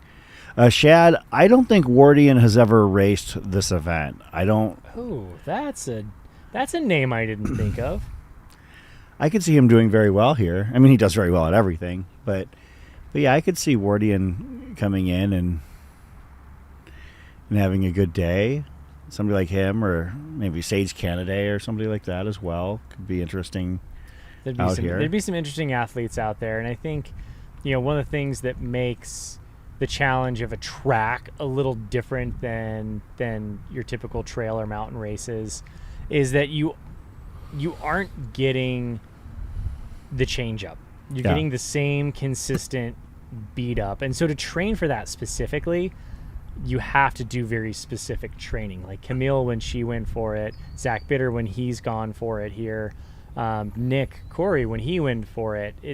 You're doing very similar, repetitive, and you have to do it for a long period of time on tired legs because you need to build up that resiliency. Yep. For the soft tissue, the tendons, the ligaments, the muscles, the motor neurons, the motor units that are firing off repetitively, they get fatigued with time. And you can't replicate that on a trail because you mix up the muscles so much. Yeah. So it would be a challenge for runners to come out here and specifically train for it. But we have also seen Courtney DeWalter come out here and do well coming off of UTMB training. So, yeah, it would be really fun to see what athletes can do out here. I mean, Heather Jackson just had a phenomenal race at Javelina. Mm-hmm. I think we can see some of those athletes even use Javelina as a great your last training run prior to this race. Oh, yeah. Would be ideal. Now my mind's turning as a coach. And I'm just like, how could I do this? Okay, so Callie, what's Scott's croissant count? Last she checked, it was 4. So we're talking 8 halves. That sounds about right. I mean, he's doing a half croissant pretty much every hour, and we literally just hit the 7-hour mark. Yeah. Yep.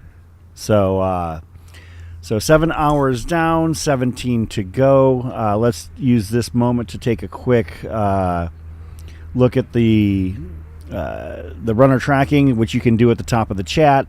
Scott Trayer is currently in first place at 179 laps completed. Garrett Nelson in second at 178. On the men's side, Jimmy Strayhorn third at 175. On the women's side, Sierra DeGroff is in first at 175 laps as well. Megan Alvarado at 152 and Darcy Smith at 137. Further down the field, there is no further down the field because we are at a field of 6. So congratulations to all people here at Desert Solstice as they are all going to podium. But that doesn't mean we're done following things by a long shot. As we mentioned, we've got 17 more hours. And it's kind of funny because on the men's side, I know that it's still early and everything, but all 3 of them are within a mile of one another. That is actually still remarkably tight. I was gonna say if you take that, 179 to 175 laps sounds like an incredible difference. We apologize. The drone is now finding home and deciding that it's done for the day. Battery needs to be changed. Jamil's coming over to do that. But yeah, as you get to, and here it comes. Coming in for a landing. Oh, that's actually pretty fun to watch. But yeah, I mean, like as we get to this stage of, the race, we're seeing, a mile separating everybody. And you look at most 100-mile races, that's a, 8-minute difference between them. Here it's no different. There's only 8 minutes that separates first through third. Yeah. And that's not a lot to eat up. in the course of a handful of hours. So it's still a very close race, even though 179 compared to 175 sounds different. Which I think we're now at 180, 180 or 176. So, yeah, I mean, we're definitely getting to that point where it's still a close race. Garrett's a lap behind. Yeah. Scott Trayer. Scott Trayer's just going to keep things moving forward. He's going to lean into it. He's just found his stride out there, and I don't think I've seen him change his stride in the last handful of laps. And it looks like he actually just lapped Garrett one more time. So actually, it looks like we might, if I refreshed, and it's telling a pretty different tale here. Oh.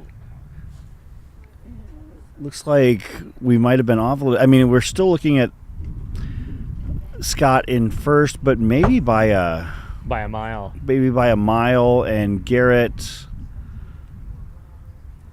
another quarter mile back. Okay, so I guess it's not as far as I thought. I just happened to notice that Scott's actually coming up on the 200 lap mark, which would be about 50 miles at the 7-hour mark. So pacing for probably about a 14:30 24-hour split.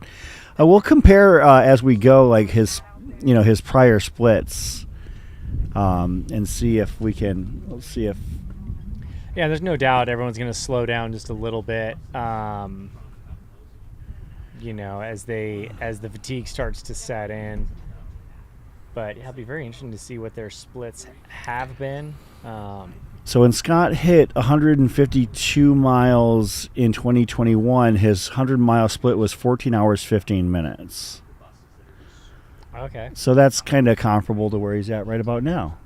And I think that Scott, if I had to guess, he'd like to PR here, which would put him in the 153 to 155 range and in firm position for a likely very early lead position on the 24-hour national team chase for 2025. Right, which we had mentioned earlier. He is on that revenge tour from not performing the way he wanted to, weeks ago at the World's race. So, he's here to kind of put his name in the hat, set the mark, and say, okay, now everyone's got to beat me, or I got to come back and do it again for next year. And he's also training already with French cuisine, He's enjoying his croissants along the way. So, hey, Callie, I'm glad you're enjoying things. When you get back here, come on over and hang out with us here. Give us you can have one of our chairs for a little while and hang out and watch the live stream and help commentate with us. We'd love to have you. If you come back, I'm going to request some French fries, please. I'll probably go on a dinner run for us here probably in a few hours. I might actually probably need to take a break because I can feel my voice starting to crack through like a second puberty or something like that. I had illusions of grandeur that I was going to get my long run in today, and I do not think it's going to happen.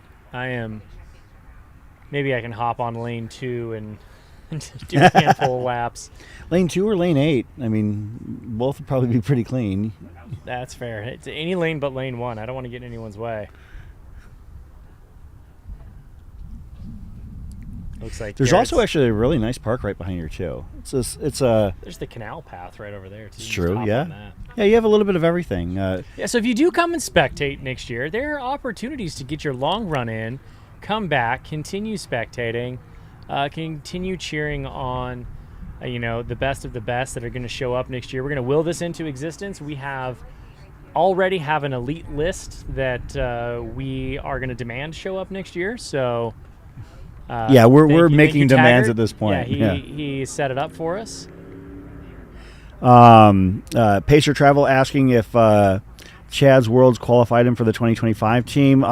Chad Lassiter. I do believe that Chad Lassiter and Chris Roberts have both actually hit the qualifier standard. So technically they are atop the leaderboard as the only 2 races that I know of where there was anybody that would potentially be qualifying for a national spot team would be Worlds and Fat Ox. I don't think I've heard of anybody throwing down big numbers elsewhere.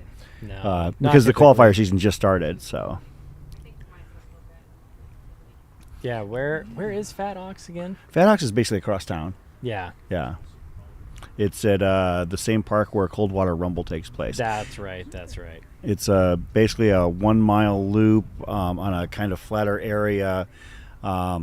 there are a couple roads that separate the actual trail area, the trail courses, from the Fat Ox course.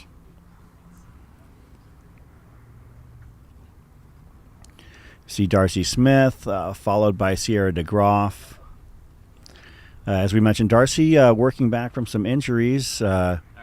So she's, really just happy to be out here trying to put up a number.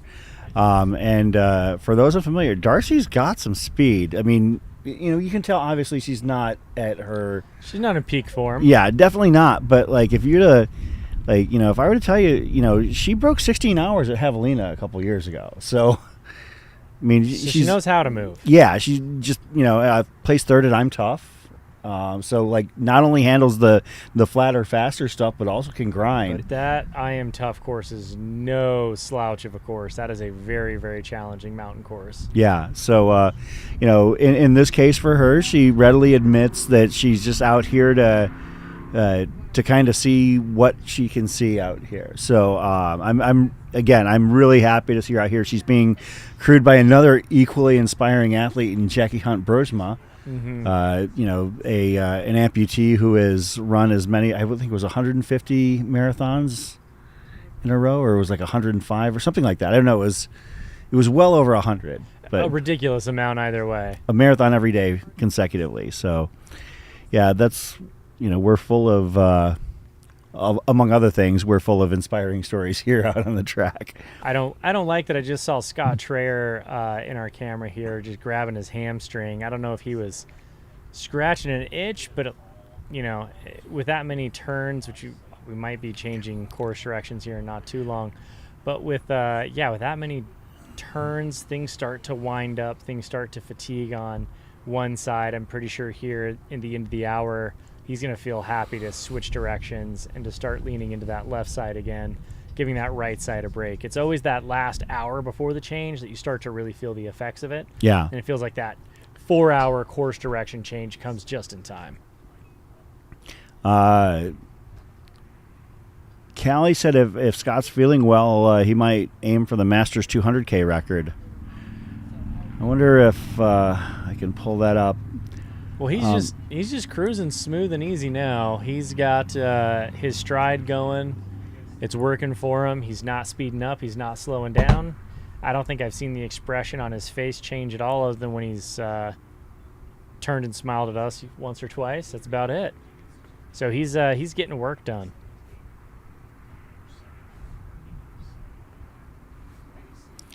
Let's see if I can pull up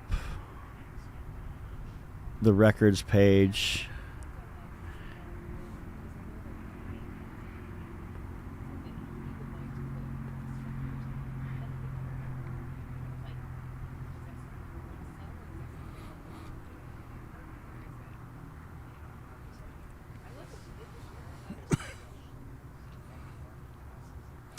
Yeah, I'm trying to find and confirm a page that might have confirmed up-to-date record listings, because the page I'm looking at I don't think is entirely up-to-date.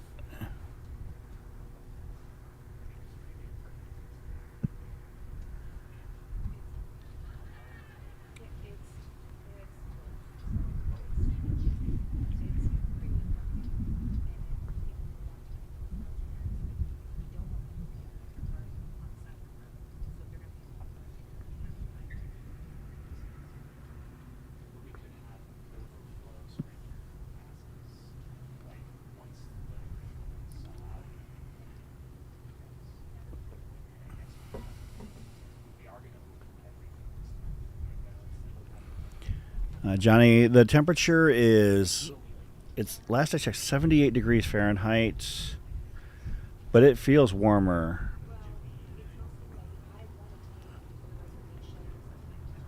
But then again, we are directly in the sunlight here as the sun is past the tents that we're in and is now. We might need to actually pull up a shade to cover some of the computers and stuff like that. We might need to put a wall up. But yeah, it's still 78 degrees. 78 and sunny. Oh, partly cloudy, I guess you could say. Megan Alvarado, followed by Sierra DeGroff on the left, Jimmy Strayhorn on the right. Jimmy's been just kind of plugging away. I'll probably ask Pete what's going on with him here in a little bit, because he's been very like the fact that we haven't really seen anything from him is usually it's a good sign. Right. Yeah. See, Garrett Nelson is taking a walk break on the far side of the track. He'll be coming into your view. There he is on the left to right on your radio dial and on your YouTube window. Somebody called this the potty shoddy. So, as you can see, the porta potty in the far end of the course. There is actually another restroom over here, but that one is explicitly set up so runners can use it without having to depart the course. Because frankly, the ideal is not having to depart from the course at all for the entire 24 hours. I mean, in the case of Nick Curry not departing from your lane for the entire 24 hours and getting your nature calls down to a science. Yeah, I mean, I think it's ideal not to waste time running off the track. Yeah. But you don't want that thing so close to the track that you get nauseous every time you run past it. So good call to keep it as far off in lane 8 as you can. Actually, what was funny, I can't remember if it was last year or the year before, Zach, but I was filming, along trackside and I had a gimbal and I'm running alongside and I'm trying to make sure that I'm out of everybody's way, and I turn and I'm watching the runners and I just boom, ran right into the porta potties. No. Thank goodness there were 2 that year, because I think I might have knocked one over. I was going to say, you took a runner out inside the porta potty. That would have been disastrous. I pulled in the porta potty and then it tipped over. I don't know what happened. Simon Holvik, Simon had a great day at Fat Ox a few weeks ago, asking what happened to Zach. Zach he had stomach problems. Like, he got to the 50K mark and was moving fairly well, pacing for maybe a 6:45 or between sub 7 for sure. He was going for a 6:30. He was clicking off 6:15 minute miles. And he had slowed a little bit. Nick had actually mentioned to me that he said that Zach was noticeably slowing down, but at the same time was still moving fairly well. And then all of a sudden, he wasn't. Yeah. And it was, to be honest, I don't think I've ever seen somebody just like go from moving well to done at this race. And this is my 6th year covering this race in person. That was it was very jarring to see him go from moving as fast as he was to calling it within a matter of seconds. That's the crazy thing about Zach, is he's gonna stick to his game plan until something absolutely derails him, and that's what happened. It was like he ran into a brick wall. I was watching him run around the track, and he literally, because I was manning the camera, so I had my eyes on all the cameras, and I saw him come around a corner. I was gonna go cut to that, and then he literally, like, at full pace, stopped, turned, puked into the trash can, and like laid there for a minute puking into it on his hands and knees, and then sat back up, took a few seconds, and then got back on pace for another lap or 2, and then called it.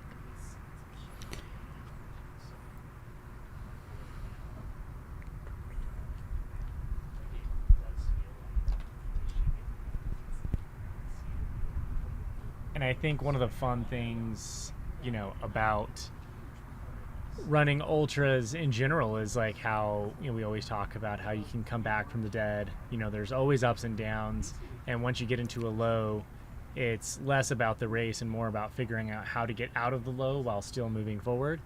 Duct taping the plane midair. And, so you'll see athletes like Garrett kind of pull off and not have a great moment, but then turn around and have a phenomenal couple miles after that. Yeah. So, when that happened to Zach, I wasn't like, he's out, he's done. It was unfortunate to see that was the case, but I felt like, oh, this might be one of those puke and rally type of moments where he gets it all out of his system and Sure. then turns around. Mics are on. We should be good.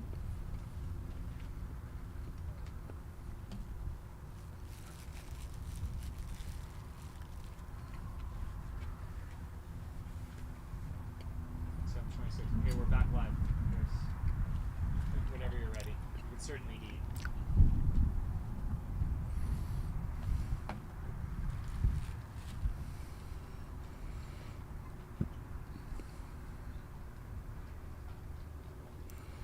Looks like we're back. I do have a couple updates.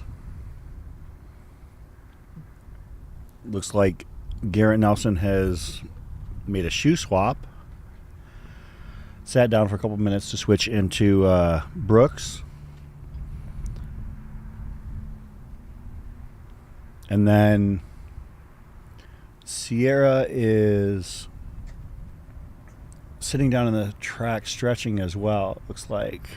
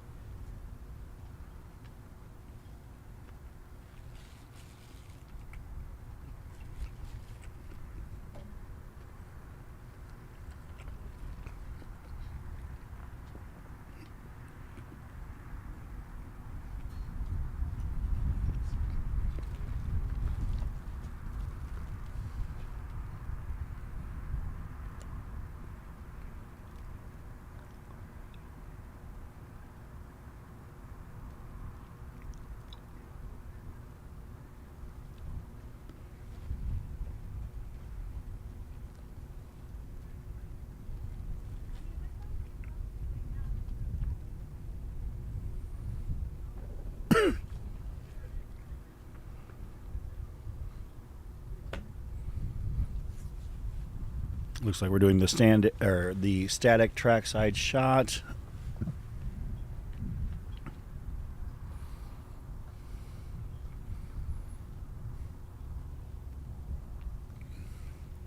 As I mentioned, Sierra DeGroff is currently off course right now, as is Garrett Nelson.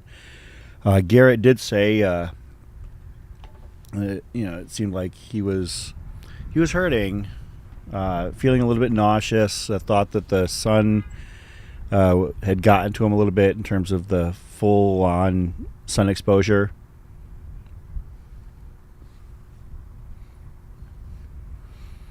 Oh, that's what it is. I see Tracy had hashtagged Sorokin to Solstice. Every time we do that, we lose power.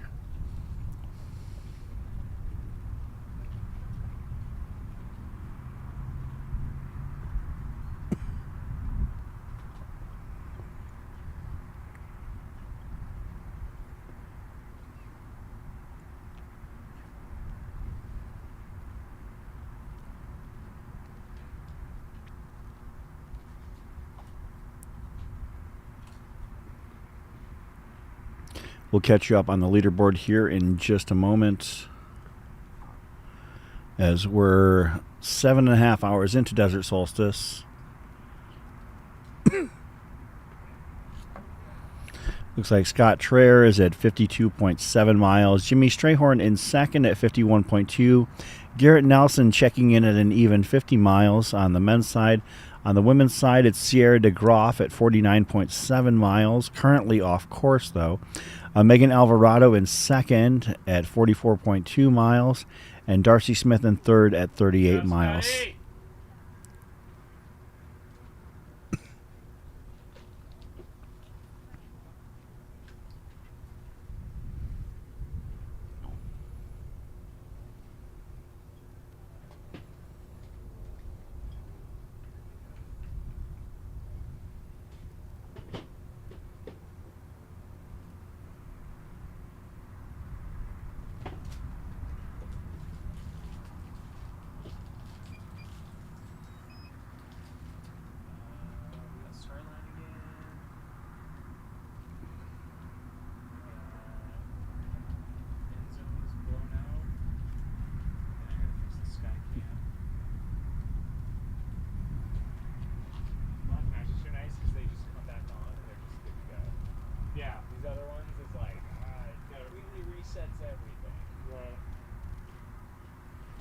We've got a few technical things we're working on right now as Jamil is running across the field to do some camera work. Zach, is it possible to get a monitor in here? Like my view is gone. Okay, that's fine. I can work off of what I can see on YouTube, so. I would ruin that song.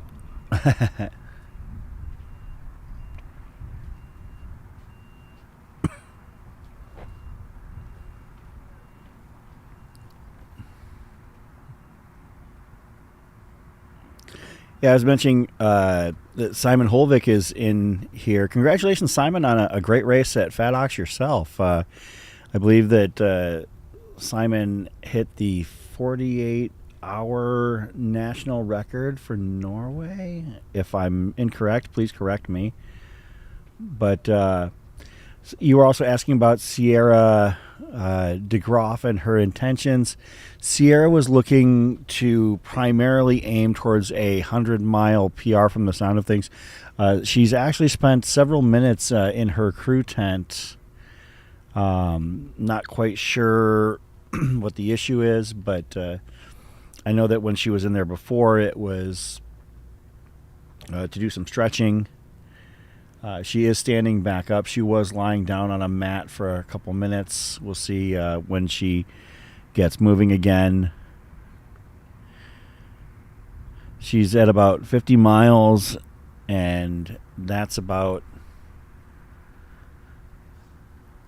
7.5 hours into the race. So it is conceivable she could PR. Her current PR is a shade under 16 hours, 15:59, which she achieved at Jackpot earlier this year. Yeah, she ran a 15:59:56, which was good enough for the US ATF 100-mile national championship. She also won the national championship at Fat Ox for the 24-hour event. So, and now she's up and back out on the course, starting with a walk.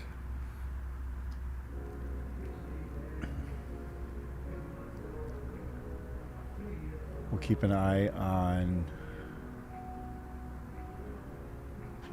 her. I see Darcy Smith had stopped for a brief moment at her tent, now is moving again.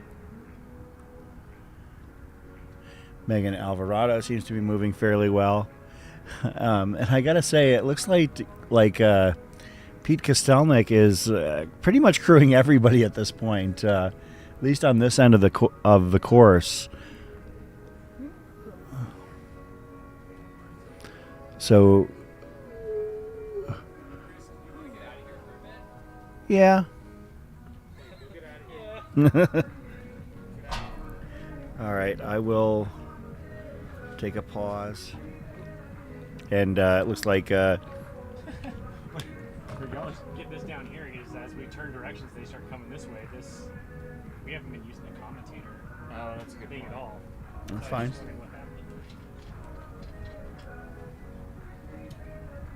Interesting idea. Although we might use it again soon. Because if we switch directions, we'll have the start line. Will it be showing from that one? And we'll start to have some. So I'd probably keep this one. I agree. Because we just haven't used this commentator one.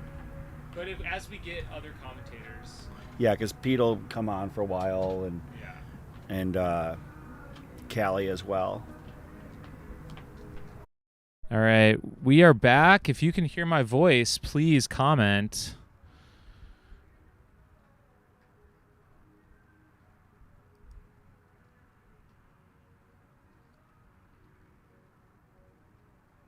Looks like Tracy Outlaw is sharing that they just posted the 2025 qualifying standards for the 24-hour national team. And several runners are already on the list. And he's saying that next year's field should be packed here.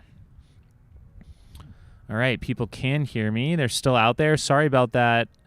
We had a little bit of a power issue here on the track, but we're back up and running. Hopefully we keep it going this time. And we've got a lot of people asking for Alexander Sorokin into Solstice 2024. We've made initial contact with him, and we're hoping we can make that happen.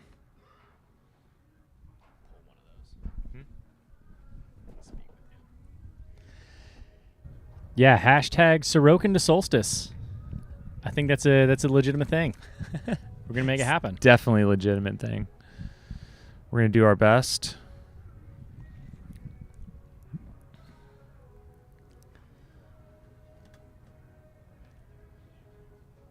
So, what's going on the track right now, Zach? What are you seeing out there?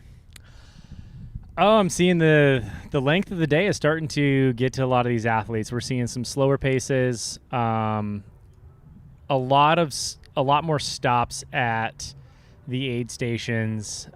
We saw Sierra just took a few moments at her aid station to foam roll, to eat, change shorts, get back at it. Scott Trayer has been doing Scott Trayer things, which is just kind of lean into that consistency. He has not deviated much from his pace. Still eating the croissants, drinking the water, dousing himself with water. He just completely used an entire water bottle in one lap to just get himself completely doused, which the heat of the day is going to stick around for another hour or so, and then we're going to notice the cool temps are going to drop in rather quickly. So, yeah, I think that's kind of what we're seeing. As we can see, some athletes are now just taking some walking breaks. Yeah, Garrett's kind of embraced the walk for the time being after being in the lead earlier. Yeah, he's dialed it back to run a couple laps, walk a lap, run a couple laps, walk a lap. So that's been his game plan. Maybe he can turn things around, maybe get things shaken back out. I think we all experience that in most of our races where we need to take a moment to gather, and then we can really put down some fun things afterwards. So let's hope that he pulls that around. For sure.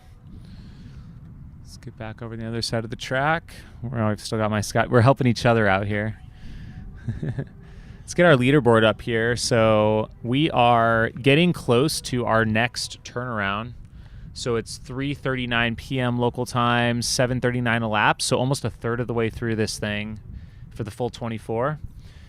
And we've got another turnaround coming here in about 20 minutes. But we've got Scott Trayer, 216 laps thus far, 53.7 miles. Jimmy Strayhorn, who you can see on the screen here, not too far behind him, 51.9 miles. And Garrett Nelson just hit 50 miles, lap 201. We saw early on in the race, Zach Bitter was absolutely flying around the track. He was going for a fast 100K time and did not have the day he was hoping for. He pulled out with 32.6. He got sick, and then just wasn't his day.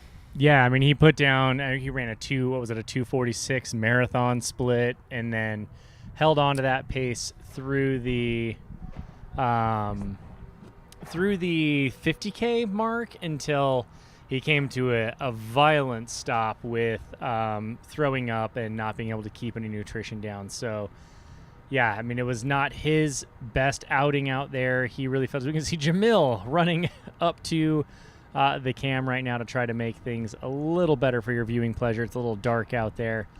We're seeing at the end of the start line right there, Scott Trayer and Sierra running pretty close next to each other. Scott's just got this consistent effort down where he's not deviating too much and just moving really, really well. So yeah, that's kind of where we're at with everything. Trying to figure out some electrical issues here. We'll try to get some drones up rather quickly and get some of this electrical figured out for you guys so we can bring you some of the better shots that we've had all day. Thank you for joining us here at the Desert Solstice, presented by Hoka. Really definitely helping us out here, allowing us to continue to put on such a great event and broadcast as best we can here, bringing you guys all the best of the best. Looks like Jamil made a little pit stop at the aid station, enjoying some of the standard Aravaipa delicious foods. Is that a chickpea salad sandwich? Yeah, I got another one of those. Yeah, they we've still had a of couple those. left, so see, now that one's blown out over there. We got the sun coming in out of the clouds, so I'm running around the track. Actually, you know what? Let me see. We're gonna try something here. We are troubleshooting on the go here. This is like any typical ultra race where you're just trying to figure out how to land the plane midair, as it were. We're duct taping the plane midair, hoping we land successfully. So we appreciate everyone being patient with us. Looks like Garrett just changed his top, so he is now no longer in the rose, black, red, and white rose top. He's got that Zion 100 as he comes into your screen here. Or no, Zion 70.3. Having been around the Zion 100 and Ultras races for so long, I don't think I can say Zion without saying Zion 100 at the same time. Jamil just constantly on the go today, fixing problems as we go. You can thank him for all of our video and audio quality or lack thereof. You can send the emails to him. We got Scott Trayer coming in on your screen here. Looking smooth and consistent. He's not really budging much. He is going for, his 100-mile. He wants that 100-mile, 24-hour time, but he said he might give a crack at the 200K effort, which is an unusual time frame or distance. But, yeah, he says if he's feeling good, he's going to have a crack at that.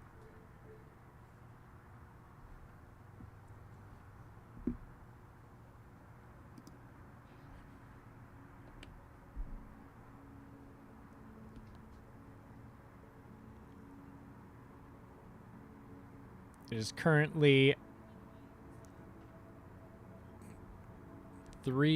as of 3:43. We've got the Sierra de Groff is at 50.5 miles as our female leader there. Megan Alvarado behind her at 45. She's just been maintaining such a consistent, easy to moderate effort, just keeping it going. That is truly the way to do this course, is just keep that consistent, easy effort. So Megan's doing a great job with that. Hey, Jacob, thanks for coming out. Yeah, we saw you guys out here cheering for us. We appreciate the hoots and hollers coming out and giving us a little support. I know the athletes absolutely responded to it a little bit. They liked hearing some cheers from the stands there. So thank you, Jacob, for coming out. Jacob and your wife. Just keep watching these laps tick up out here. Yeah. It's a great part of the day. We've got the sun kind of coming back out from the clouds here in the mid part of the afternoon. Got about a couple hours of sunlight left before we head into the long night. I mean, we're almost at the winter solstice here. Yeah, so it's going to be the longest, a longer section of evening than most of these athletes. We're only are 5 used to. days away from the shortest day of the year. Yeah, shortest whatever, yeah. It's definitely going to be a long evening, which is great in terms of it keeps the heat down. However, you do got to manage the cold temperatures at that point, which is a whole nother ball game, especially all you Phoenicians with your warm temps year round. You don't know how to. I mean, I pulled up today and saw you in AJW in his puffy coat. You were in Levi's in a hoodie. It's not too cold out, but I mean it was about 50 something. Yeah, it's still going to be some cool temperatures, but it won't be too bad. The nice thing about like the night here on the track is that we do have access to the lights, so the stadium lights will actually be on the entire night, which is a great mental boost. Yeah, I think that actually keeps your circadian rhythms don't ever go into that evening time, that it's sleep time. They get that constant light source, which will be really good. We got Tara Trex in the chat here. Shout out. Happy solstice. Hello, everyone. Simon asking if we're going to do the same for across the years, 6 days. Oh, boy. You ready, Zach? Dude, I don't have the voice for a 6-day We're going race. to put a robotic AI voice on for 6 days and just see what they come up with. We're going to feed them the imagery, and they're just going to go to town. It's going to be interesting. That would be a very interesting one. I'd love to see That would be a good one. No, you know what? We're definitely not going to be streaming the whole across the year 6 day, but I'm kind of tempted. Yeah, I'll put the women's leaderboard up there. Kind of tempted to stream the last person standing event that we're going to be hosting an event within an event. Do you know about that event? No, I don't. Oh, yeah. Please explain. Oh, we've been hosting an across the years last standing this will be our 4th year, I believe. And we do it a little different. So our course out there is just over 1 mile, like 1.05 miles. And so the way the math works out is 4 miles every 1 hour. So every 15 minutes, you have to get back up and start a lap. It's way more frequent than the LAS version, but it comes out to be a similar distance in 24 hours. Okay. So you still do 100 miles in 24 hours, but instead of 24 starts, you've got 96 starts. Interesting. So it kind of ends up being where, like, a lot of times you come in and you have like 2 minutes if you kind of walk a lap. Right. Yeah. Right. That would be a really fun one to see the game plans for, and to see like how each athlete wants to execute on something like that. So I participated a couple times. The first year I was runner-up, did like about 135 miles doing that. Humble brag. Yeah, a little bit.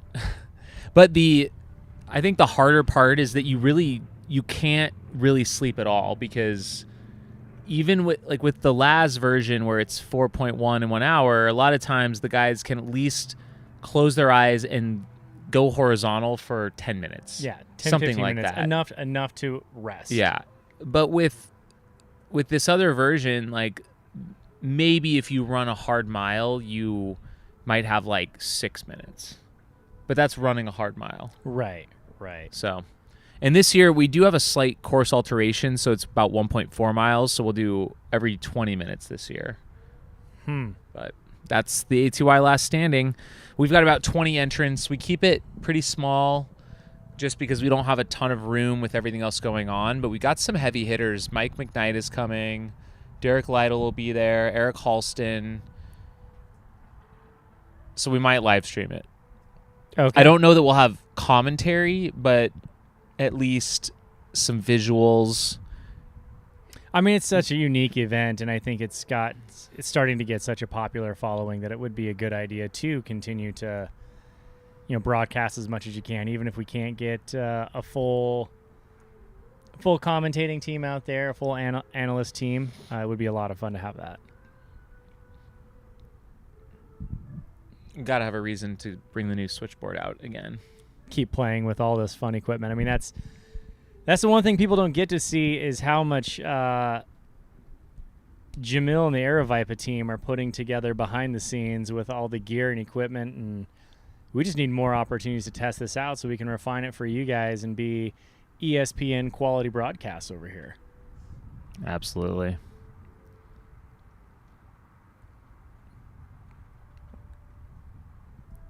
Scott Trayer in the lead there on your screen. Just looking smooth and consistent. I don't know if he's slowed down much at all in the last hour. He's kind of found his rhythm, is just keeping with it.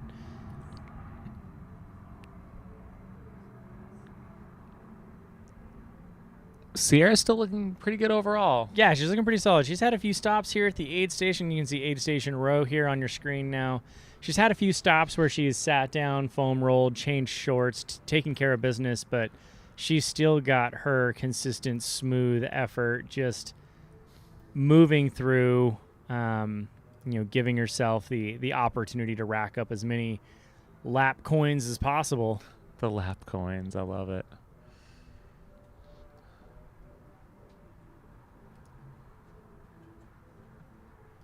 I mean, that's kind of really the whole strategy of these races is just trying to get as many laps as you can, however you can get them. If you've got to walk a couple, you walk a couple. If you start feeling better and you can run more, you run more of them. It's a different focus than getting to a finish line because there is no finish line. Yeah, the faster you run, the finish line's not coming any sooner. Right. There's no external motivation of if I can just gut through the next 5 miles, maybe it'll end faster. That's not going to happen here.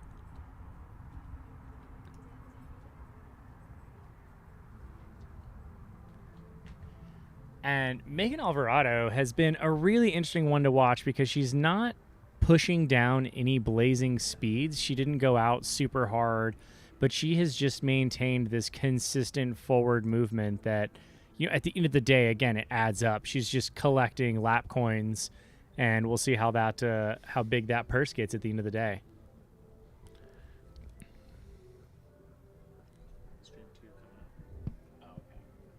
Nice. In a little bit, probably. Oh, shoot. I do not want to do that. Either right before or right after our lap change, we're going to do a stream switch. So we'll be switching to our next stream. YouTube has a limit on their streams. Otherwise, we would just go straight through. Right. So we'll be looking forward to that here in a few minutes. And what are you feeling like? Do you want to get it done before the lap change, or should we hold on, maybe do it right after? Let's catch the lap change. Yeah, I like that too. And then we'll go ahead and be prepared. We'll have to go in and change the camera angles and get everything ready for you guys. So we will catch the lap change, and then we will adjust cameras as needs be, and be right back. So when you see it go down, don't go anywhere. Just wait for the new stream to pop up. Yeah, I think it might be set up where it'll automatically dump you into the next stream. I can probably check that real quick, but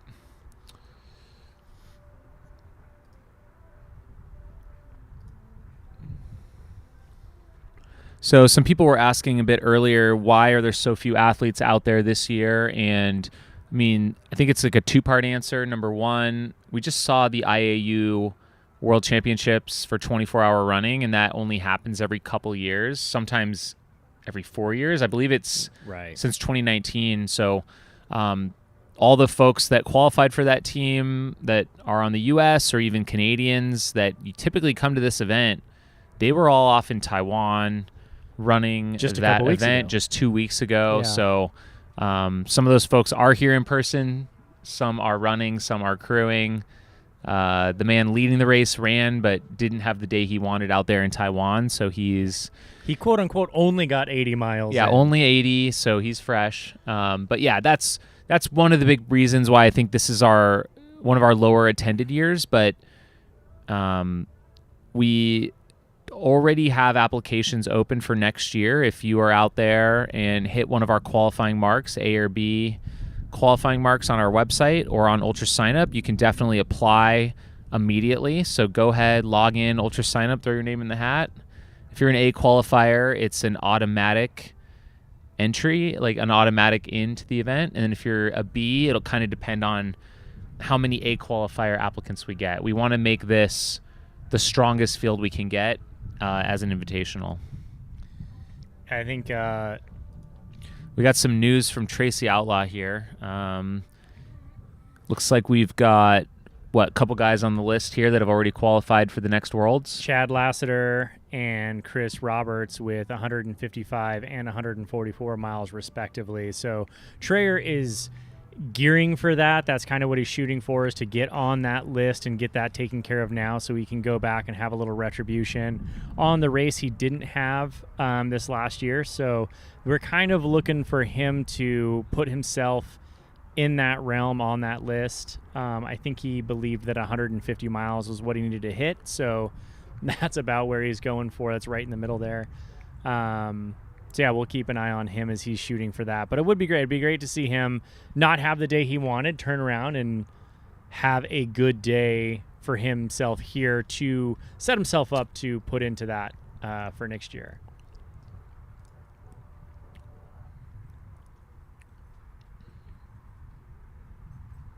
So we've just got a couple minutes left here before our turnaround time.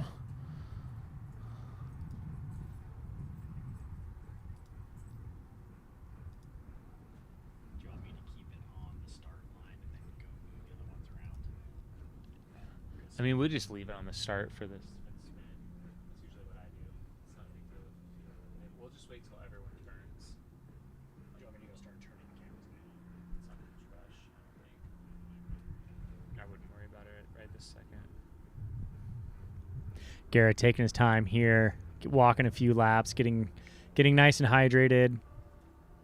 I mean, that is the challenge of this course, is that you just have such a repetitive motion. And if you think about the act in and of itself of movement does create a byproduct of breakdown. And when you're in a position of, even if it's what you would say is quote unquote slower, it's not a hard effort. It does add up with time, and eventually an easy effort becomes a really hard effort. I think we've all been there at one point where you've lifted up something that doesn't weigh a whole lot, or I would use it, holding a baby as a prime example. You hold a couple pound child and you're like, oh, this isn't too bad. But, 45 minutes in, your arms start to burn, everything starts to break down. That's exactly what's happening here in the race, is we're seeing athletes just kind of, with time, they're breaking down a little bit. The muscles are starting to get fatigued, and it's because there is zero reprieve on a track other than walking. Walking is the only thing you can do to even slow that breakdown down. And maybe other than after going right for 4 hours, you get to go left. It's the only change up. You get to change the loading on your left leg to your right leg and let that overload for 4 hours. So it's a unique challenge that comes to this type of race. And I think it's something that as an athlete, I've never really truly thought of or really put into it until I've been here and watched these races. And I think it's a really fun, interesting dynamic. Now, I say that as someone who's not out there running right now, but it's something to think about.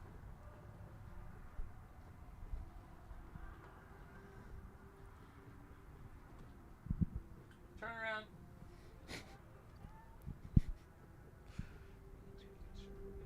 All right, we got about 30 seconds here. We have a start line. Oh, but it's not. Oh, I see what you're saying. Then we can turn it so we can actually see them. Yeah. Yeah, we've got Jamil's going to run over real quick and turn the camera so we can actually see the turns. And cut that over to you guys as soon as it's set up. We're watching aid station row here. Here we go. And we're going to fade it over to our start line. So we will see the athletes make the turn here. We just hit that 4 hour mark. Here they go. Oh, and look at that stutter step. It's that much more difficult to make that left-hand turn after you've been making right-hand turns. This is like the most exciting it gets here at Desert Solstice, the turnaround time. It's amazing. We look forward to every 4 hours just to watch this part right here. And now after right-hand turn, right-hand turn, right-hand turn, watch this left-hand turn. It takes a little out of those legs. And you can see our men's totals as of the 8 hour mark now. Scott Traer at 56.2 miles. So just extrapolate that out, triple that number. Whew. You just got to do that two more times. Simple math. Yeah, easy peasy. I mean, he is above that. If he ran even splits, he'd be above 150. So very by much, a healthy margin. So he's even got some room in there to spare. Yeah, which I think we all anticipate a little bit of degradation. We all anticipate a little bit of slowing down.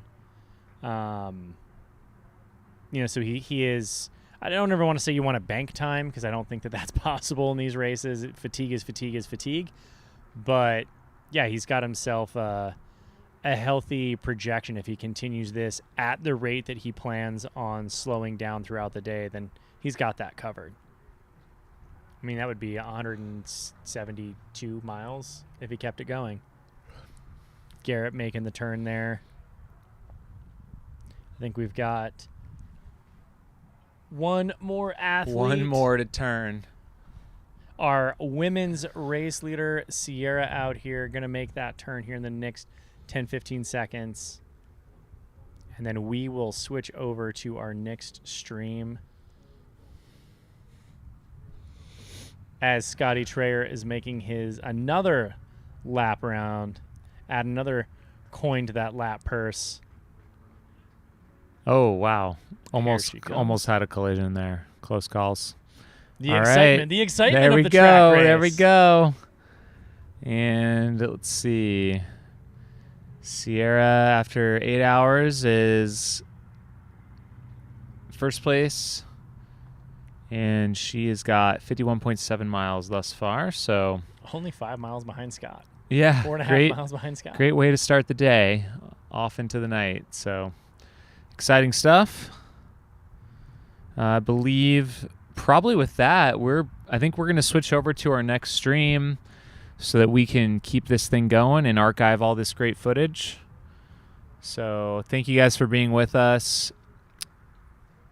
Once we end the stream, it should send you over to stream 2. If not, you can always head on over to Mountain Outpost where you are right now and check out that second stream. But we should have it up and running here in just a few minutes, and we'll be back live with you. If you want to.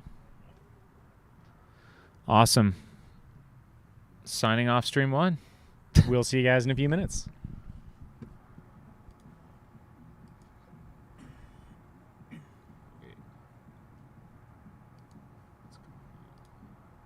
What did you do? Am I already on stream 2? No, I'm on stream 1. Just make sure real quick. Oh, there we go. Anyone who's watching will be sent here. Perfect. That's exactly what we